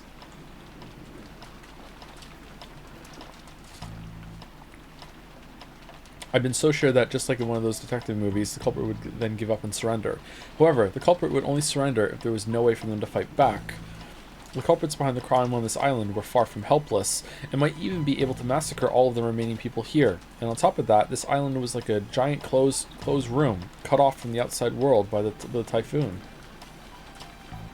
Bars, so they had a full day until tomorrow to kill, scheme, and camouflage themselves.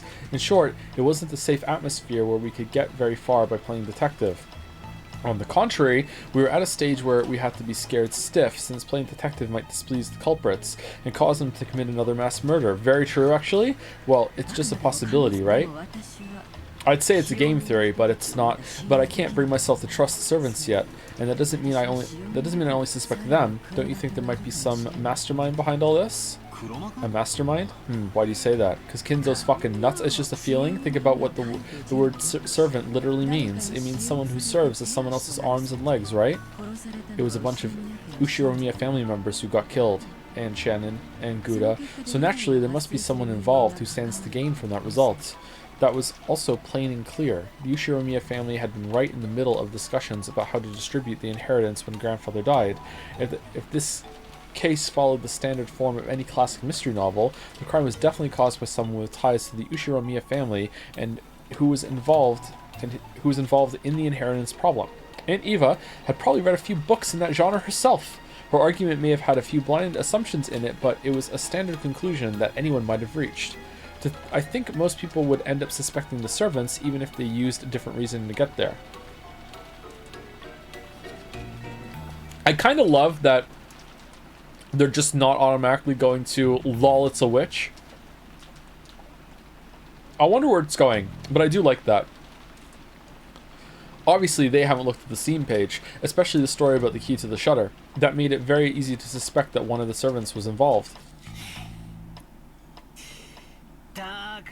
And that's why I don't like it. What do you mean you don't like it? Nah, just talking to myself. Hehehe.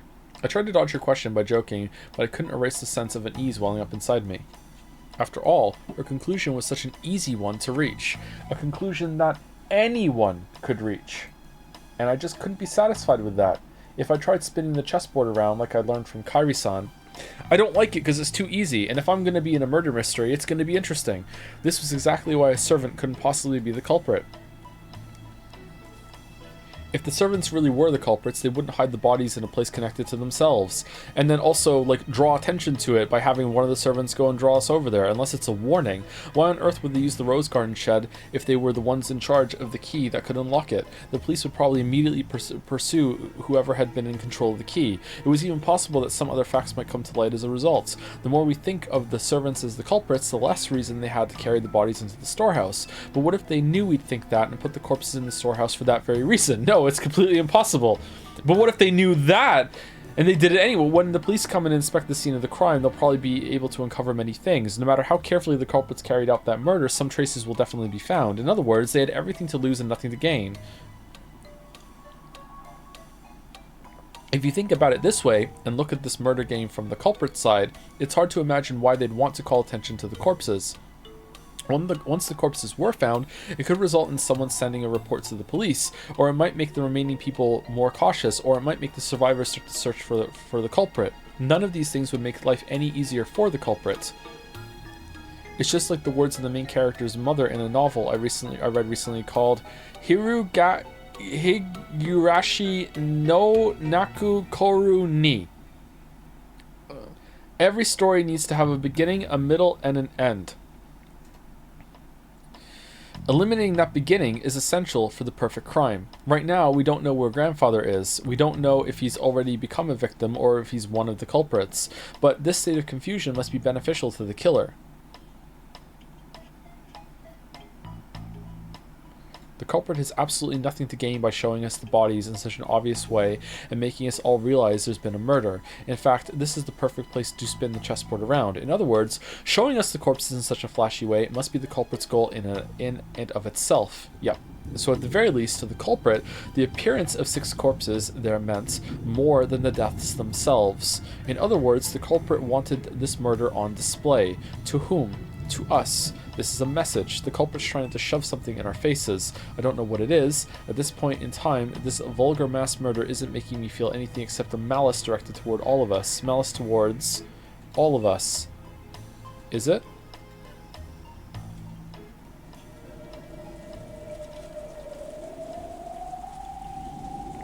The pageantry is the point, Battler. Each one of the survivors has some kind of connection to one of the 6 victims. Uncle Krause's death brought by Jessica the grief of losing a family member. The deaths of Dad and Kairi-san brought me sorrow, while Aunt Rosa's death brought Maria sorrow. And Goda's death brought all of us sorrow. Goda-san's death probably shocked his fellow servants, and Shan-chan's death brought grief both to George and Nikki, who had proposed to her, and Kanon-kun, who had loved her like an older sister. Everyone now on this island has received an equal amount of sadness. And Eva was sure that the servants were in cahoots, but then, how could you explain the deaths of Goda-san and Shan-chan? At any rate, by this argument, the grief caused by the 6 deaths hit everyone but Aunt Eva and Uncle Hideyoshi. Even Aunt Eva, who had directed suspicion at the servants and acted as though she herself was beyond suspicion, could not be ruled out as a suspect. In the first place, she was able to argue that the servants were suspicious by focusing on the shutter's key, but if you look at it from a perspective of motive and who would gain, Aunt Eva's name rises atop the list. Yep, absolutely.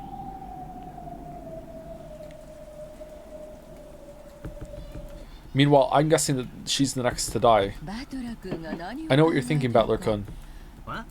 Huh? Ehehe, oh no. Please don't tell anybody. About how my head's so full of obscene stuff. I'm the one who's going to gain the most from these murders. Since I'm going to be suspected anyway, I might as well get it out in the open. I tried to dodge the issue by joking around, but apparently it didn't work. The inheritance will be divided into as many parts as there are siblings, but right now, I'm the only one of the 4 left. All of the assets of the Ushiromiya family will become mine. He. If Uncle Hideyoshi heard you, he'd say, could you give it a rest? It's not funny.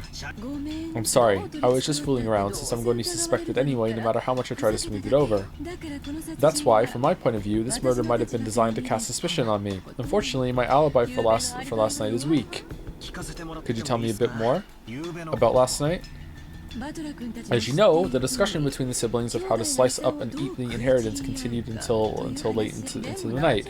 But I don't know how late it lasted. My husband and I had woken up early that morning. We were so sleepy, and a little past midnight they let us go. So let me ask you, Battler, if after we left at midnight we ran around killing them all, putting their bodies in the garden shed, do you think that the 2 of us would have been able to wake up bright-eyed and bushy-tailed at 6 in the morning ready for breakfast? No, didn't think so, so it couldn't have been us. When we then returned to the guest house and rested there. Can anyone other than Uncle Hideyoshi prove that? No, wait, it's not like I suspect you or anything, okay? Hehehehe. Oh, are you sure about that? Giggle-e. I don't know if it counts as proof, but when we returned to the guest house, we were greeted by Genji-san, who asked if we needed a towel. Wait, you went back to the guest house?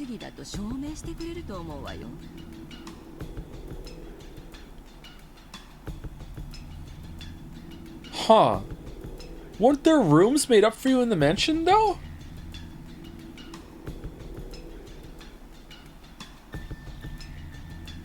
I guess you decided not to do... Okay.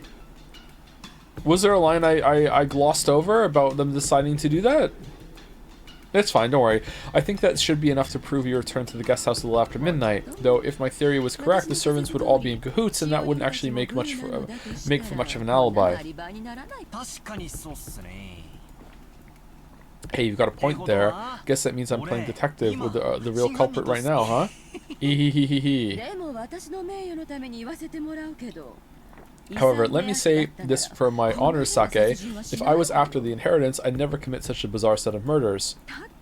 After all, if I just wanted to make them forfeit their rights to the inheritance, it wouldn't matter to me how they died. It'd be much smarter of me to try and make their deaths look like accidents, especially if you're assuming I laid out some careful plan that involved even the servants. In fact, the real reason I killed them was because I found out that George and Nikki had just proposed to a servant. How dare he? So I killed her, and then when I looked up, Rudolph was looking through the room seeing me do it. I'm like, oh shit, so I ran in and I killed Rudolph real quick, and I looked at the stairs and Kairi-san was standing at the top of the stairs seeing me, and I went, oh shit, so I ran up and killed Kairi, and then after Kairi was dead, I looked over and Rosa was now and walked into the room, so I was like, oh shit.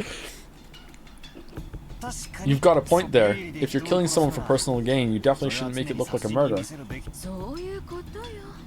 Exactly, that's why I'm in such a blue mood. The police will probably treat me like the mastermind and investigate all kinds of things. Not fun at all. Aunt Eva shrugged with a bitter smile. So I need to solve this murder before the police get here, which is why I broke the radio. It was just as easy to suspect Aunt Eva as it was to suspect the servants. So if we spin the chessboard around, does that make it impossible for the culprit to be her, suspicious as she is?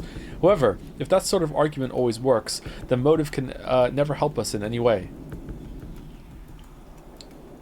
No, that can't be right. Knowing the motive must give us powerful clues toward knowing the culprit. That's why murderers from all time periods disguise crimes in complicated ways, cleverly preventing their motives from being discovered. I don't get it. I just don't get it. Every time I spin the chessboard around, it keeps flipping from front to back and back to front.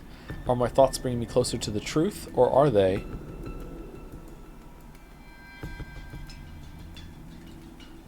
Are they what? Twinkmaster? Aunt Eva didn't want to talk any more than that, so I folded my arms and headed toward the window to cool my head a little. As I looked over the parlor, I saw George and Nikki and the others gathered talking. It looked like they were talking about the magic circle that had been painted onto the shutter. As Uncle Hideyoshi thought back to that time, he started drawing the shape in the margins of Maria's notebook.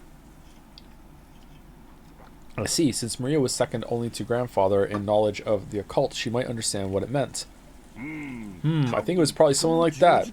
There was a mark that looked like a variation of a cross.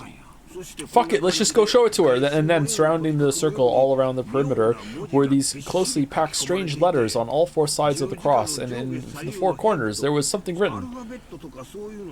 It didn't look like the alphabet or something like that. It was what they call ancient characters. Missing numbers.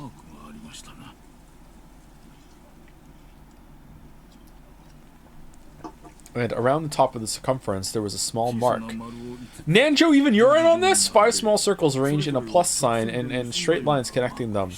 All of them with +2s. Yeah, there definitely was something like that drawn there. Yep, there's no mistaking the shape. I don't understand thin characters, but the arrangement was nearly the same. Is that in the tips? No, it's not there. Okay.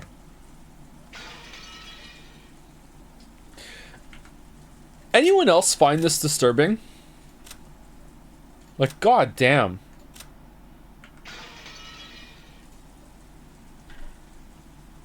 Everyone was staring down at the shape, so I stared down at it too. From what I'd heard, this had been painted on the shutter to the storehouse with some material that looked like blood. I see, this sure is unsettling. Grandfather's probably the only one who'd want to draw something this weird. Seriously, where did he go? I want to grab him and ask what the hell this is supposed to mean. Jessica's voice contained impatience and anger. She hadn't gone so far as to say grandfather was the culprit, but she seemed sure that grandfather knew something about the culprit's background. I wonder why they keep saying it looks like blood.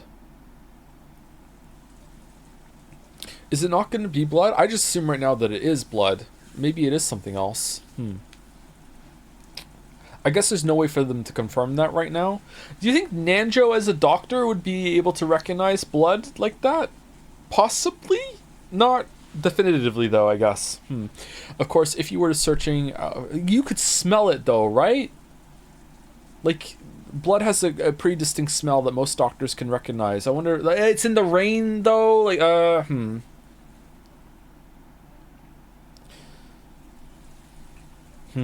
Of course, if you were searching for a link connecting the Ushiramiya family to the occult, 10 out of 10 people would think of grandfather. Also, to a person who knew nothing of the occult, this strange mark would have no meaning, which meant that this might have been something addressed to grandfather. That's right, and the reason the crime was shown to the survivors was so they'd find this. In that case, where had grandfather, the essential recipient of this message, disappeared off to? Does this shape ring any bells? Ooh, Maria looked at the shape with a serious face. Maybe she was enthusiastic because this was her area of expertise. However, her appearance was that of someone separated from the events at hand, as though this thing hadn't been drawn on the shutter closed around her mother's corpse. My first impression was that the design resembled a German cross. Ah, it certainly does have that kind of design. It does, actually. Does that mean it has something to do with Germany? The German cross was originally a crest from a religious order of knights and was supposed to protect pilgrims traveling to sacred places. So in other words, this magic circle might have some religious meaning. This is starting to sound like gibberish. When I looked over at all of them, preparing to jump into the discussion, something shocked me. Whoa, what the fuck? Maria was smiling, an eerie and incomprehensible expression on her face. Oh, I don't like that! It was almost as if she was making fun of everyone's ignorance. It was an expression I wouldn't have dreamed to find on Maria's face. And she laughed. That eerie, jarring laugh was something I didn't want to believe was possible, even though I was looking at it right in front of my eyes. I understand Rosa more every day? Holy shit! You people aren't even close.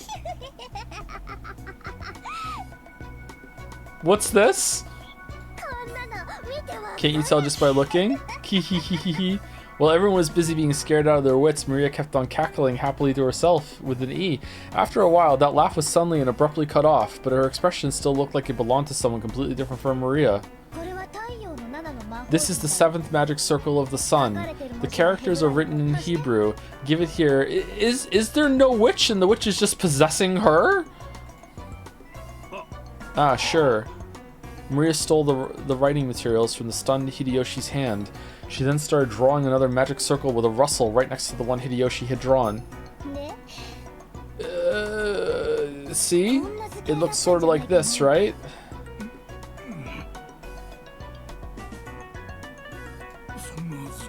Why is she suddenly blonde? Yes, it was.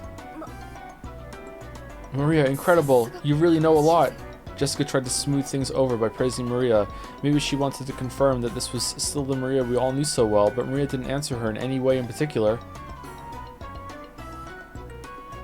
Maria began swiftly writing unfamiliar characters in the corners of the shape. Their eyes immediately began to... Sorry, when Uncle Hideyoshi and Dr. Nanjo saw them, their eyes immediately began to open wide. Written on the top and bottom and left and right are the names of the angels who preside over wind, fire, earth, and water. Fucking magnets, how do they work? Chasen, Arel, Forlak, and Talia had? Where the fuck is this coming from, Maria? And in the 4 corners are the names of the 4 great kings. Ariel, Seraph, Tharshis, and Cherub. Is that what you saw? Even if they hadn't been able to correctly write what they'd seen, when they were once again shown something identical, it wasn't difficult for them to realize the two were the same. When Maria asked them whether it matched, Uncle Hideyoshi and Dr. Nanjo nodded over and over again. There's no mistake, that's it. I'm sure there were characters that looked like that. How were you able to write something like that? There were also characters written around the circumference. I know, like this, right? Maria quickly began to surround the circumference with more Hebrew writing. It's from Psalms, right? You don't say the P. Psalms in the Old Testament, the 16th and 17th verse of the 116th Psalm. You must have at least read the Bible, right? Okay, she's a different person! What the fuck? Acting as though knowing this was only common sense, Maria laughed. For a while, everyone, including me, was at a loss for words. No one's appreciating my murder that I set up. Time to possess a little girl and tell them all some info. Hee hee hee, cackle cackle. A little later, George and Nikki returned to his senses and slowly managed to speak. That's incredible. I'm surprised. So, what meaning does this magic circle have? It's a magic circle to borrow the power of the sun. He who wears it as a talisman, drawn in gold, shall be able to break free from the bonds of any prison and receive the power to gain freedom. To break free from bonds and gain freedom? It sounds deep. The word bonds is not limited in its interpretation to some kind of physical object. Therefore, it does not hold any meaning for people locked up in an actual jail. Okay, did she use any words like this before now? It can also refer to the release from mental bonds such as ties of obligation and inescapable fate. Ties of obligation and inescapable fate, you say? That's also pretty deep. But I really don't understand. What does this have to do with those 6 bodies? Far from being released, they were killed and stuffed in a storehouse, weren't they? Okay, either Kinzo did a little detour in the living room before he left the house, or when they left, the TV switched over and fucking Jigsaw fucking rode down on his fucking tricycle on the TV and was like, "Hello, Maria. I want to play a game." When they come back in, they start talking about Circle. I want you to recite this fucking thing that we're gonna repeat together fucking 20 times now before they come back, alright? Word for word, here we go, alright? It's not like the magic circle was drawn for the sakes. The 6 of them were there for the sake of the magic circle. It is truly pitiable. What do you mean? What in the world do you mean when you say that the 6 of them were there for the sake of the magic circle? Maria lifted up her pointer finger and wagged as if she were making fun of us. That's written around the circumference. Can't you read it? Psalms chapter 116 verses 16 and 17. I'll read it for you. The Lord has freed me from my chains. I will offer to you the sacrifice of thanksgiving and will call on the name of the Lord. See? See, you say. I've got no idea what you're talking about. You're saying they're human sacrifices? If what Maria had just read aloud was a vital part of the magic circle, then it was saying that sacrifices had to be offered in order for this magic circle to be effective. I'm on the edge of my seat now that they're gonna suddenly hard cut back to creepy close-up Maria face. So human sacrifices have been offered inside the storehouse where the magic circle had been drawn. A heartbeat later, everyone else seemed to reach the same conclusion. Some people were shocked and others spat out that this was insane as they punched their knees. This was starting to get incredibly disturbing. Starting? When we couldn't accept it or understand it.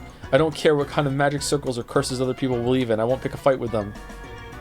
But they did really kill Dad and the rest of the sacrifices or crap like that. I just couldn't stand that feeling. Compared to this, I preferred it when we were still disgusted by that theory about the fight over the inheritance. As I started getting pissed off with a feeling of anger and sadness, I broke from the circle everyone was in and returned once again to the window. Something had gone insane since yesterday. There was that letter from the witch, Beatrice, that Maria had read aloud at last night's dinner. Ever since that point, it feels like this whole mansion and this whole island have been getting more and more firmly locked in some kind of bizarre world. That's right. When I think back on it, that letter was an invitation from the witch. The ruler of the nighttime island had invited us inhabitants of the day into another world. The phone and the radio had been interrupted and the island was shut off by the typhoon, so you really could call this place another world cut off from the real one by now. Yeah, as this island is now, it's perfectly normal for a witch to send us letters and for human sacrifices to be offered up for the sake of magic circles. So what will happen next? Will some weird people wearing goat masks start doing the Bond Festival dance or something? I mean, episode 2's right around the corner, I hope. It's hopeless, I don't get it. The inside of my head's all screwed up and I don't even know what to think. Anger, sadness, the opposing emotions all swirled up together and they started to suck me in. Unable to resist, I could do nothing but cover my eyes with my hands and trust to my mind and body as I started getting sucked in.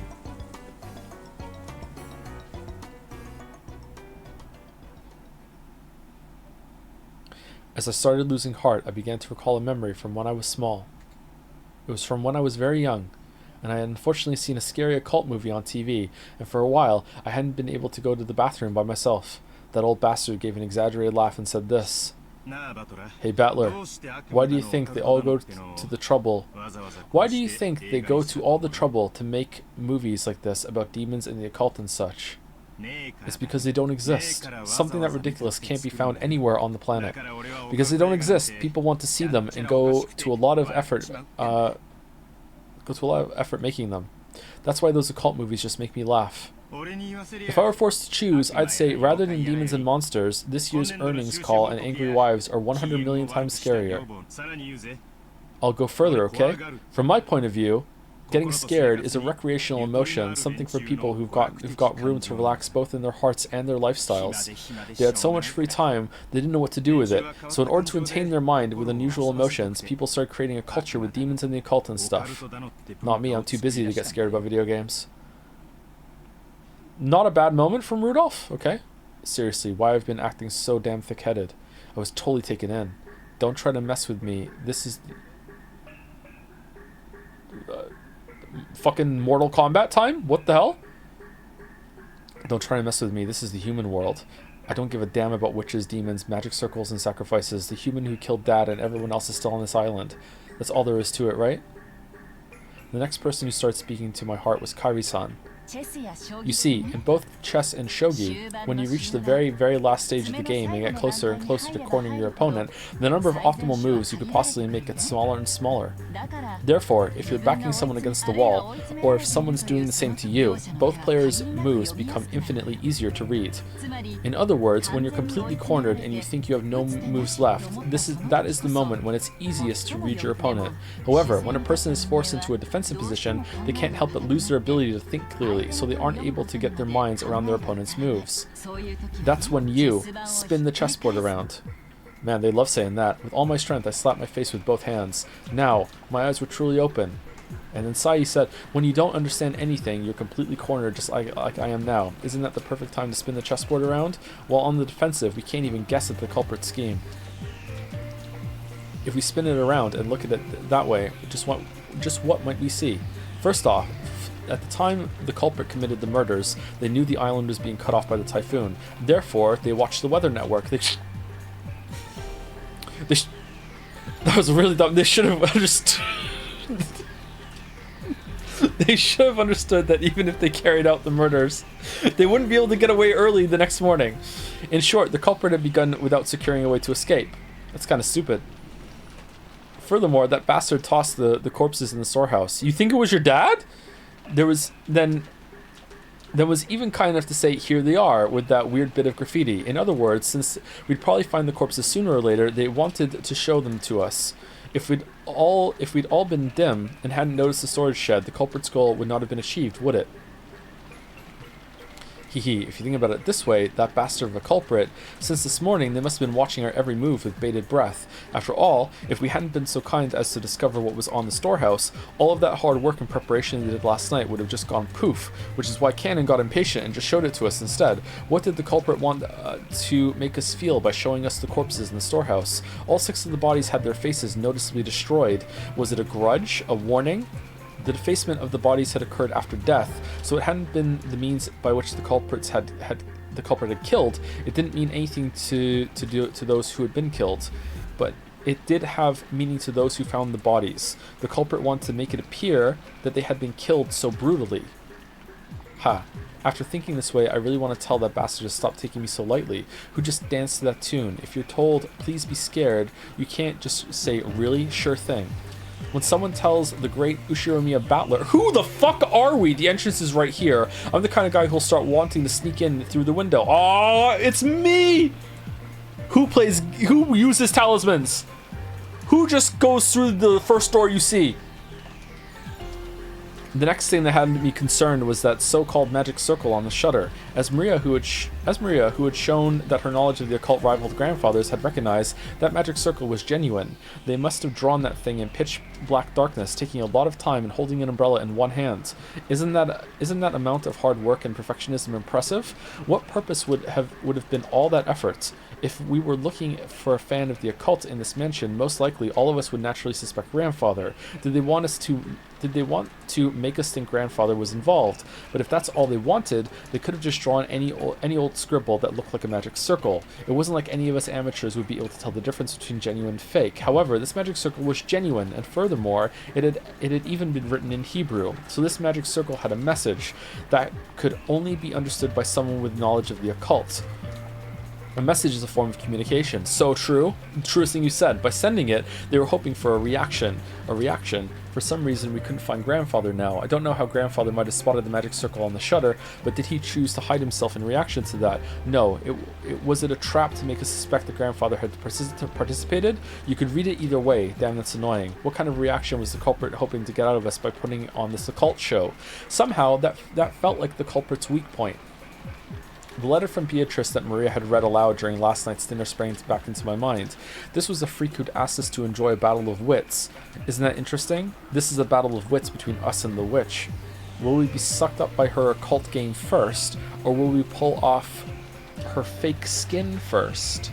There's a whole day until the typhoon passes. Why not enjoy ourselves?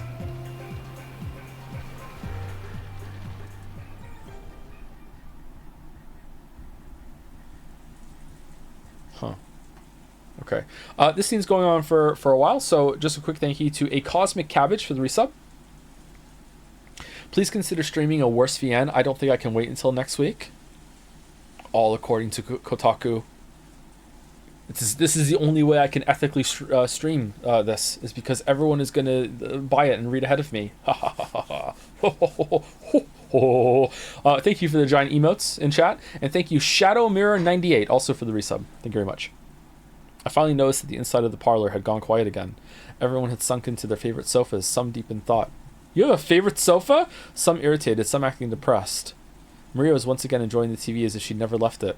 I do not like this character at all right now. It looked like she found the commercials more fun than the boring program, and she happily yelled ooh ooh and giggled. I stared at each person's appearance in turn. If there isn't a 19th person, the culprit must be in this room.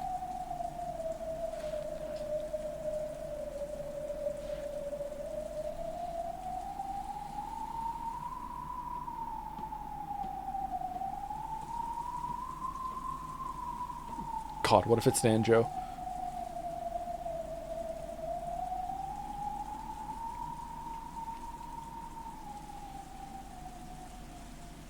Right now, Aunt Natsui's searching the mansion with the servants, right? Then we shouldn't say in this room. In this mansion is where the culprit has to be. You know what? George might have found Shannon later, didn't have the ring on, and killed her to save face. And then also hired Maria to draw the circle, because there was that moment in the morning where Maria was awake before anyone, and who knows how long that was. It could have been even as long as 5 minutes. She could have ran off and did the circle. For sure. For sure. And also elaborately rigged up some shot football. And after all, it's possible Aunt Natsui was behind this. And we still can't deny that one of the servants might be the killer. Anyone could be guilty. Still, Aunt Natsui and the rest sure are taking their time. Of course, it's not a small mansion, but isn't this taking a little too long just to walk around checking the windows and doors? Just as I was thinking this, Aunt Natsui and the rest returned. Not one of them was missing. But our relief was short-lived. Everyone looked at Aunt Natsui in shock. The talk I'd had with Aunt Eva started to creep back into my mind. The possibility that the culprits had enough in numbers or weapons to kill all of those 6 at once. Forgive me if I've startled you. I brought this to be prepared for the worst. So unbelievably based. Holy sh! After all, that thing in Aunt Natsui's hand was a rifle.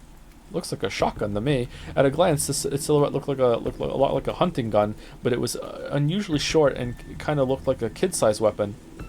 However, it had a weightiness to it that made it clear it was no kid's toy. That gun is Kinzo-san's, isn't it? Did you know about it? That's right. I remembered it was in Father's old collection, and I managed to find it. Whoa, awesome. Natsui-san, is that thing real? Yes, it's real. It can fire live ammunition. Long ago, Father used it to scare away wild birds. Is that why they were crying? Ah, that takes me back. Where did you find that thing?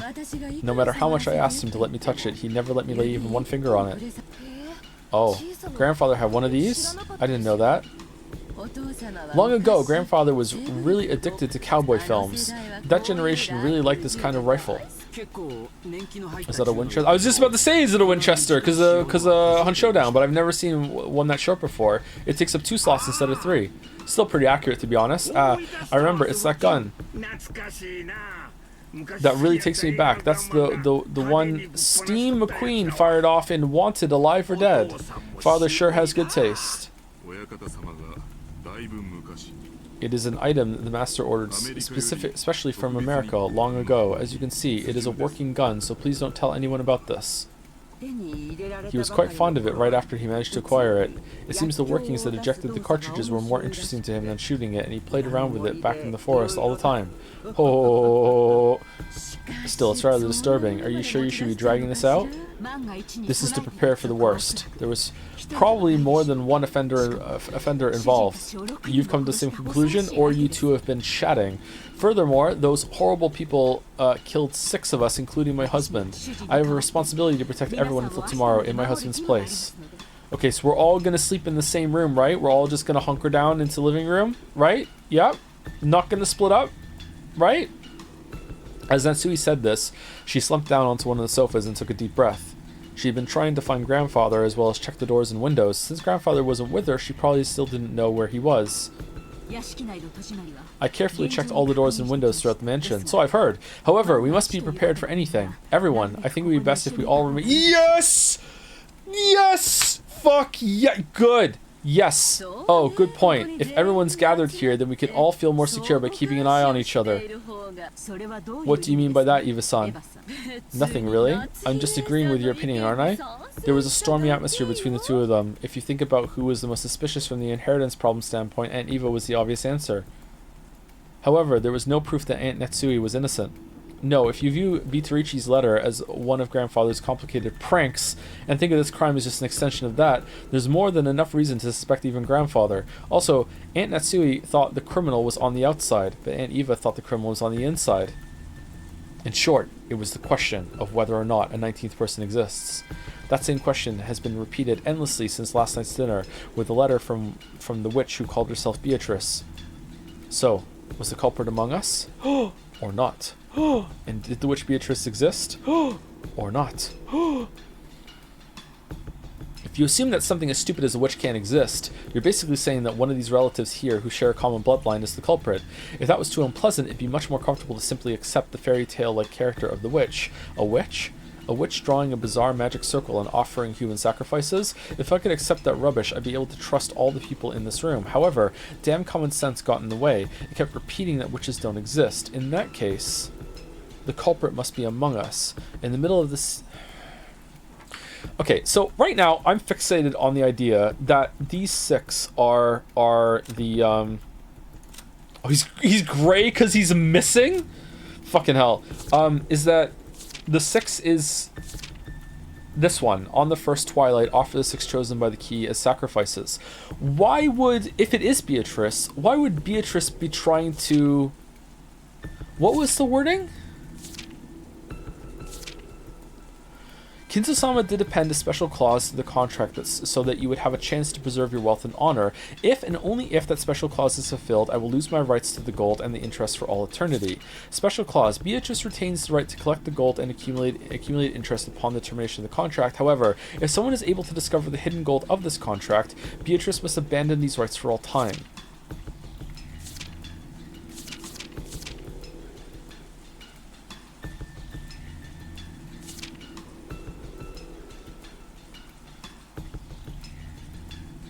Kinzo-sama has already publicly displayed the location of the hidden gold within the epitaph under my portrait. The rules apply equally to all who can read the epitaph. If you discover the gold, I shall return everything to you. Tonight, I ask that you enjoy your battle of wits with Kinzo-sama to the fullest. I sincerely pray that this night will be both intellectual and elegant.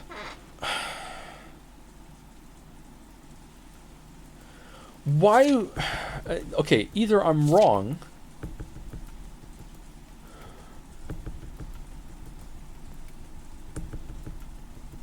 God, did he really just forget where the gold is? No, that can't be it. It can't. Is it? She's saying against Kinzo-sama.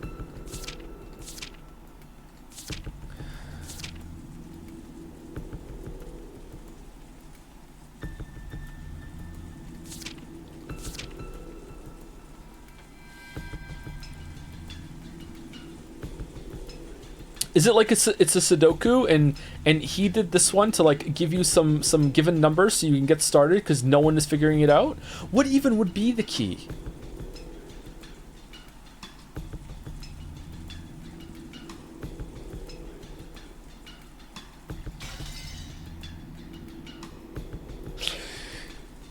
Okay, in that case, the culprit must be among us. In the middle of the seemingly endless rain, none of us could break the silence. Oh shit.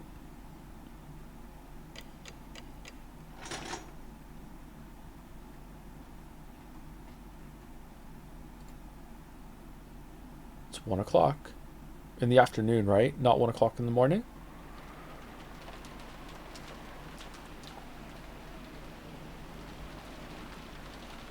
Lunch ended. You made the servants still make lunch? What monsters? Thank you, Neodunks, for some bits. With a message, Joe, I lost my job recently, so I don't have much to give, but I wanted to thank you so much for these streams. I read Umineko 2 years ago, and it's slowly become my favorite story I've ever read. Really? You're bringing in your community to enjoy it, as I have, means a whole lot to me, and gives me a bit of hope in a time when I really need some. Oh, that's nice. Thank you. I've seen similar sentiments said by some people, yeah. Seems this story is special to quite a few people, and we've exposed it to quite a few newcomers, I think. I mean, it's probably a drop in the bucket compared to like the audience that I had before, but it's still nice to facilitate that sort of thing. Alert, alert, you have hit the first decent stopping point. The second, arguably better one, is in 1.5 hours. All right, let's strap in. Let's do it. Let's do it. Let's go for the 1.5 hours one. Okay. Thank you, None to Spare, for the resub. With the message, VOD Watcher popping in to re-up my sub. Hope Umineko is still good. This has been the best one so far, I think, the best stream of it. Also, don't trust the Metaphor fans. It's also full of incredibly long lulls of nothing happening with a less fulfilling combat system, IMO. Okay, now you're just being insane. How can the combat system get any less fulfilling? There's no way.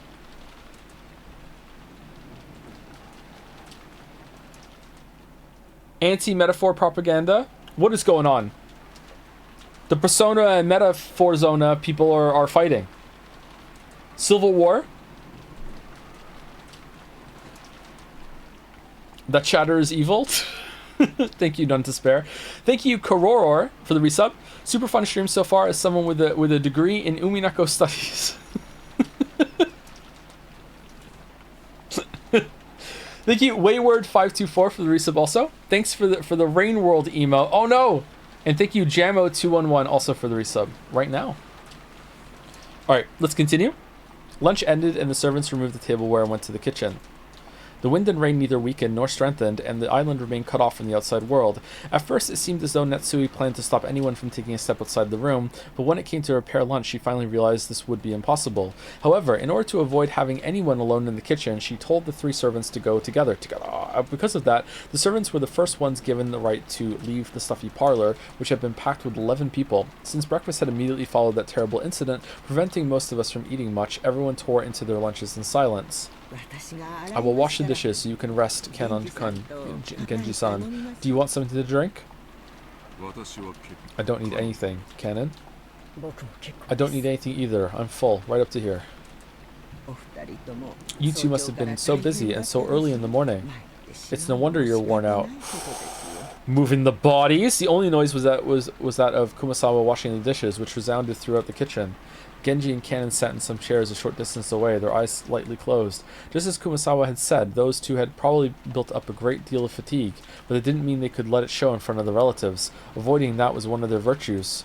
After the silence had continued for some time, Kanon opened his mouth and muttered, "Shannon, why did she have to die in such a horrible way? Forget about the manner of her death. It was nothing more than bad luck." You're right. It was nothing more than bad luck. They both fell silent once again. Ken's expression was filled with grief. To think that Shannon-chan's actually dead, I still can't believe it. Poor thing. Not being able to see her again feels like a lie. I just wanted to see her smiling face one more time. Kumasawa spoke with her back facing them.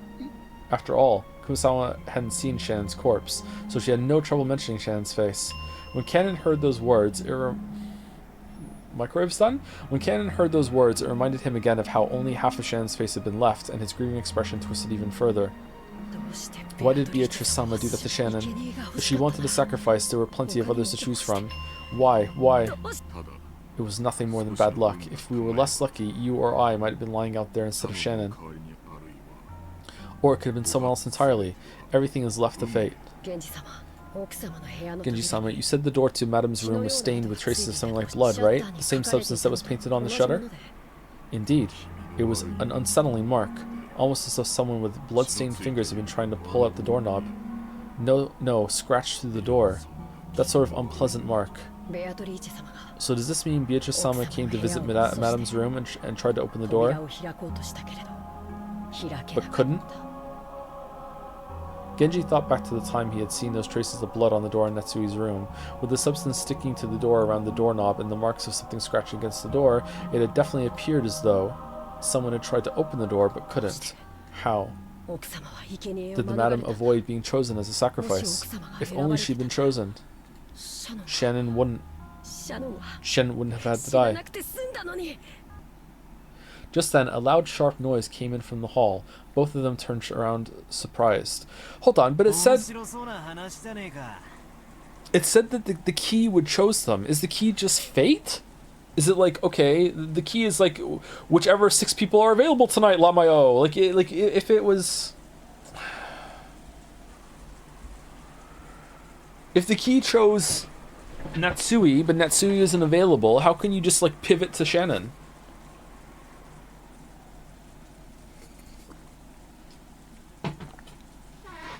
I was thinking that maybe it had to be 6 people that had the whatchamacallit, the emblem, the eagle, Keagle, the key, but Gouda doesn't have it, right? So that doesn't fit either, because she does. Oh, but she doesn't either, so she wouldn't even be one. Never mind. No, that's not it. Because if she was going for her, that doesn't count either, huh?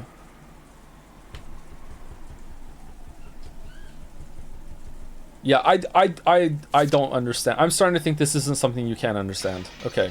That's a pretty interesting chat you're having there. Let me join in too. Before any of the servants realized it, Battler was standing in the doorway to the kitchen. Battler-sama, how rude of us. Genji-san and Kennen-kun stood up surprised and hastily bowed, but I didn't care about stuff like that. I was more concerned with continuing their discussion. I told them I was going to the bathroom, so they let me go. But I lied. I thought I'd suffocate if I was locked up in that room any longer. I was about to come ask you guys for some water, but then I overheard something pretty interesting. You don't need to bow your heads or anything. Please let me hear the rest. That just now wasn't really... I've been listening to you for a while. Don't try to hide it now. So, I'll ask directly, who is this Beatrice? She's supposed to be a witch from a kid's story, but it doesn't look that way now. Kennen averted his gaze. It was obvious that he didn't want to talk about this, which only made me want to ask even more. While making an effort to smile, I grabbed the collar of his shirt. Last night, this would have been none of my business, but after this morning, everything's changed. Now that Dad and the rest have been killed, this is totally my business. I have the right to listen to this suspicious story, don't I? I glared into Kennen's eyes as he continued to avert his gaze in apparent pain. Since there was a big difference in our heights, Kennen had to stand on his toes, and it looked like it hurt a bit. Battler-san, please let go of him. Kennen-san isn't really hiding anything. Then you won't have any problem talking about it, right? It's lonely being out of loop, you know, Lamayo. When I tried to further twist up his collar, Genji-san cut between us and spoke. In his expression were faint traces that he made up his mind to do something. Apparently, he had no intention of hiding it. I can tell you about it. Kennen only hesitated because you might have taken it badly, Battler-sama. Hesitating, huh? Not very manly of you. Whatever it is you're talking about, it's even more unpleasant having it kept a secret. Tell me about it. It's not like we have anything better to do before tomorrow comes. A slightly spooky story might be the best way to avoid getting bored. Genji-san and Kennen-kun looked at each other, then nodded as though they decided to talk. What happened to everyone just staying in the living room? Understood. Please, ask us anything. We will talk. Okay, Redditor? Right. Then I'll ask. Who in the world is Bitorichi? All I know is that she's a witch who lives in the forest of Rokken Jima. I've heard it's a story grandmother or someone invented to keep people out of the dangerous forest. Is that wrong? No, it isn't wrong. It's as you say. Beatrice is a witch who dwells in the forest of Rokken Jima. Battler-sama, I don't expect you to believe this all of a sudden, but Beatrice-sama exists. She's a real person with a real witch hat and real murderous intent, the one who gave the master a vast amount of gold and who worked by his side for many years. Huh? Oh, come on. Is grandfather paying you to repeat everything he says? I laughed like it was a joke, but neither Genji-san nor Kennen-kun laughed. Not even Kumasawa-ba-chan, who was avoiding my eyes, flustered as she started washing the dishes. So unfortunately, I was the only one laughing. Painfully, bitterly. I see. That's why Genji-san refused to mention it. If you really mean it, of course I take it badly. So you're saying that a person named Beatrice actually exists? Yes. She has been working for the master since before the mansion was built on this island. She has most likely been working for him even longer than I have. What do you know? Kira-san's theory was off. Grandfather really did have a confidant named Beatrice. Is that person on the island now? Yes. I believe that she is here. That's a vague way to say it. I guess that means you haven't seen her face today or yesterday? That is correct. It is extremely difficult to say, but Kennan once again dropped his gaze, avoiding my eyes. Come on, don't just stop there. That's like freezing an inch before the blow, right? I urged him on jokingly again. However, it looked like Cannon was still confused as to whether he should speak or not. Then Kumasawa Bachan whispered. Ho ho ho. You cannot see her face. Because Beatrice-sama has no form. She has no form. She has no great... She's a ghost? She has no... What did you say? Beatrice-sama has no body. Therefore, unless Beatrice-sama wishes it, common people like us are not able to see her form. I have heard that the portrait shows what Beatrice-sama looked like back when she had a human form. It seems he yearned for that figure so much he would often stand in front of that portrait. Oh... Beatrice-sama sometimes shows herself by changing her form into glittering butterflies. On the rare occasion that you spot them somewhere in the mansion, there is a rule that you absolutely mustn't chase after them. She just gets bored one night and just like, you know what, it's a butterfly night. Hope no one follows me because otherwise I'm going to get mad. It is whispered that you will meet with disaster if you do. In fact, there was a servant who broke that rule and quit because of a great injury. Wait a sec, are you kidding me? Are you all serious about this? Battler-sama, Beatrice-sama has already arrived. Such language may be unwise. Beatrice-sama does not like it when she is profaned. If you doubt her existence, you will surely meet with disaster. Battler-san, you probably find this topic unpleasant, but you know what? Beatrice-sama does exist. She exists. Beatrice-sama hates people who doubt that. Can't you tell, Battler-sama? And she also, at the same time, makes it really, really hard to prove her existence. Big god vibes. Hey, how about, you know, we... call them on their bullshit, you know, the servants that may have been in cahoots and did this whole thing under Kinzo's orders. No, it was the witch. Can't you tell, Battler-sama? Beatrice-sama has already arrived here. Come on, quit it. I'm weak against that stuff. Enough with the cheap threats. However, there was no trace of a joke in the eyes of the three servants. On the surface, I laughed and tried to look unconcerned, but I was quickly starting to sober up. Their eyes were also sobering up fast. Battler-san, I beg that you stop profaning Beatrice-sama. Please trust me. Kumasawa Bachan, who was usually cheerful and would always tease people, now spoke with a totally serious face. Huh? Well, if you say she exists, I don't see anything. Are you trying to say she's standing right next to me or something? Quit joking around.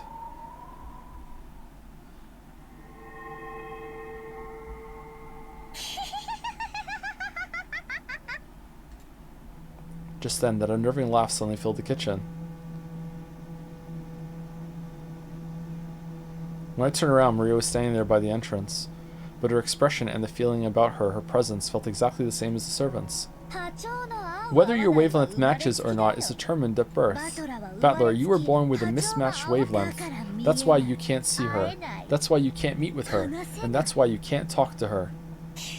I think I'm talking to her right now. You're the type Beatrice hates the most. Good. Maria laughed like it was funny, but it sounded extremely eerie. It was almost like she was laughing at me because I alone didn't understand. Do you want to know about Beatrice? Beatrice is a thousand-year-old witch. With all the demons at her command, she can harness the power of alchemy to create the Philosopher's Stone and a vast quantity of gold. Grandfather built up the vast wealth of the Ushiromia family by making a contract with her. Yesterday, I read Beatrice's letter, didn't I? That was real. Well, I guess it's pointless for me to try and force you to believe. After all, it looks like you were born without a trace of the sixth sense. What are you talking about? Witches? Demons? Who told you about that? I heard it from Beatrice herself. Maria kept doing that unpleasant laugh. However, the servants who watched over this didn't even blink. She'd heard it from that witch in the portrait adorning the entrance hall. Maria kept on laughing in a weird voice as though this was nothing more or less than the truth. Maria, it might be rude to ask, but I'll ask one more time, okay? Who gave you that letter yesterday? I got it from Beatrice. How many times must I tell you before you understand? You don't get it, do you? You can't see it. You can't believe it, can you? Just then, Maria's laughter suddenly stopped. Okay, but if the witch has no human body, did she take one to give you the letter? Like, what are you talking about? Just then, Maria's laughter suddenly stopped. Battler, you still don't understand? Beatrice-sama exists. She exists, you say? But where? Like I said, Beatrice-sama exists here. That's right. Now I think about it, I've been feeling for a while now that the servants' eyes haven't been pointed in quite the right direction. I figured they were just staring absentmindedly, but that wasn't the case. The four here, Genji-san, Kanon-kun, Kumasawa-san, and Maria, everyone except me, was looking at a spot right behind me.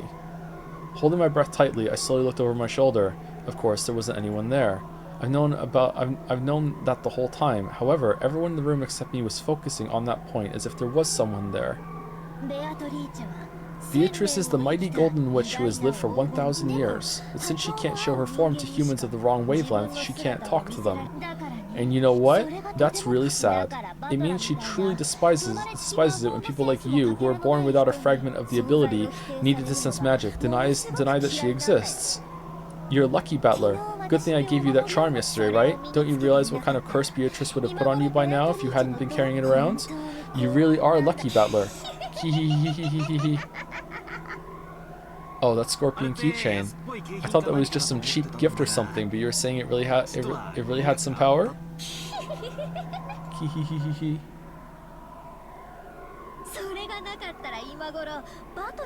If it weren't for that, you'd be lying in that storehouse as a sacrifice with your face crushed by now.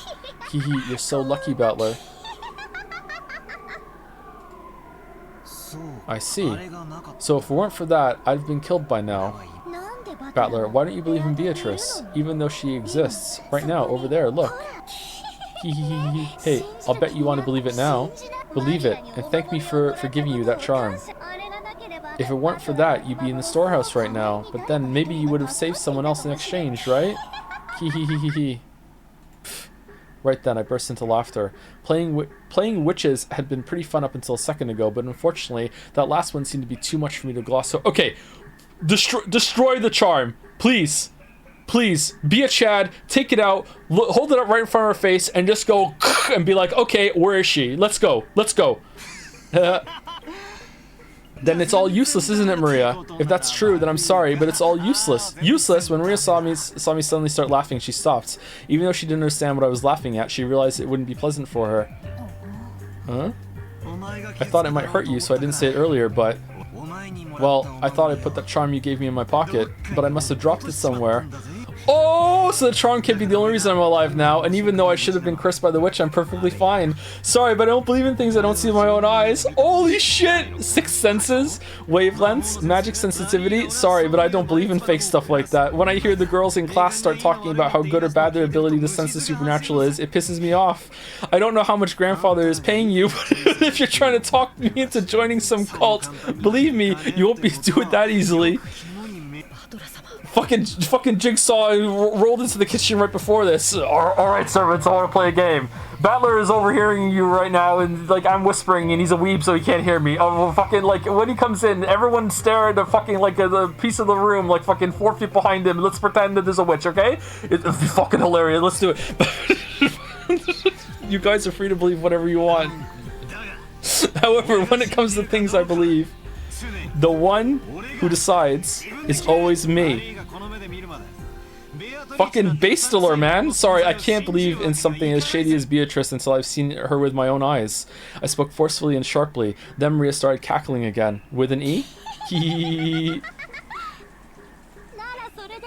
Well, that's just fine, isn't it? Eventually, even people like you with totally mismatched wavelengths will be able to see Beatrice. Okay, but you said that we couldn't! Just riffing over there. Very soon she will revive. Beatrice will revive. Once that happens, she's promised to talk with me and play with me a lot. There'll be absolutely no need for you to doubt or for us to force you to believe. Okay, so Beatrice didn't kill anyone then. Who the fuck did then? Kinzo? Who would do this shit? She will appear very soon. Hee.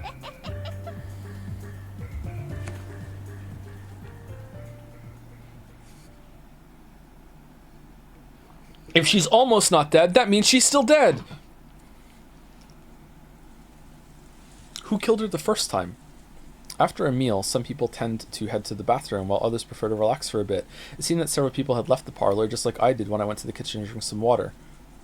In the end, Aunt Natsui reluctantly retracted her order that everyone remain packed into the parlor, on the condition that no one headed out on their own or strayed too far.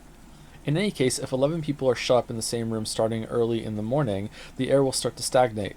Also, quite some time had passed, so everyone was starting to recover from the shock of that morning, and their sense of danger might have been weakening too. However, it was a certain fact that 6 people had been killed inside this mansion, so no one was completely negligent. So whenever they went out into the hallway for a breath of fresh air trying to act tough, they would quickly get scared of standing there isolated and would eventually return to the parlor. I guess it's like the north wind and the sun. If you force someone to stay shut in, they'll resist, but if you tell them to do whatever they want, they'll come back obediently. People really do not like doing what they're told. When the servants finished cleaning up from the meal, they returned obediently to the parlor, just as Aunt Natsui had told them, to, and sat on a sofa near the entrance, patiently awaiting orders. Maria, almost as though she had suddenly finished playing witches, had returned to the pure Maria I knew well, saying ooh ooh. What in the world happened back there? I hadn't felt even an atom of the presence of this person called Beatrice, who was supposedly standing behind me, invisible. However, it felt like I'd glimpsed a little bit of that presence inside Maria. You're right. When Maria starts talking about witches, her personality changes. No! Battler-kun, you also saw it down by the beach yesterday, right? You mean that scorpion keychain? No, I don't mean like when her feelings were hurt. I'm talking about her having a dual personality or something. Yeah, that happens sometimes too. That thing Maria did when she was talking about the magic circle does happen every now and then. It's freaky though. Apparently Jessica had spotted that hee Maria a few times. I just happened to catch it at a bad moment and was pretty freaked out seeing it for the first time. Yeah, no shit. So what is that? Does Maria have a dual personality or something? Or are you saying that her spiritual sense really is that strong and she's being possessed by a spirit or whatever? Wow. I'm sorry. Something kind of weird and supernatural just happened. Why are the characters talking about it? Why aren't they just fucking just like, you know what, let's just go down to the beach and enjoy the typhoon weather? Like, what the fuck are we doing right now? Let's go hang out with the dog. Like, what are we doing? What are we doing? Tell you what we are doing. We're saying thank you to RP Cities for the resub. I keep missing the start of the stream. It's been a good stream. You should probably start from the beginning, to be honest. It's been pretty good. Thank you, RPG Cities. Thank you for the bits, Con5654. Thanks for locking in the extra time. I'm having a blast. I think we're only going to be about half an hour over time, so that's fine to have a good stopping point for next week. And thank you, Weekri, one of those for a new sub. Welcome, welcome. And Nifu or Nifu 93, also for the new sub. Welcome. How much longer do you plan to stream for? About an hour and 20 minutes, an hour and 10 minutes, I think. So a little bit over 5 hours. We're at 4 hours and 20 minutes right now, so I'm going to guess we're going to go to around 5:10, 5:15, something like that. No, I don't think it's that. Haven't you ever experienced it? When you were small, didn't you ever want to be someone other than yourself? When humans are born, no one has any individuality. However, when they reach their growth period, their sense of self starts to be born. They want to be different than other people, but since everyone else in their class is learning the same things at the same rate and being forced in the same lifestyle, of course they aren't going to find anything that makes them different from everyone else around. No, people are different, like, right from the start. I have raised 4 people. They're different right from the start. Once they realize that, the first thing they do is start breaking the rules in what's called their rebellious stage. Since everyone else follows the rules, they want to show off their individuality by breaking them. So even those who try to act tough, mocking everyone around them and calling them childish, can actually be viewed as cute kids searching for themselves if you look at it this way. Well, I'm lecturing about all this like I'm so smart, but I actually got it secondhand from George and Nikki. I myself was one of those embarrassing guys who thought it was cool to act like a little bastard. Well, that was when I was at the age where you try to show off for the opposite sex. So, any time after the age of 15? Okay.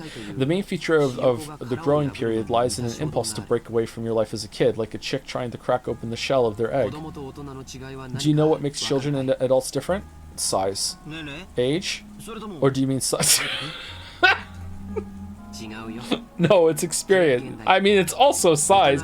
Adults can look down on children because children have very little life experience, and also because they're bigger. The reason they snort at everything children say is because they think kids know nothing about the real world. Yeah, I understand that. When you're a kid, you talk like you've got life all figured out somehow, trying to act like an adult. No matter what kids say, adults just snort at them and say they're too naive, or that they'll understand when they get older or something. Well, it's probably true, but to a kid it's just annoying, like they're being looked down upon. I get it. It's a question of knowledge and experience. Well, I guess you're right that there's no reason to respect the person for their age if they've just wasted their lives. Therefore, during the period when they try to separate themselves from other children, they also try to take on personality traits different from those around them. And if knowledge and experience is what separates kids and adults, I get it. If they know something no one else knows, it becomes part of their identity. You know, when I was in elementary school, I'd learn things no one else knew, get things no one else had, wear things no one else wore, and become a bit of a hero for it. I bet you've done the same thing, Battler. Yeah. There was definitely an age when I wanted to excel in some skill or another. I see. So that's because I was trying to separate myself from being a child or going through my growing period. In other words, if you put a positive spin on it, the growing period forces you to separate yourself from others, thereby pushing you to gain skills and knowledge no one else has. This is also interesting from a sociological standpoint, because people hate being like everyone else. They try to learn skills other people don't know. 6 people dead in the shed, by the way. In this way, society can acquire the broad range of skills it needs to survive. The quality of the gods' programming is truly surprising. Well, unique personality traits can also be negative, right? Like if, say, everyone in the class was studying hard, but I was the only one slacking off trying to stand out. Okay, that last bit really was true about me. It's only recently that I've been able to thank the middle school teacher who slapped me after school. But, well, I'd try to jump over things no one else could. Literally, sprint as fast as I could. Try to lap those guys with good grades when we did a marathon. I just felt like doing it. It was in my nature that if I couldn't study well, then at least I could get back at them by exercising. I see, so I really did go through a proper growing period. I guess boys really do tend to focus more on physical stuff. But you know, girls of the same age tend to focus more on mental, spiritual things. I'll bet there were groups of girls in your classes that got really interested in fortune telling and their spiritual senses. What is this? Is this a culture thing I don't know in Japan? Yeah, there were. They'd come over asking me for my sign and my blood type, and then they'd laugh. Ah, I thought so, giggle, giggle. It really got on my nerves. No matter which class you go to, girls like fortune telling, depending whether your spirit sense is strong or weak, what your sensitivity is, and whether you can see the unseeable. That kind of thing definitely happened to me. That's because fortune telling and spiritual senses are things that aren't taught in school. To girls, who tend to be more introverted, it's a genre that's easy to build an identity upon, and one that holds a lot of interest for them. Just like how when boys enter their growing period, they start acting tough and rebel against adults, when girls enter their growing period, they start getting interested in that kind of thing. Sure. Well, I didn't though. Damn, there goes that theory. So Maria having so much interest in the occult, isn't that rare among girls her age? Even if we accept that, I wonder if it explains that creepy dual personality thing. Actually, I think I probably could accept that explanation more or less. As you just said, becoming an adult means gaining knowledge and experience, so to gain that, it's necessary for children to learn all sorts of things and break free from childhood. However, there are certain convenient delusions that you see often in the world of children, both now and in the past. Do you know what I mean? You see it all the time in manga and anime, right? It's kind of like that. Like you've got memories from a previous life that start to resurface, like you're being possessed by the soul of the great something or whatever. I got into this idea when I was in my teens, and I was a little obsessed with it for like maybe a couple months, like the idea of like past memories or something, like what if you could like recall them or whatever like that.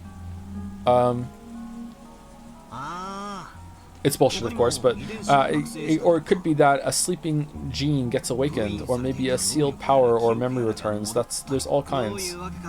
For some reason, stuff like that's really popular at that age. Why's that? All those examples you just mentioned are illusions that let children immediately add to their sum of knowledge and experience. If a 9-year-old girl says she has a 1,000-year-old witch possessing her, then she gains a 1,009-year-old identity. What? I would just say 1,000. So basically studying is annoying, but these delusions are convenient for people who want to brag about having a skill no one else has, amazing the people around them.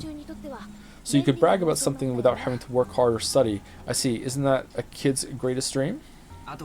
Furthermore, in their desire to separate themselves from being kids, they always project an image of their ideal self, and it's not rare for that desired self to become an alternate personality. All the hoops they're jumping through right now, just not to land on the conclusion that there is a real witch possessing Maria. Wow, you hate to see it? Even you, Battler Kun, probably had a slightly different personality at home and at school, right? It'd probably be embarrassing if your friends at school saw how you were at home. At school, you try to project yourself as you want to be, but home is where your true self. It's when the sweatpants go on. In other words, I'm changing my personality depending on the situation. Are you trying to say having multiple personalities is actually really common? A girl who's a fan of the occult might say she's being possessed or awakened. Honestly, there are some kids who change their personalities so much it's creepy. And some boys do it too, right? Guys who say they've blown their top and suddenly turn into some overplayed violent character. I'll bet they think it's pretty cool, but it's painful to watch. Let's sum this all up. So you're saying that even if a girl about Maria's age shows a creepy second personality like she did a minute ago, it isn't such a rare or unusual thing. Simply put, that's right. Identity is an important factor when building up one's sense of self. If you make fun of it, it could actually cause children to go back into their shells. Nah, I think it's pretty fucked up and weird, George. Sorry, George L. Sorry, just you taking 2 L's today. Shannon's dead, and now this. Sorry. So it's important to go along with them to some degree, although the broad-mindedness of the parent determines whether they play along in full or not. And Nikki, I can't believe your signal. What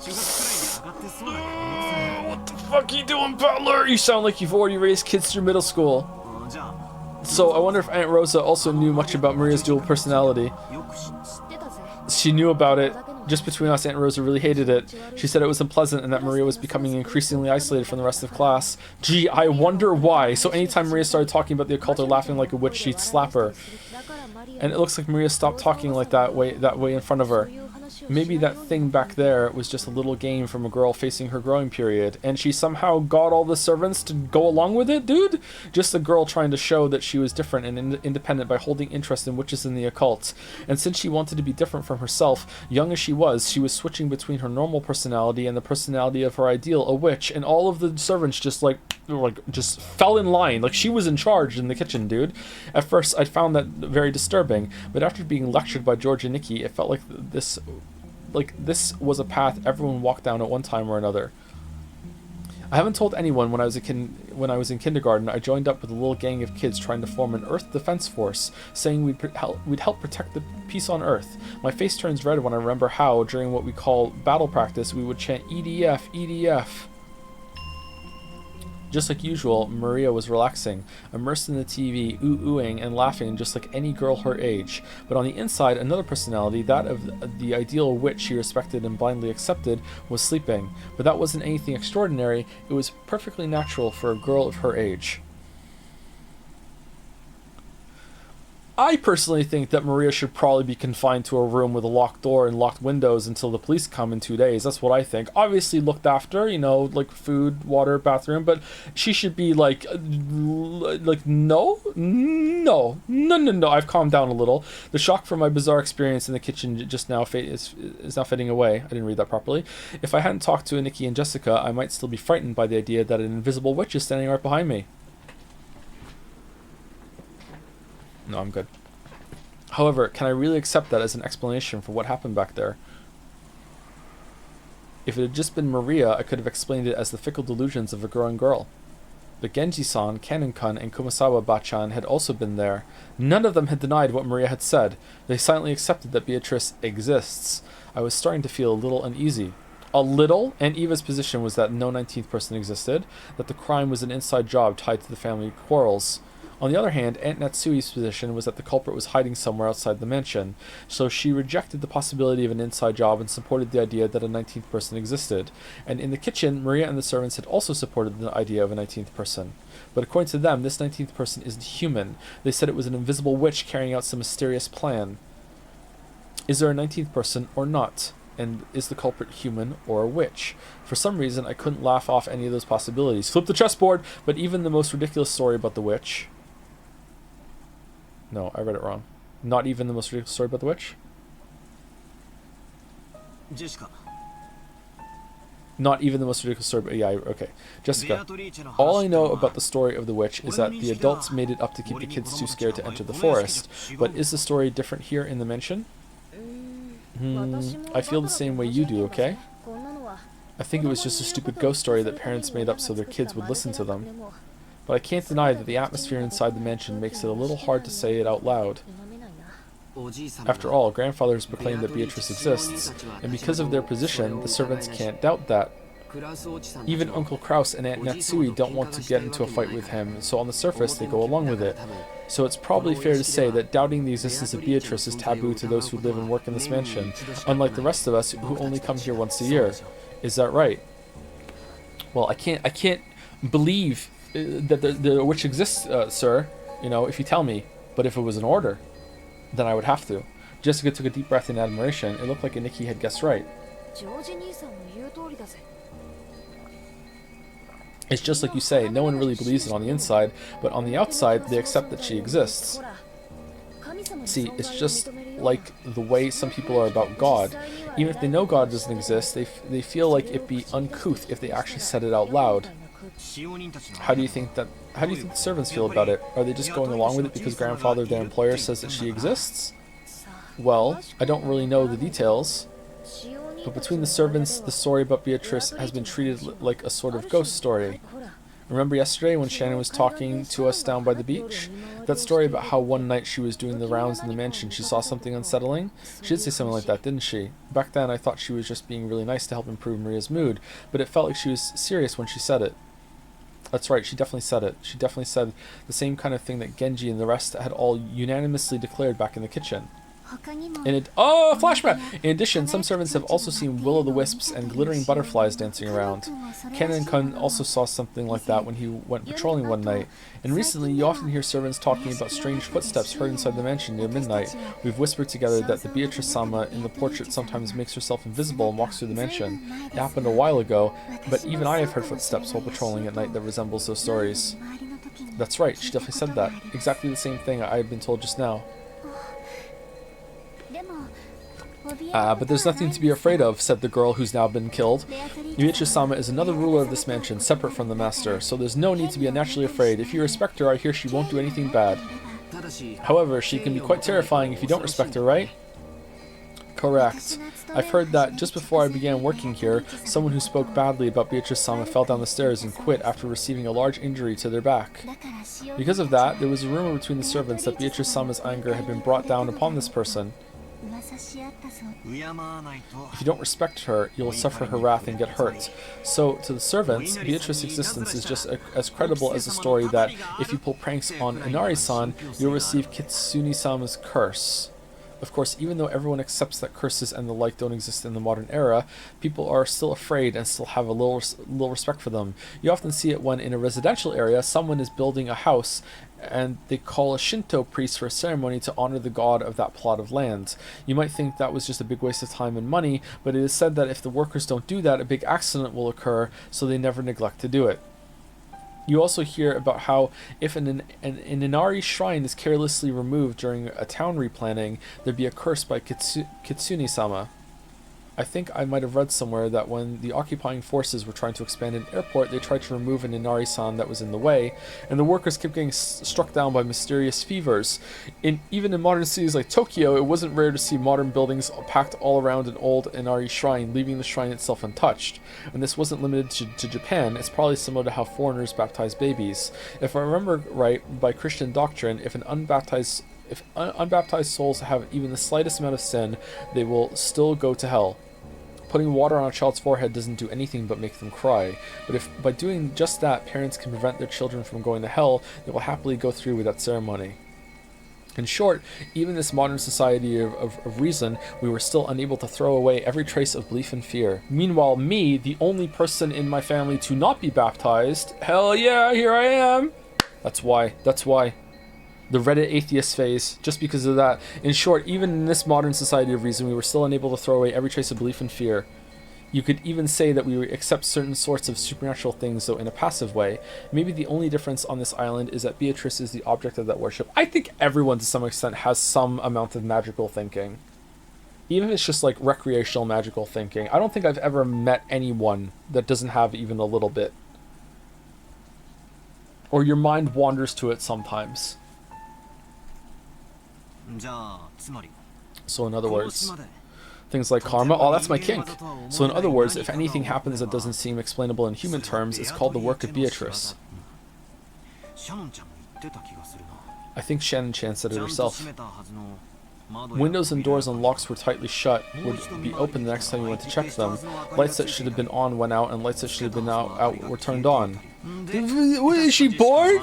Just the most, like, mundane bullshit. Yeah, I'm a witch, 1,000 years old, can turn shit into gold with the Philosopher's Stone, but you know what I feel like doing tonight? Unlocking windows and turning lights on and off. Here I go! What the shit? And if I remember right, even Jessica was joking about it, saying it was also the work of Beatrice when she couldn't find her bag, and then, oh, classic Beatrice! Fucking moving my bag around, your memory's pretty good. Normally you'd say some little imps took them, but on this island, it's Beatrice. Well, it's all pretty stupid though. Shut up! This mansion has been standing for about 30 years by now, hasn't it? It's natural for things that old to get their fair share of ghosts and occult stories. Like the 7 mysteries at school. But that's where I'll spin the chessboard around. Ho ho ho, huh? Simply put, on this island, there's a rule that Beatrice gets blamed for anything that couldn't have been done by humans. Things that humans can't do. How many humans are here? 18. In other words, the culprit is using the rules of this island to make it look like a witch committed this crime, which proves that they desperately want us to think a 19th person did it. I don't like it. I don't like it one bit. What do you mean you don't like it? Let's assume some invisible 19th person exists and wants people to know they exist. If it were me, I'd do it with even more perfect timing. What do you mean by perfect timing? Man, Kairi really got her claws into you, huh? Well, the crime took place sometime between the middle of the night and dawn, right? We had some people who were talking together until the middle of the night, some people on night shifts, and some people who'd returned to the rooms and were sleeping. Everyone's alibi is really vague, so there's plenty of room to suspect that the crime was an inside job. George and Nikki and Eva probably told you too, right?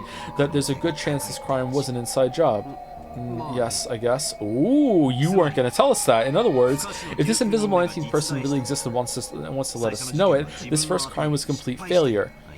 No, in the first place, they chose the wrong time of day to do it. If this invisible 19th person really wanted to show themselves, they would just, like, walk into the room and say, "It's me!" They had to make sure that the crime took place under conditions which proved that the remaining 12 people were all innocent. As long as there's a single human we can suspect, this 19th person's attempt to highlight their presence fails. That's why near midnight, when everyone's alibis are at their vaguest, the 19th person's existence is also at its vaguest. And yet, the culprit chose to commit the crime at that time. By committing the crime then, one of the 18 would obviously be suspected, and yet someone handed Maria the letter and called themselves a witch, even though everyone denies they did it. Okay, so is there some amount of like belief? I'm convinced that there is actually a witch, although if there isn't, I would be really interested in that story. I'm convinced there is a witch, but do people have to believe that the witch is here for the witch to be here? So someone is trying to, like, when they say, oh, the witch is going to be resurrected or revived, is it not like an actual literal, like, revive? It's more of a revived in the hearts and minds of the people here? Because if that's the case, then it's probably Kinzo that's doing it, or Kinzo with some help of some people. By committing the crime, then, one of the 18 would obviously be suspected, and yet someone handed Maria the letter and called themselves a witch, even though everyone else denies they did it. In other words, you're trying to say that one of the 18 is trying to make it look like the 19th person called Beatrice exists. That's a pretty crazy idea. I think Mom's theory about someone hiding outside the mansion is a bit more credible. Battler, don't tell me you actually think someone in this room is the culprit. I do. Someone's trying to force us to accept that Beatrice exists.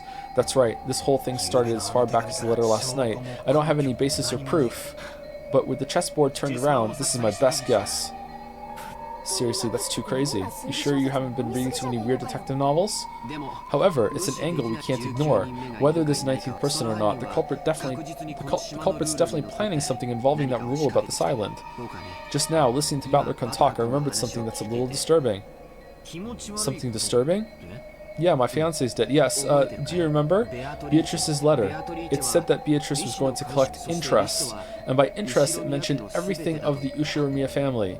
Jessica and I thought back to what Maria had read aloud the previous night. Yeah, it said that, it definitely said that the collection of the interest was going to take place shortly, but if the riddle of the gold could be solved, she'd lose that right. Grandfather received the gold and rebuilt the Ushiromiya family. In other words, according to Beatrice, everything created using the gold's capital counts as part of the interest, which means That's pretty scary for a joke, Nikki. You don't mean everything of the Ushiromiya family. In other words, everything that grandfather gave birth to. In other words, everyone with grandfather's blood flowing through their veins? If you interpret the letter that way, these murders are just Beatrice legitimately collecting interest. If that's the case, these crimes will continue, because the collection of interest is still only halfway complete. George turned around, looking over the parlor. Why would killing be collecting interest? Wouldn't you just be like a servant? There were still many people who held the name Ushiromiya, and because Goda-san and Shannon-chan had been killed, we knew that not even the servants were safe, despite lacking the Ushiromiya name, not to mention Natsui, who has the emblem on her heart. So are they planning to kill us all? But that's weird, George Nissan. In that case, why only 6 people? They should have been able to kill a lot more. At worst, it should have been possible for them to assault everyone while they were sleeping and kill them in a single night. Why didn't they do that? The special clause. If someone manages to solve the riddle of the gold, their right to the interest will be lost. And remember how the letter ended. It challenged us all to solve the riddle of grandfather's gold. Jesus! It looks like we're finally understanding the culprit's message. In other words, the culprit's telling us to try and solve the riddle on that epitaph grandfather had made. On top of that, they're saying that if we just sit around, they'll keep collecting interest. I realize this is all based on several guesses that are way out there, but not everything that happens in this world fits together in a perfect line. Most of the events we don't understand are only individual points. By fitting them into a straight line, we're beginning to understand. When the points at either end of the line are really close, the line itself is more logical and easier to understand. It's also like a circle. And when those points are really far away, the opposite is true. It's the distance between these points that make us say our guesses are way out there. However, if the distances we span are too narrow, that means our thinking will be narrow too. Is there a difference between making guesses and reasoning? Am I just using easily made guesses to try and force this crime into a pattern I can understand? I feel like that's what I'm doing with my guesses, Battler, yeah. No, that's not it. When you're lost in the dark and searching around with your hands, what you're doing is relying on your imagination and making guesses. Only imagination can find the points that need to be tied together. Reasoning is nothing more than the act of drawing lines between them. If you can't imagine, you can't reason. What I'm doing now might be way out there, but I'm sure it isn't a mistake either. Only the power of imagination can pull clues out from the darkness, and then I can use the power of reasoning to tie those clues together. It was a lot like the process of searching out an enemy's weak spot and striking. It's okay if I'm way out there. Find a weak point first, and then we can think about how to strike. Right now is the time to find points we can tie together later.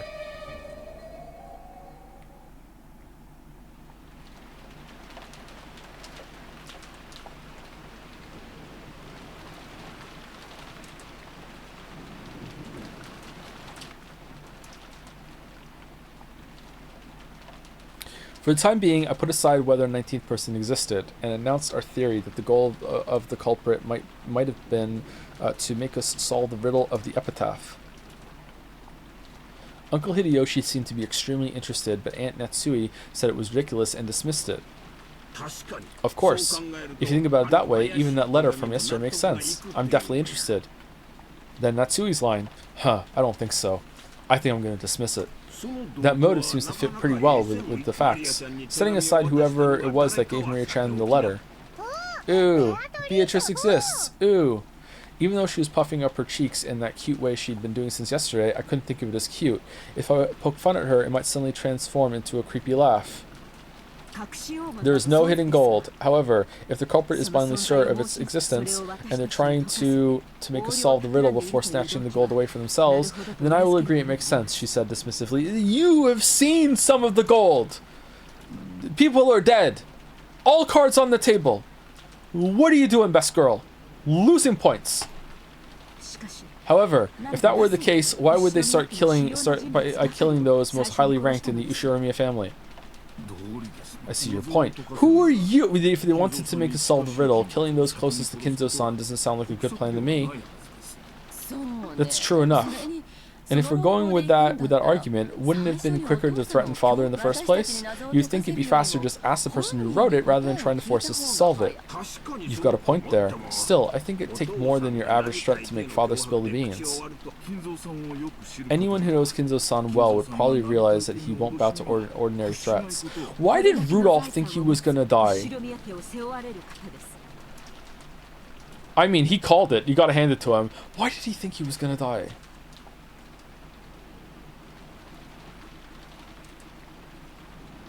He's the man who bears responsibility for the Ushiromiya family and all its vast wealth. He's been exposed to many threats and attacks in the past. The family only prospers today because he was able to overcome all of them. That's freaking right. Can't even imagine our grandfather being someone because of a threat. Jessica, watch your language. Ugh. Yes, Mom. In that case, what about this idea? No, wait. Is this one also way out there? Say it. Say it. I couldn't hesitate. Out there ideas are like bows and arrows. It might be hard to hit with, but it's a great weapon because you can hit enemies far away. They say most people who've died in battles were killed by arrow wounds. In a battle, you can't just shoot off one arrow. You shoot a whole bunch of arrows at once, pushing them forwards towards the enemy troops with a wall of them. So keep shooting over and over. Create a wall as you push forwards toward the truth. If the culprit is after the hidden gold, forcing us to solve the riddle wouldn't be very efficient for them. It'd be much quicker and easier to ask the person who made it in the first place. In that case, the question is this all a message directed at grandfather? In other words, these murders were a threat made against grandfather. If he didn't tell the culprit where the gold was, his family members would be killed off one by one. What if we weren't the only ones being forced to solve this riddle? What if grandfather was too? If you think about it that...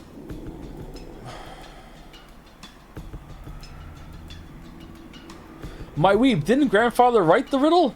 If you think about it that way, it explains grandfather's mysterious disappearance. If the culprit has already attacked grandfather, then judging by the state the 6 corpses were left in, he should have been left on display somewhere with that horrible makeup added.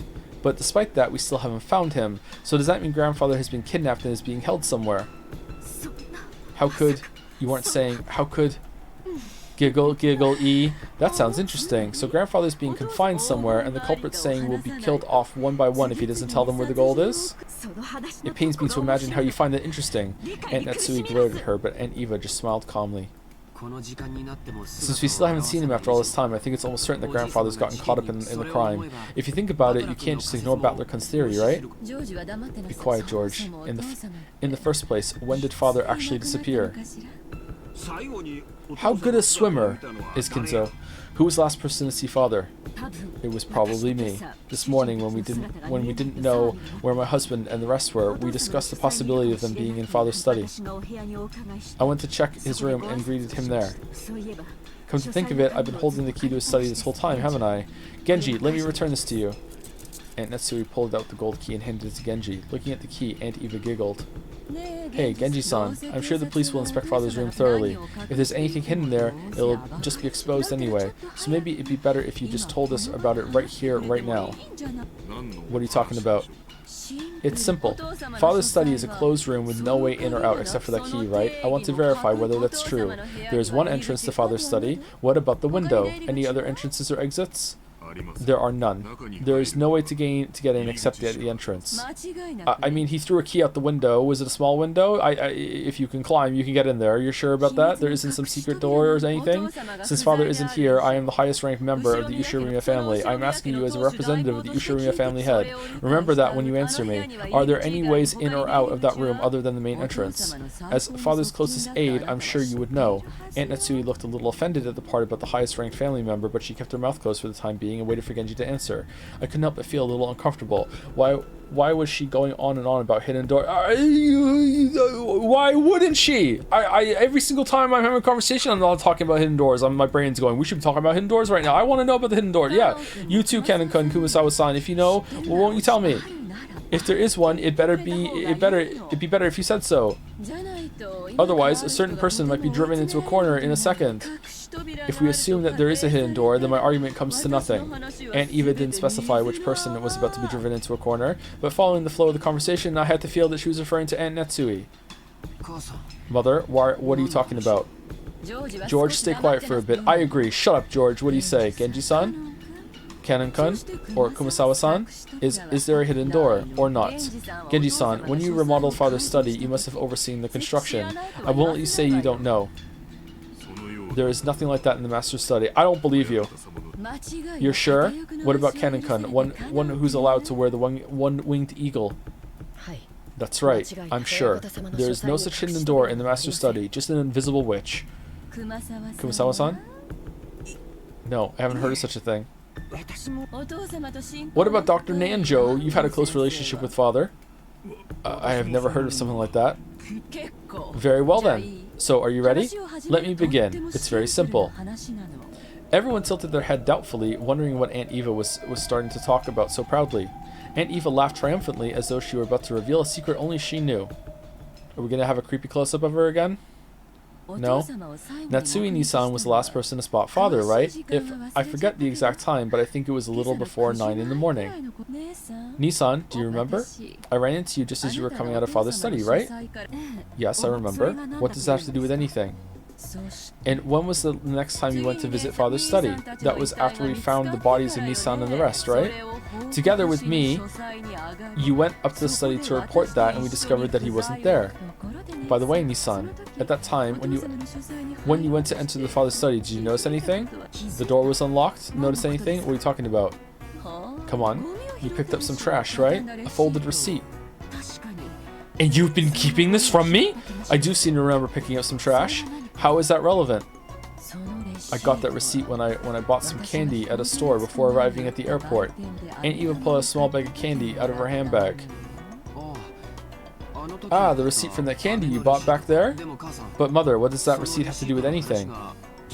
George, stay quiet and listen for the— Shut up, George! Uncle Hideyoshi's expression was a little strict. Apparently he understood what Aunt Eva was getting at. It really was just a whim. I definitely didn't foresee anything or try to set up a trap for Natsui-Nisan or anything like that. Actually, about that receipt, Nisan, you remember bumping into me after the last time you saw Father, right? At that time, I wedged this into the door to the study. So, what does that mean? Are you saying no one opened the door until Aunt Natsui picked up that receipt? Wait a second, Aunt Eva. Wedging a receipt in would be obvious. It's possible that when Garth opened the door, he noticed it and found a music store. Yeah, I was about to say that. Yeah. Why would he do that? Yeah. Jessica hurriedly argued back, but she still didn't really know what all this meant. But she realized that whatever it would raise suspicions about her own mother. Of course, I folded the receipt up very small so no one would notice it. Well, fucking Natsui did. But even if you assume that he saw it fall, he would have no way of knowing how high up in the door it had been stuck, right? I checked it while Natsui-Nisan was taking the key out. The receipt was still stuck not 1 millimeter away from where I put it. Lucky guess. Lucky guess. I can't understand why you would pull such a childish prank. It's not Natsui! It's not a childish prank! It's to see if anyone opened the fucking door while we were gone. Which means that Kinzo can climb out the window. Or the servants are lying. Get with the program! What are you doing? I'll bet you were the one who did that prank on the door to my room too. The door to your room? It was unpleasant to talk about, so I never mentioned it, but when I woke up this morning, there were signs of some prank on the outside of my door, with what was probably the same red paint that was scribbled across the shutter. There were some unpleasant marks as though someone had been tearing at the door. Wait, what's this? Why did you keep quiet about this till now? My apologies. Since so many horrible things have occurred since then, I had completely forgotten about it until this moment. I don't know anything about that. I'm not talking about your door, but the door to the Father's room.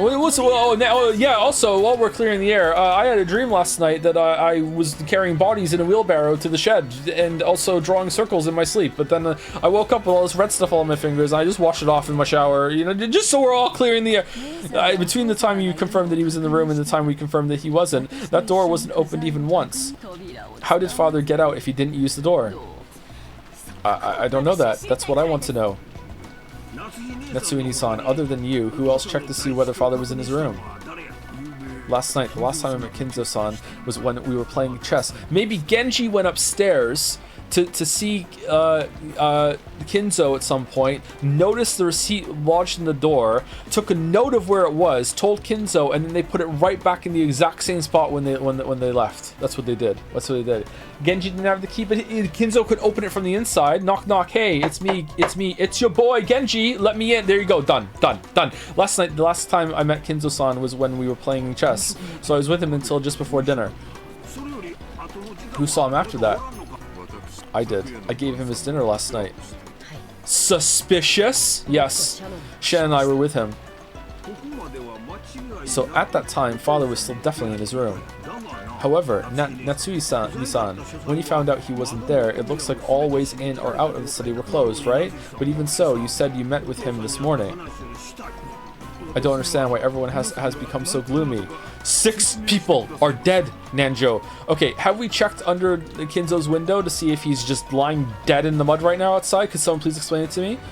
Father and mother. Are you saying... Look at him hesitating because they're going to say shut the fuck up again. Are you saying that what Natsui says about meeting grandfather this morning was a lie? Like, hell she'd lie about that. Mom's guiltless. Wait, why would she lie? Jessica, I keep telling you to watch your language. All at once, the whole room was in an uproar. Aunt Eva and Aunt Natsui confronted each other across the parlor table. With George confronting Jessica, what the heck's going on? Many people spotted him last night, right? But since this morning, the only one who claims to have seen father is Natsui-ni-san. And there's that strange fact we learned from my receipt. So how can we connect these points together? Okay, so is the scene that Natsui had with Kinzo reliable? I think yes. In fact, if that's all in her head, I'm actually gonna be pretty angry. So I hope that it's reliable. So that means that Natsui came out of the room, and obviously Eva was waiting out there, right? So Eva was waiting out there, and that's when she put the thing in the door. So there's no way Kinzo could have like oh, let me slip right past you there in that scene, I don't think. So that means he either did go out the window, or there is a secret passage that even the servants don't know about, or they're lying. Okay, Aunt Eva urged everyone to imagine it. Sure, that receipt could become an important point, but I didn't know which other points to tie it to or how. If we try searching for the answer Aunt Eva probably wants, we'll find that Aunt Natsui lied and acted as though grandfather was in the room this morning. Has that fact been exposed by a whim of Aunt Eva's? I don't get it at all. Why would mom have to lie? She had no reason to lie. No reason to, right? That's what I want to... Why would you think to put the thing in the door? You know what? Maybe this is all bullshit. Maybe she just threw the receipt fucking like David Blaine on the floor when Natsui wasn't looking when they got to the top of the stairs. Like, and now she's using this as evidence to fucking like throw people off. That's what I want to know. But Jessica-san, you can't be sure she had no reason to lie and say that grandfather was in the room. After all, you see it in mystery novels every now and then. That trick where people fake the time of death to create an alibi for themselves. What are you talking about? I've never heard of that. We still haven't found father yet, but it's pretty natural to assume he's already been killed. If that's true, there's no doubt we'll find his corpse soon. If, at that point, the time of death could be cleverly faked, Natsui-ni-san would be able to create an alibi. Do you understand? Everyone? This morning, when Aunt Natsui confirmed that grandfather was there, she lied, and when he was already dead at the time.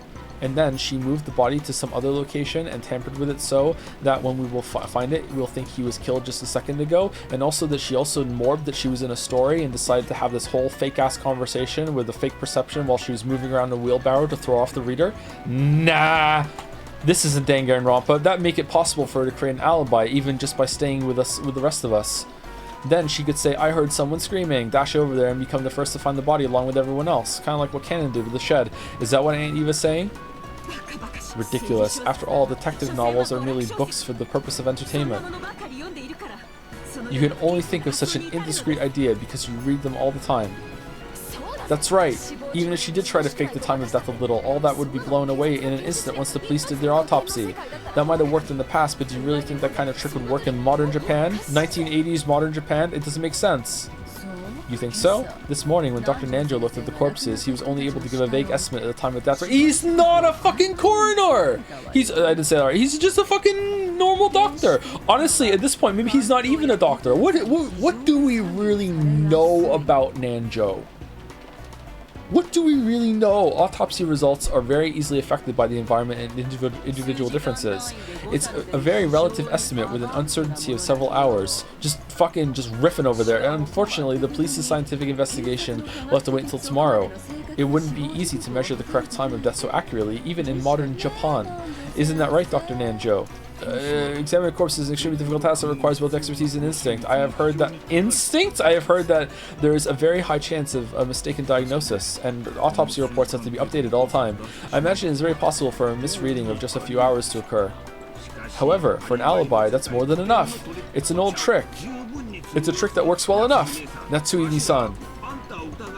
It's not like we want to suspect you, okay? We just want you to prove your innocence so we don't have to suspect you. What she has a gun. What is this innocence you want me to prove? This morning I definitely met with father, and he told me to keep the one-winged eagle engraved in my heart. Are you denying that he said that too? I will certainly not permit that. I won't let you deny that father said those words. Or maybe father's body won't appear anywhere. Normally a person has to be missing for 7 years before they're officially dead. Wouldn't that be a clever way to extend father's nearly finished life another 7 years and keep all of his wealth for yourself? Ooh. I can't let you get away with saying that. I can't let you get away with saying any more. I am Ushirimiya Natsui. Although I do not have the right to wear the one-winged eagle on my body, it is certainly engraved in my heart.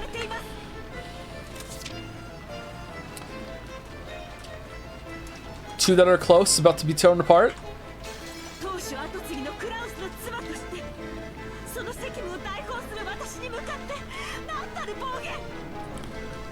I read this, right?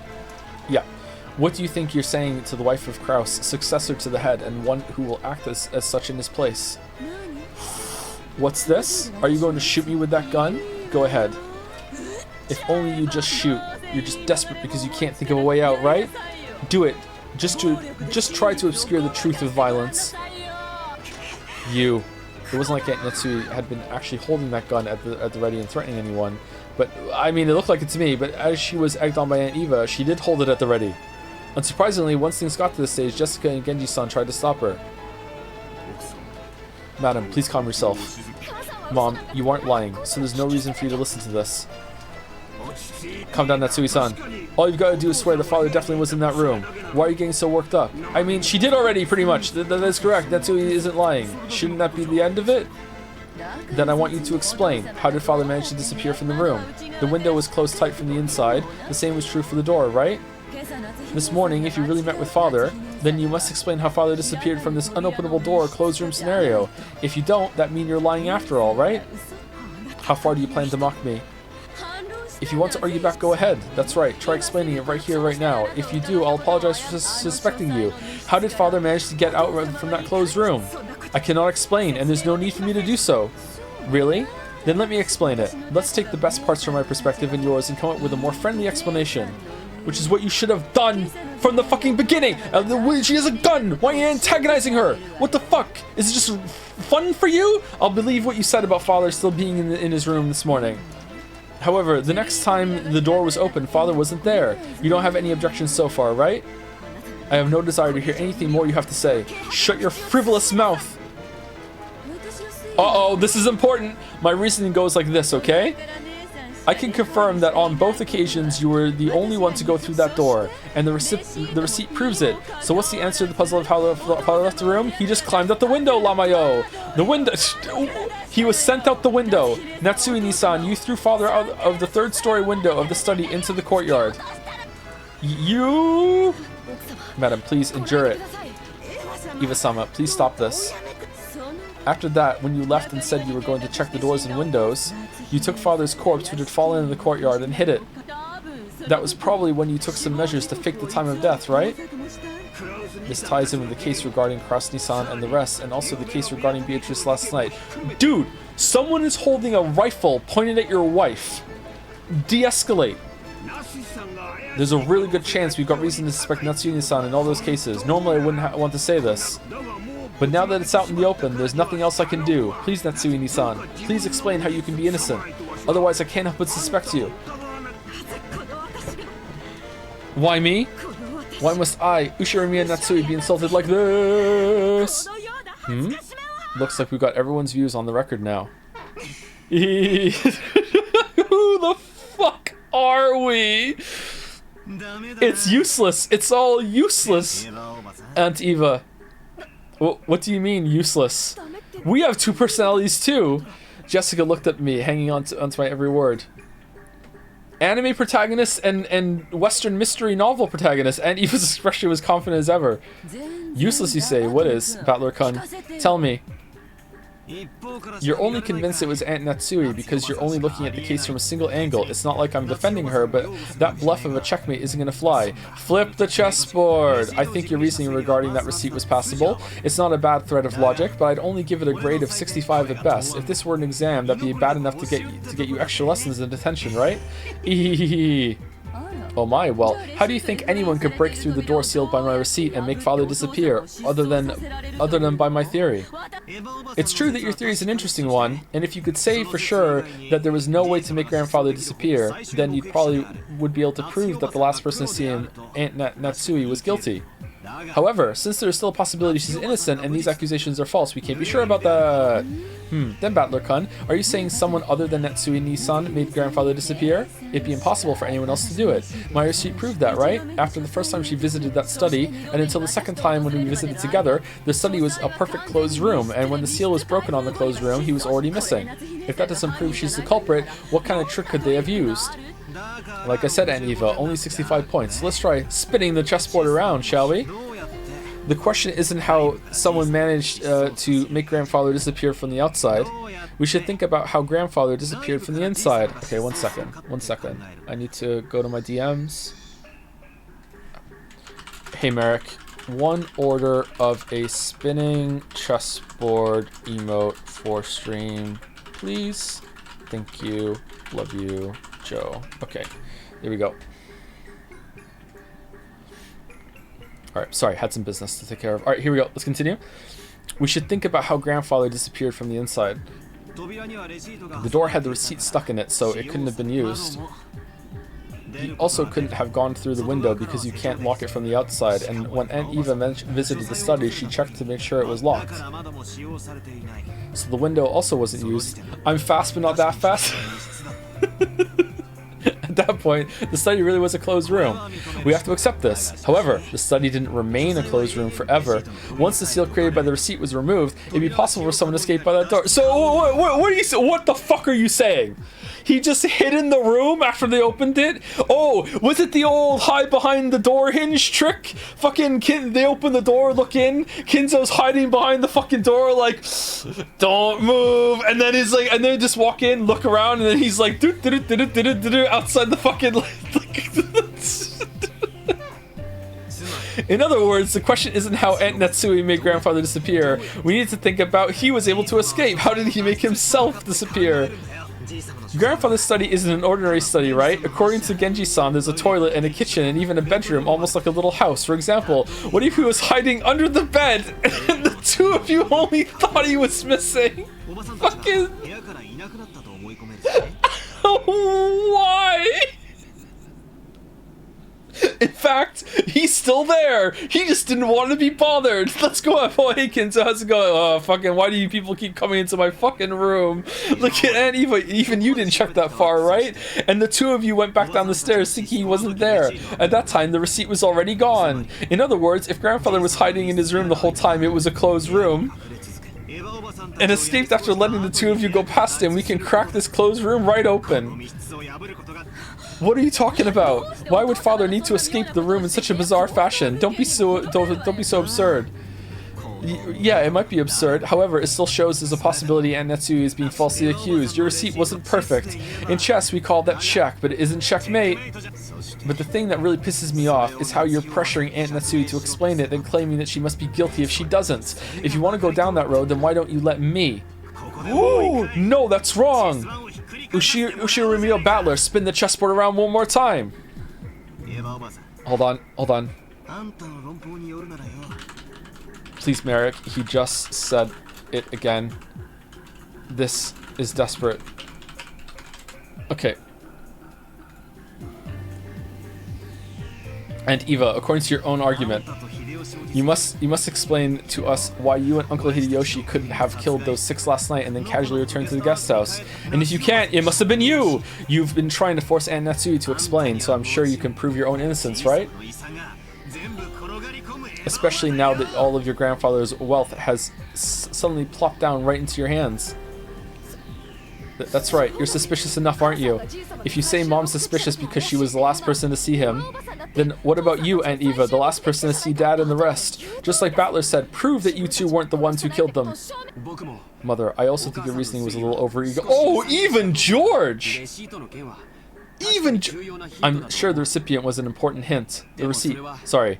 But like Battler-kun said, that's enough to prove that Aunt Natsui was responsible for some plot.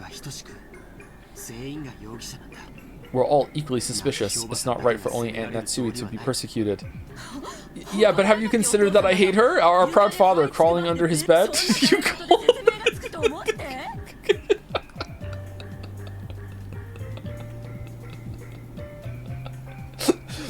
the self-embarrassment I must endure in order to see you again, B. Toriichi.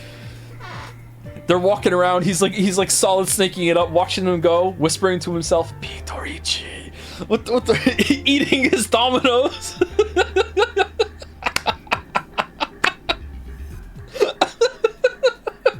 Our father calling his bed. You call nonsense like that explanation?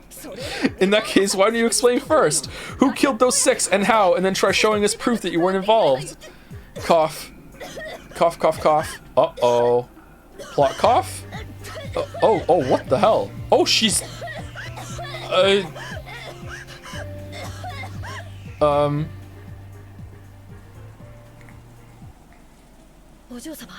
Milady. Jessica suddenly started coughing. At first I thought she was just choking after yelling too loud, but before long I realized how painful it looked. Jessica kept coughing and choking down on her hands and knees. Jessica, hang in there. Dr. Nanjo. Jessica-san, your inhaler, quickly. Oh, here comes the asthma explanation. No, wait, I have one with me. Dr. Nanjo pulled a bronchodilator inhaler from his own bag, which was lying on the sofa, and handed it to Jessica. Come to think of it, 6 years ago, didn't Jessica sometimes break into violent coughing fits and have to use that? However, 6 years ago, I never saw Jessica look like this when she was... Sorry, I didn't read that at all. Look like this. Looked like she was in this much pain. And Nikki, was Jessica's asthma always this bad? It's gotten a lot worse these last few years. It's no problem when she's normal, but when an attack comes suddenly, she can't stop coughing anymore. Cough, cough. Ooh, cough, cough, cough. Ooh! Oh no! She's oohing! Milady, your medicine. Here.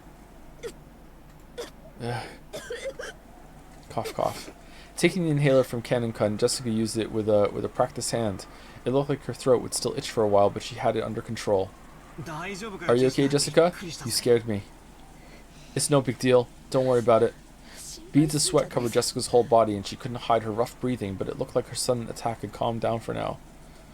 Asthma attacks sound really scary. This disturbance had made the dangerous atmosphere up until now seem slightly unfocused. But that's fine. That kind of battle of mutual suspicion is completely unnecessary. When you think about it, finding alibis for each other and looking for the culprit is probably meaningless. After all, we're just powerless, ordinary people. And when the police come tomorrow, they'll definitely employ cutting-edge techniques and investigate the case thoroughly. Nah, they're just going to do exactly what we're doing right now, but for the right reasons. Solving all the riddles and arresting the culprit, sure. Perhaps Battler-kun is right after all. Just as Natsui-san is suspicious, I can't ignore the fact that I'm suspicious too. Arguing about that now will surely be unproductive. Everything will be fine if we just leave it to the police tomorrow. But don't you want to know too, Battler-kun, who the culprit is? Don't you want to let them know the pain you feel from losing someone precious to you as soon as possible? I won't deny that. Even one day would be too long to let the wonderful bastard who's behind this go. I love that Battler stands up to his relatives. God damn. Foreshadowed a little bit when he stood up to Rosa. But that doesn't mean that I want to suspect one of the 18. Even though I said what I said earlier, I don't even want to suspect you, Aunt Eva. To me, you're an awesome aunt who's always fun and playful, especially when Natsui's in the room. I don't want to trade insults with an aunt like that. I wouldn't want to do that with anyone here. Right? Everyone? I feel the same way as Battler-kun. It's pointless to trade insults. It's probably just the stress built up because so many people have been crammed in one place since morning. And also, 6 people are dead that we cared about, and they're still in the shed. Decomposing as we speak. Yep. Yep. Very stressful situation. Probably. It's only natural. It may not be my place to say it, but I think we should all relax as much as possible. Let's put a movie on.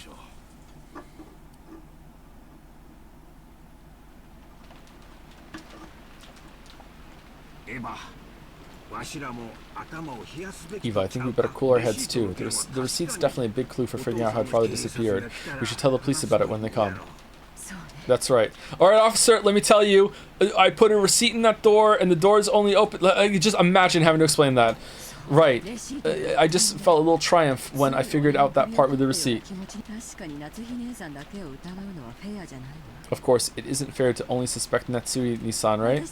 We're just as suspicious. But still, Battler-kun, at least the part about the receipt is real, okay? Don't forget it. And try thinking deeply about what it means one more time, okay? Aunt Eva and Uncle Hideyoshi stood up. Okay, assuming that she's right and she's telling the truth about the receipt, that is a big clue in that why wouldn't Kinzo want to be seen or to give the appearance that he's not in the room, or he actually did really leave the room beforehand? It looks like they planned on leaving the parlor. In the end, it's pointless for us to keep playing detectives. After all, the police will reveal everything anyway. That's right. Even if we don't play this detective game, the typhoon will pass. And when those lively seagulls return to the harbor, everything will settle itself. When they cry. That's right. If you think about it, this kind of crime is completely trivial. And it'll all be over when they cry. It will definitely be resolved. Even if we do nothing. When the seagulls cry. Oh! It said it! It said it! Natsui-san, I take it you don't want to see my face anymore. I feel the same. If I remember correctly, yesterday you had some rooms prepared for us in the mansion so that we wouldn't need to go back to the guest house, right? No! We're all gonna sleep down here! Together! So no one can kill each other. Those should each have a bath and a toilet, as well as a lock and a chain to secure the door. There's even a bed to lie on, and my husband will be able to watch TV without having to fight with Maria-chan over which channel to watch, right? Do whatever you want, but make sure to be cautious.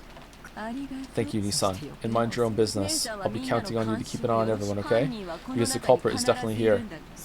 And Nissan, make sure you don't forget to keep an eye on yourself, too. Have you finished taking your parting shots? Because here's mine.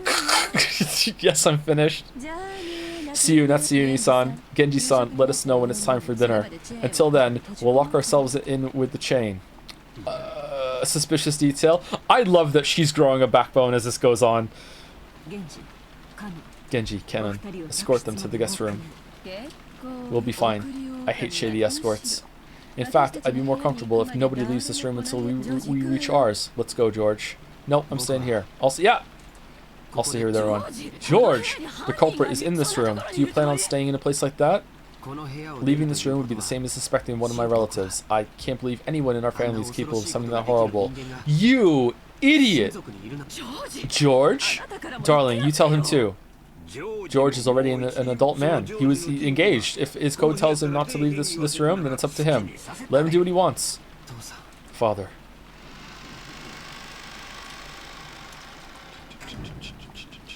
I have mail? I have mail.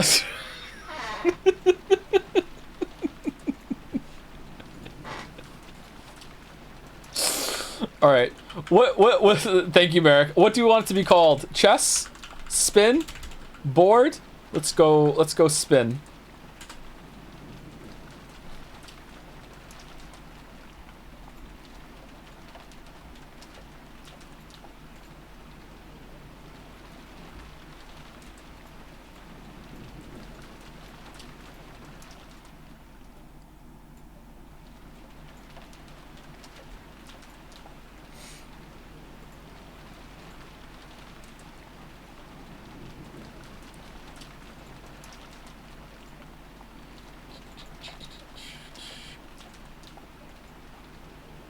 Hey.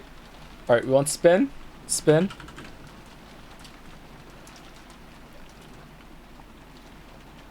There you go. There you go. Oh, it's here already. God damn.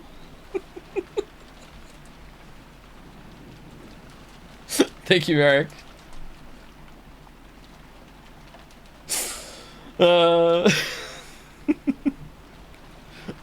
Emergency emote delivery.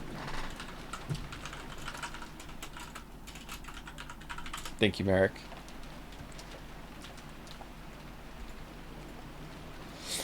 And Eva and Uncle Hideyoshi left. The only voice that called after them was the sound of the rain.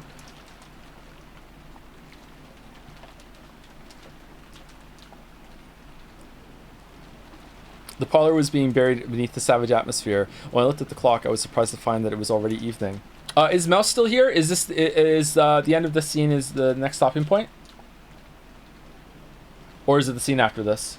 Yeah. Okay. So the scene after when this scene ends is a stopping point. Okay. Had we really spent that much time worrying about needless things, talking with each other, fighting with each other? Feeling bored, I started scratching my head when. Oh God, Maria and I made eye contact. I was a little surprised since I thought she was completely immersed in the TV. I believe it now. Who? The letter that murders everything. It was all Beatrice. In fact, I almost feel like begging her to come out and take credit for it all. I want it to be the work of a 19th person. Otherwise, the 18 of us will have to keep on suspecting each other. I think believing in a 19th person is better than that. Emotional deduction? I'm disappointed. Bringing grandfather outside without opening the doors or windows must be a piece of cake for Beatrice, right? Maria, after taking a single short breath, hung her head and then raised her face again. That's right. Locking a door is useless against a witch, unless you put a scorpion charm on it. Beatrice is familiar with all 72 demons. The 33rd ranked gap gives the power to instantly carry the desired person to any location. Okay, why can you take a Netsui out of the room then? To her, taking a person out of any closed room isn't hard at all, you see? Why wasn't Battler killed then? Witches sure are incredible. Tell her if she feels like committing another crime to do it in a way that no human could. And make me believe that a 19th person, no, a witch, exists. Okay, if I meet her, I'll tell her. Crap, nothing's made sense to me for a while now. Just when I want to believe it, a 19th person, and I deny it. And just when I want to believe there are only 18 people, I deny that too. Yeah, I really do feel the back and forth. Anyone else feel that Battler's kind of enjoying it though? Even though I want it to be, I wonder if like he was, and I do mean this in a literal sense. I wonder if he was literally born to do this, and that's why he had to be named Battler. It's some sort of prophecy realization or something. That's why the names were there. I mean, literally, he was born to do this, and that's why he's like enjoying it in some way. Even though I want there to be more than just the 18 people here, I can't accept the existence of that 19th person. In short, even though there are more than 18 people, there are less than 19 people. The number of people in this mansion is so the number of people can't be represented by an integer. Okay. However, it's impossible for there to be anything after the decimal point. You shouldn't be, well, I mean, like, Beatrice is here, but also not here. Maybe she's a 0.5. You shouldn't be able to show the number of people with anything but an integer. But, and yet, 19... What is it? Is this greater than or lesser than? I can never remember the direction. Alligator eats the smaller number, right? Or is it bigger number? Fucking hell. The arrow points to the lesser number, right? It's wider where it's bigger? Okay, alright. So lesser than. Alright. Well, I mean, Joe, I just led with I can never remember. I've had to use these symbols all the fucking time in Sudoku, man, and I can never remember what they are. I always get them mixed up. I'm sorry. I'm sorry. Always. How do you explain the fraction less than 1? It's no wonder. That 19th person was something that couldn't be seen. That's why, since you can only write the number of people as an integer, you couldn't see that person. The witch cannot be seen, because Beatrice has no body. Therefore, she is invisible. Is there a 19th person or not? Does the witch exist or not? 19 greater than x greater than 18. The witch exists somewhere in that x.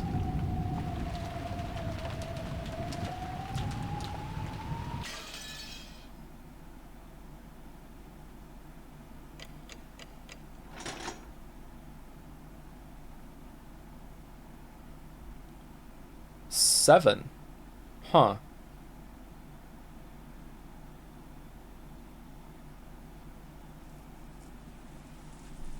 The uncomfortable atmosphere continued even after those two left. Okay, let's save it.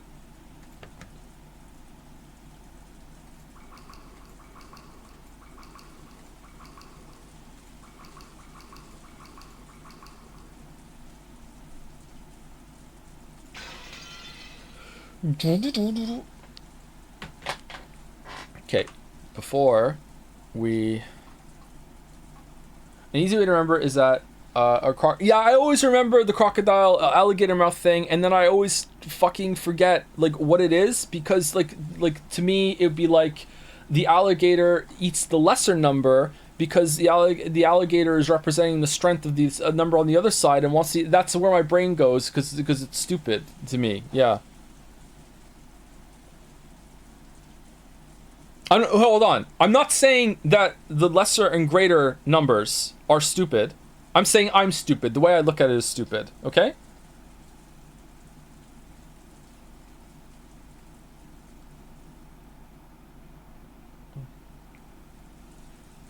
I've read the explanation so many times. I've like used those so many times, and I just always get it mixed up.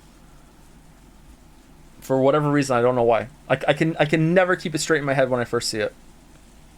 To be honest, though, I've even seen Mark and Simon get them mixed up sometimes on Cracking the Cryptic. So I think it's a fairly common thing, and those guys are like really smart and use those symbols and numbers all the time. So if you never get it mixed up in chat, congratulations, you're a Chad. But like I feel it's fairly common to just be like, wait, hold on, which side is it again? I think that happens.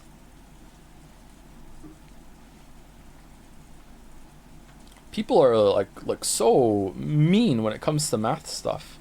Anyway, before I go, thank you again, Merrick, for the emergency emote delivery. Pretty good stream. Really enjoying the story. Probably the best stream of this so far, actually. I've really enjoyed this. Curious to see where it goes. The back and forth about is there or isn't there a witch isn't annoying me yet, but it might soon if there's not something of a resolution, I guess, at some point. Ooh. Okay, I like that. Yeah, I think someone like that should replace it for next week if you want to do that, Merrick. Let's tease chat a little bit. Honestly, kind of lewd. Who knew that a chessboard could be lewd? Who knew? Read the Kinzo bio? What do you mean? Did it change when he went missing? I didn't notice. Disappeared from his study unnoticed. Kinzo's study has everything from a bed to a toilet and to a bathtub, so it's extremely rare for him to go outside. However, he does occasionally go out for a walk on a whim without telling anybody, and his disappearance invariably leads to a huge uproar throughout the house. He usually comes back as soon as he gets hungry. Usually. Okay, so these update as they go along, I guess. Okay, for no reason at all, let's put Natsuya on the screen. Before I go, thank you to... Who's last person to thank you to? I think it was Waikri, I think. Thank you, Nifu93. I feel like I said that name now. Maybe I didn't. Thank you for the resub. Welcome. Thank you, Cthulcifer, for the resub with a Jomz. Saint End also for the resub. Polar Suki for the resub. Detective Yui for the new sub. Welcome. Monterago for the resub. Jomz. People love Joms in the Joms alternative. Thank you, That Great Peanut, for 100 bits. Do you have any characters where you're like, man, I wish you'd kick my chest so hard you cave it in, then spit into my chest cavity? I mean, you could look at the screen if you want. I'm feeling the energy. Thank you, That Great Peanut. Thank you, Pincerata, for some bits as well. I thought I was going to hate Battler when I started Umineko. Yeah, me too. But post Kairi death, he quickly became my favorite character and one of my favorite pro tags. He manages to often say what the player is thinking while still feeling like his own character and not a player stand-in. Yeah, he does have that kind of energy, doesn't he? Yeah.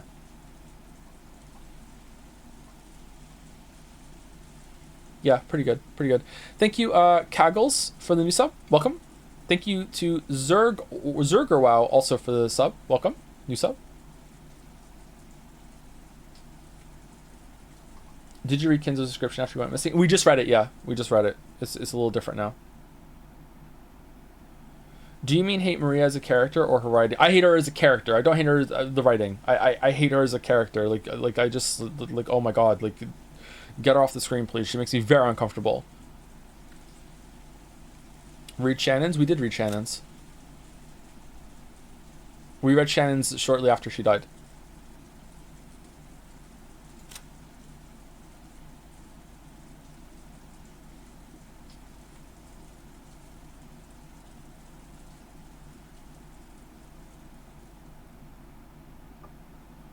Are we rating some today? I don't think we're rating some today, no. I think I'm just going to say thank you, and then I'm going to end the stream. Unless we have a good raid target that you can just deliver to me like right now. Thank you, the Herpa, for resubscribing with "You Spin Me Right Round, Baby" with the new emote. Quizixley T also for the resub. Ellie Daughter for the new sub. Welcome. That Great Peanut for some more bits. Is it weird to be 21 and attracted to ladies up to 60 years old? Asking for definitely a friend and not me. For sure, for sure, for sure. I'm starting to think you're attracted to just almost anyone, That Great Peanut. Like, yeah.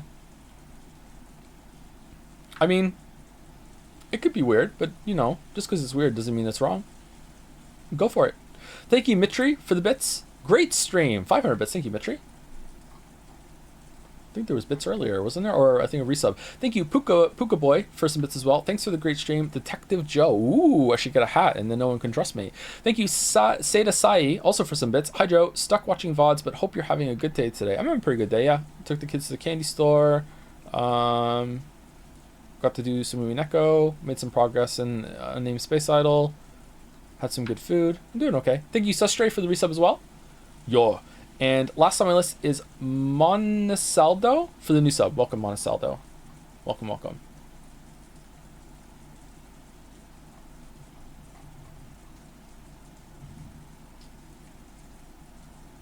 By the way, did you get rated? The viewer count went up 3.9k and then down in to 3.3 in seconds. No, I didn't get rated unless it's not showing on my list. Sometimes it just glitches out a little bit, maybe.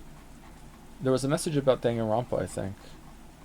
Since Danganronpa was brought up earlier, so Uchi Koshi, 999 guy, and Kodaka, Danganronpa guy, was asked about how it's like co-writing and directing the game together, and Kodaka said this: I haven't fully read Uchi Koshi's script yet, but colleagues in the studio have shared it and shared that it matches his personality. After the game releases, I look forward to experiencing the story myself. They're co-writing the game, Joe, and he hasn't even read it. This game is going to be a mess. I'm in. Oh, I'm in. That would be so good. Holy shit. Is there a current stream plan anywhere? But we stream Tuesday to Saturday right now, and Saturday is Umineko, but next Friday is also going to be Umineko because it's a special one, so we're doing that. What game is it? I don't know. Well, whatever it is, we should play it. More brighting. More brighting.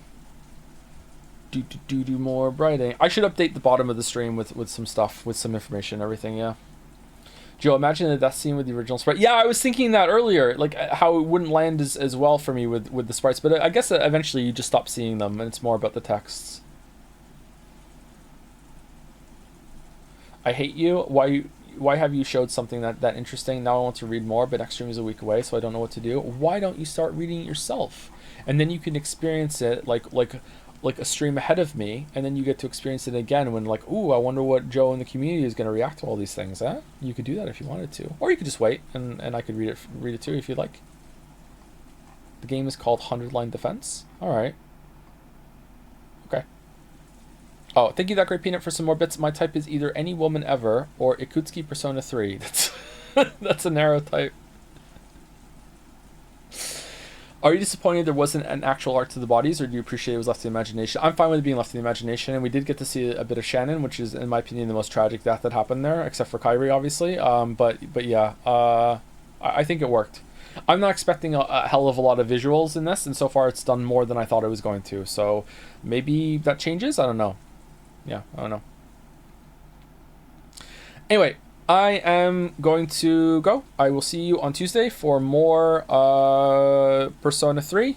And I don't know if we're going to do fan art next week, because if we are doing fan art, we should probably do it on Thursday. I think we're probably gonna skip though, probably, because I like having fan art Friday. But next Friday is a special stream, possibly with Greg. So we'll see. So I'll see you on Tuesday, Wednesday, Thursday for Persona 3, and then 2 Umineko streams next week. And then depending on how Persona 3 goes, maybe we'll start doing Umineko twice a week, but yeah, we'll see. We'll see. Anyway, see you later. Have a good weekend, everybody. Thanks for watching. Thanks for listening. Hope I did a decent job. And thank you, Pincerata, for gifting a sub to Daiquiri Peanut. Thanks. See you later, everyone.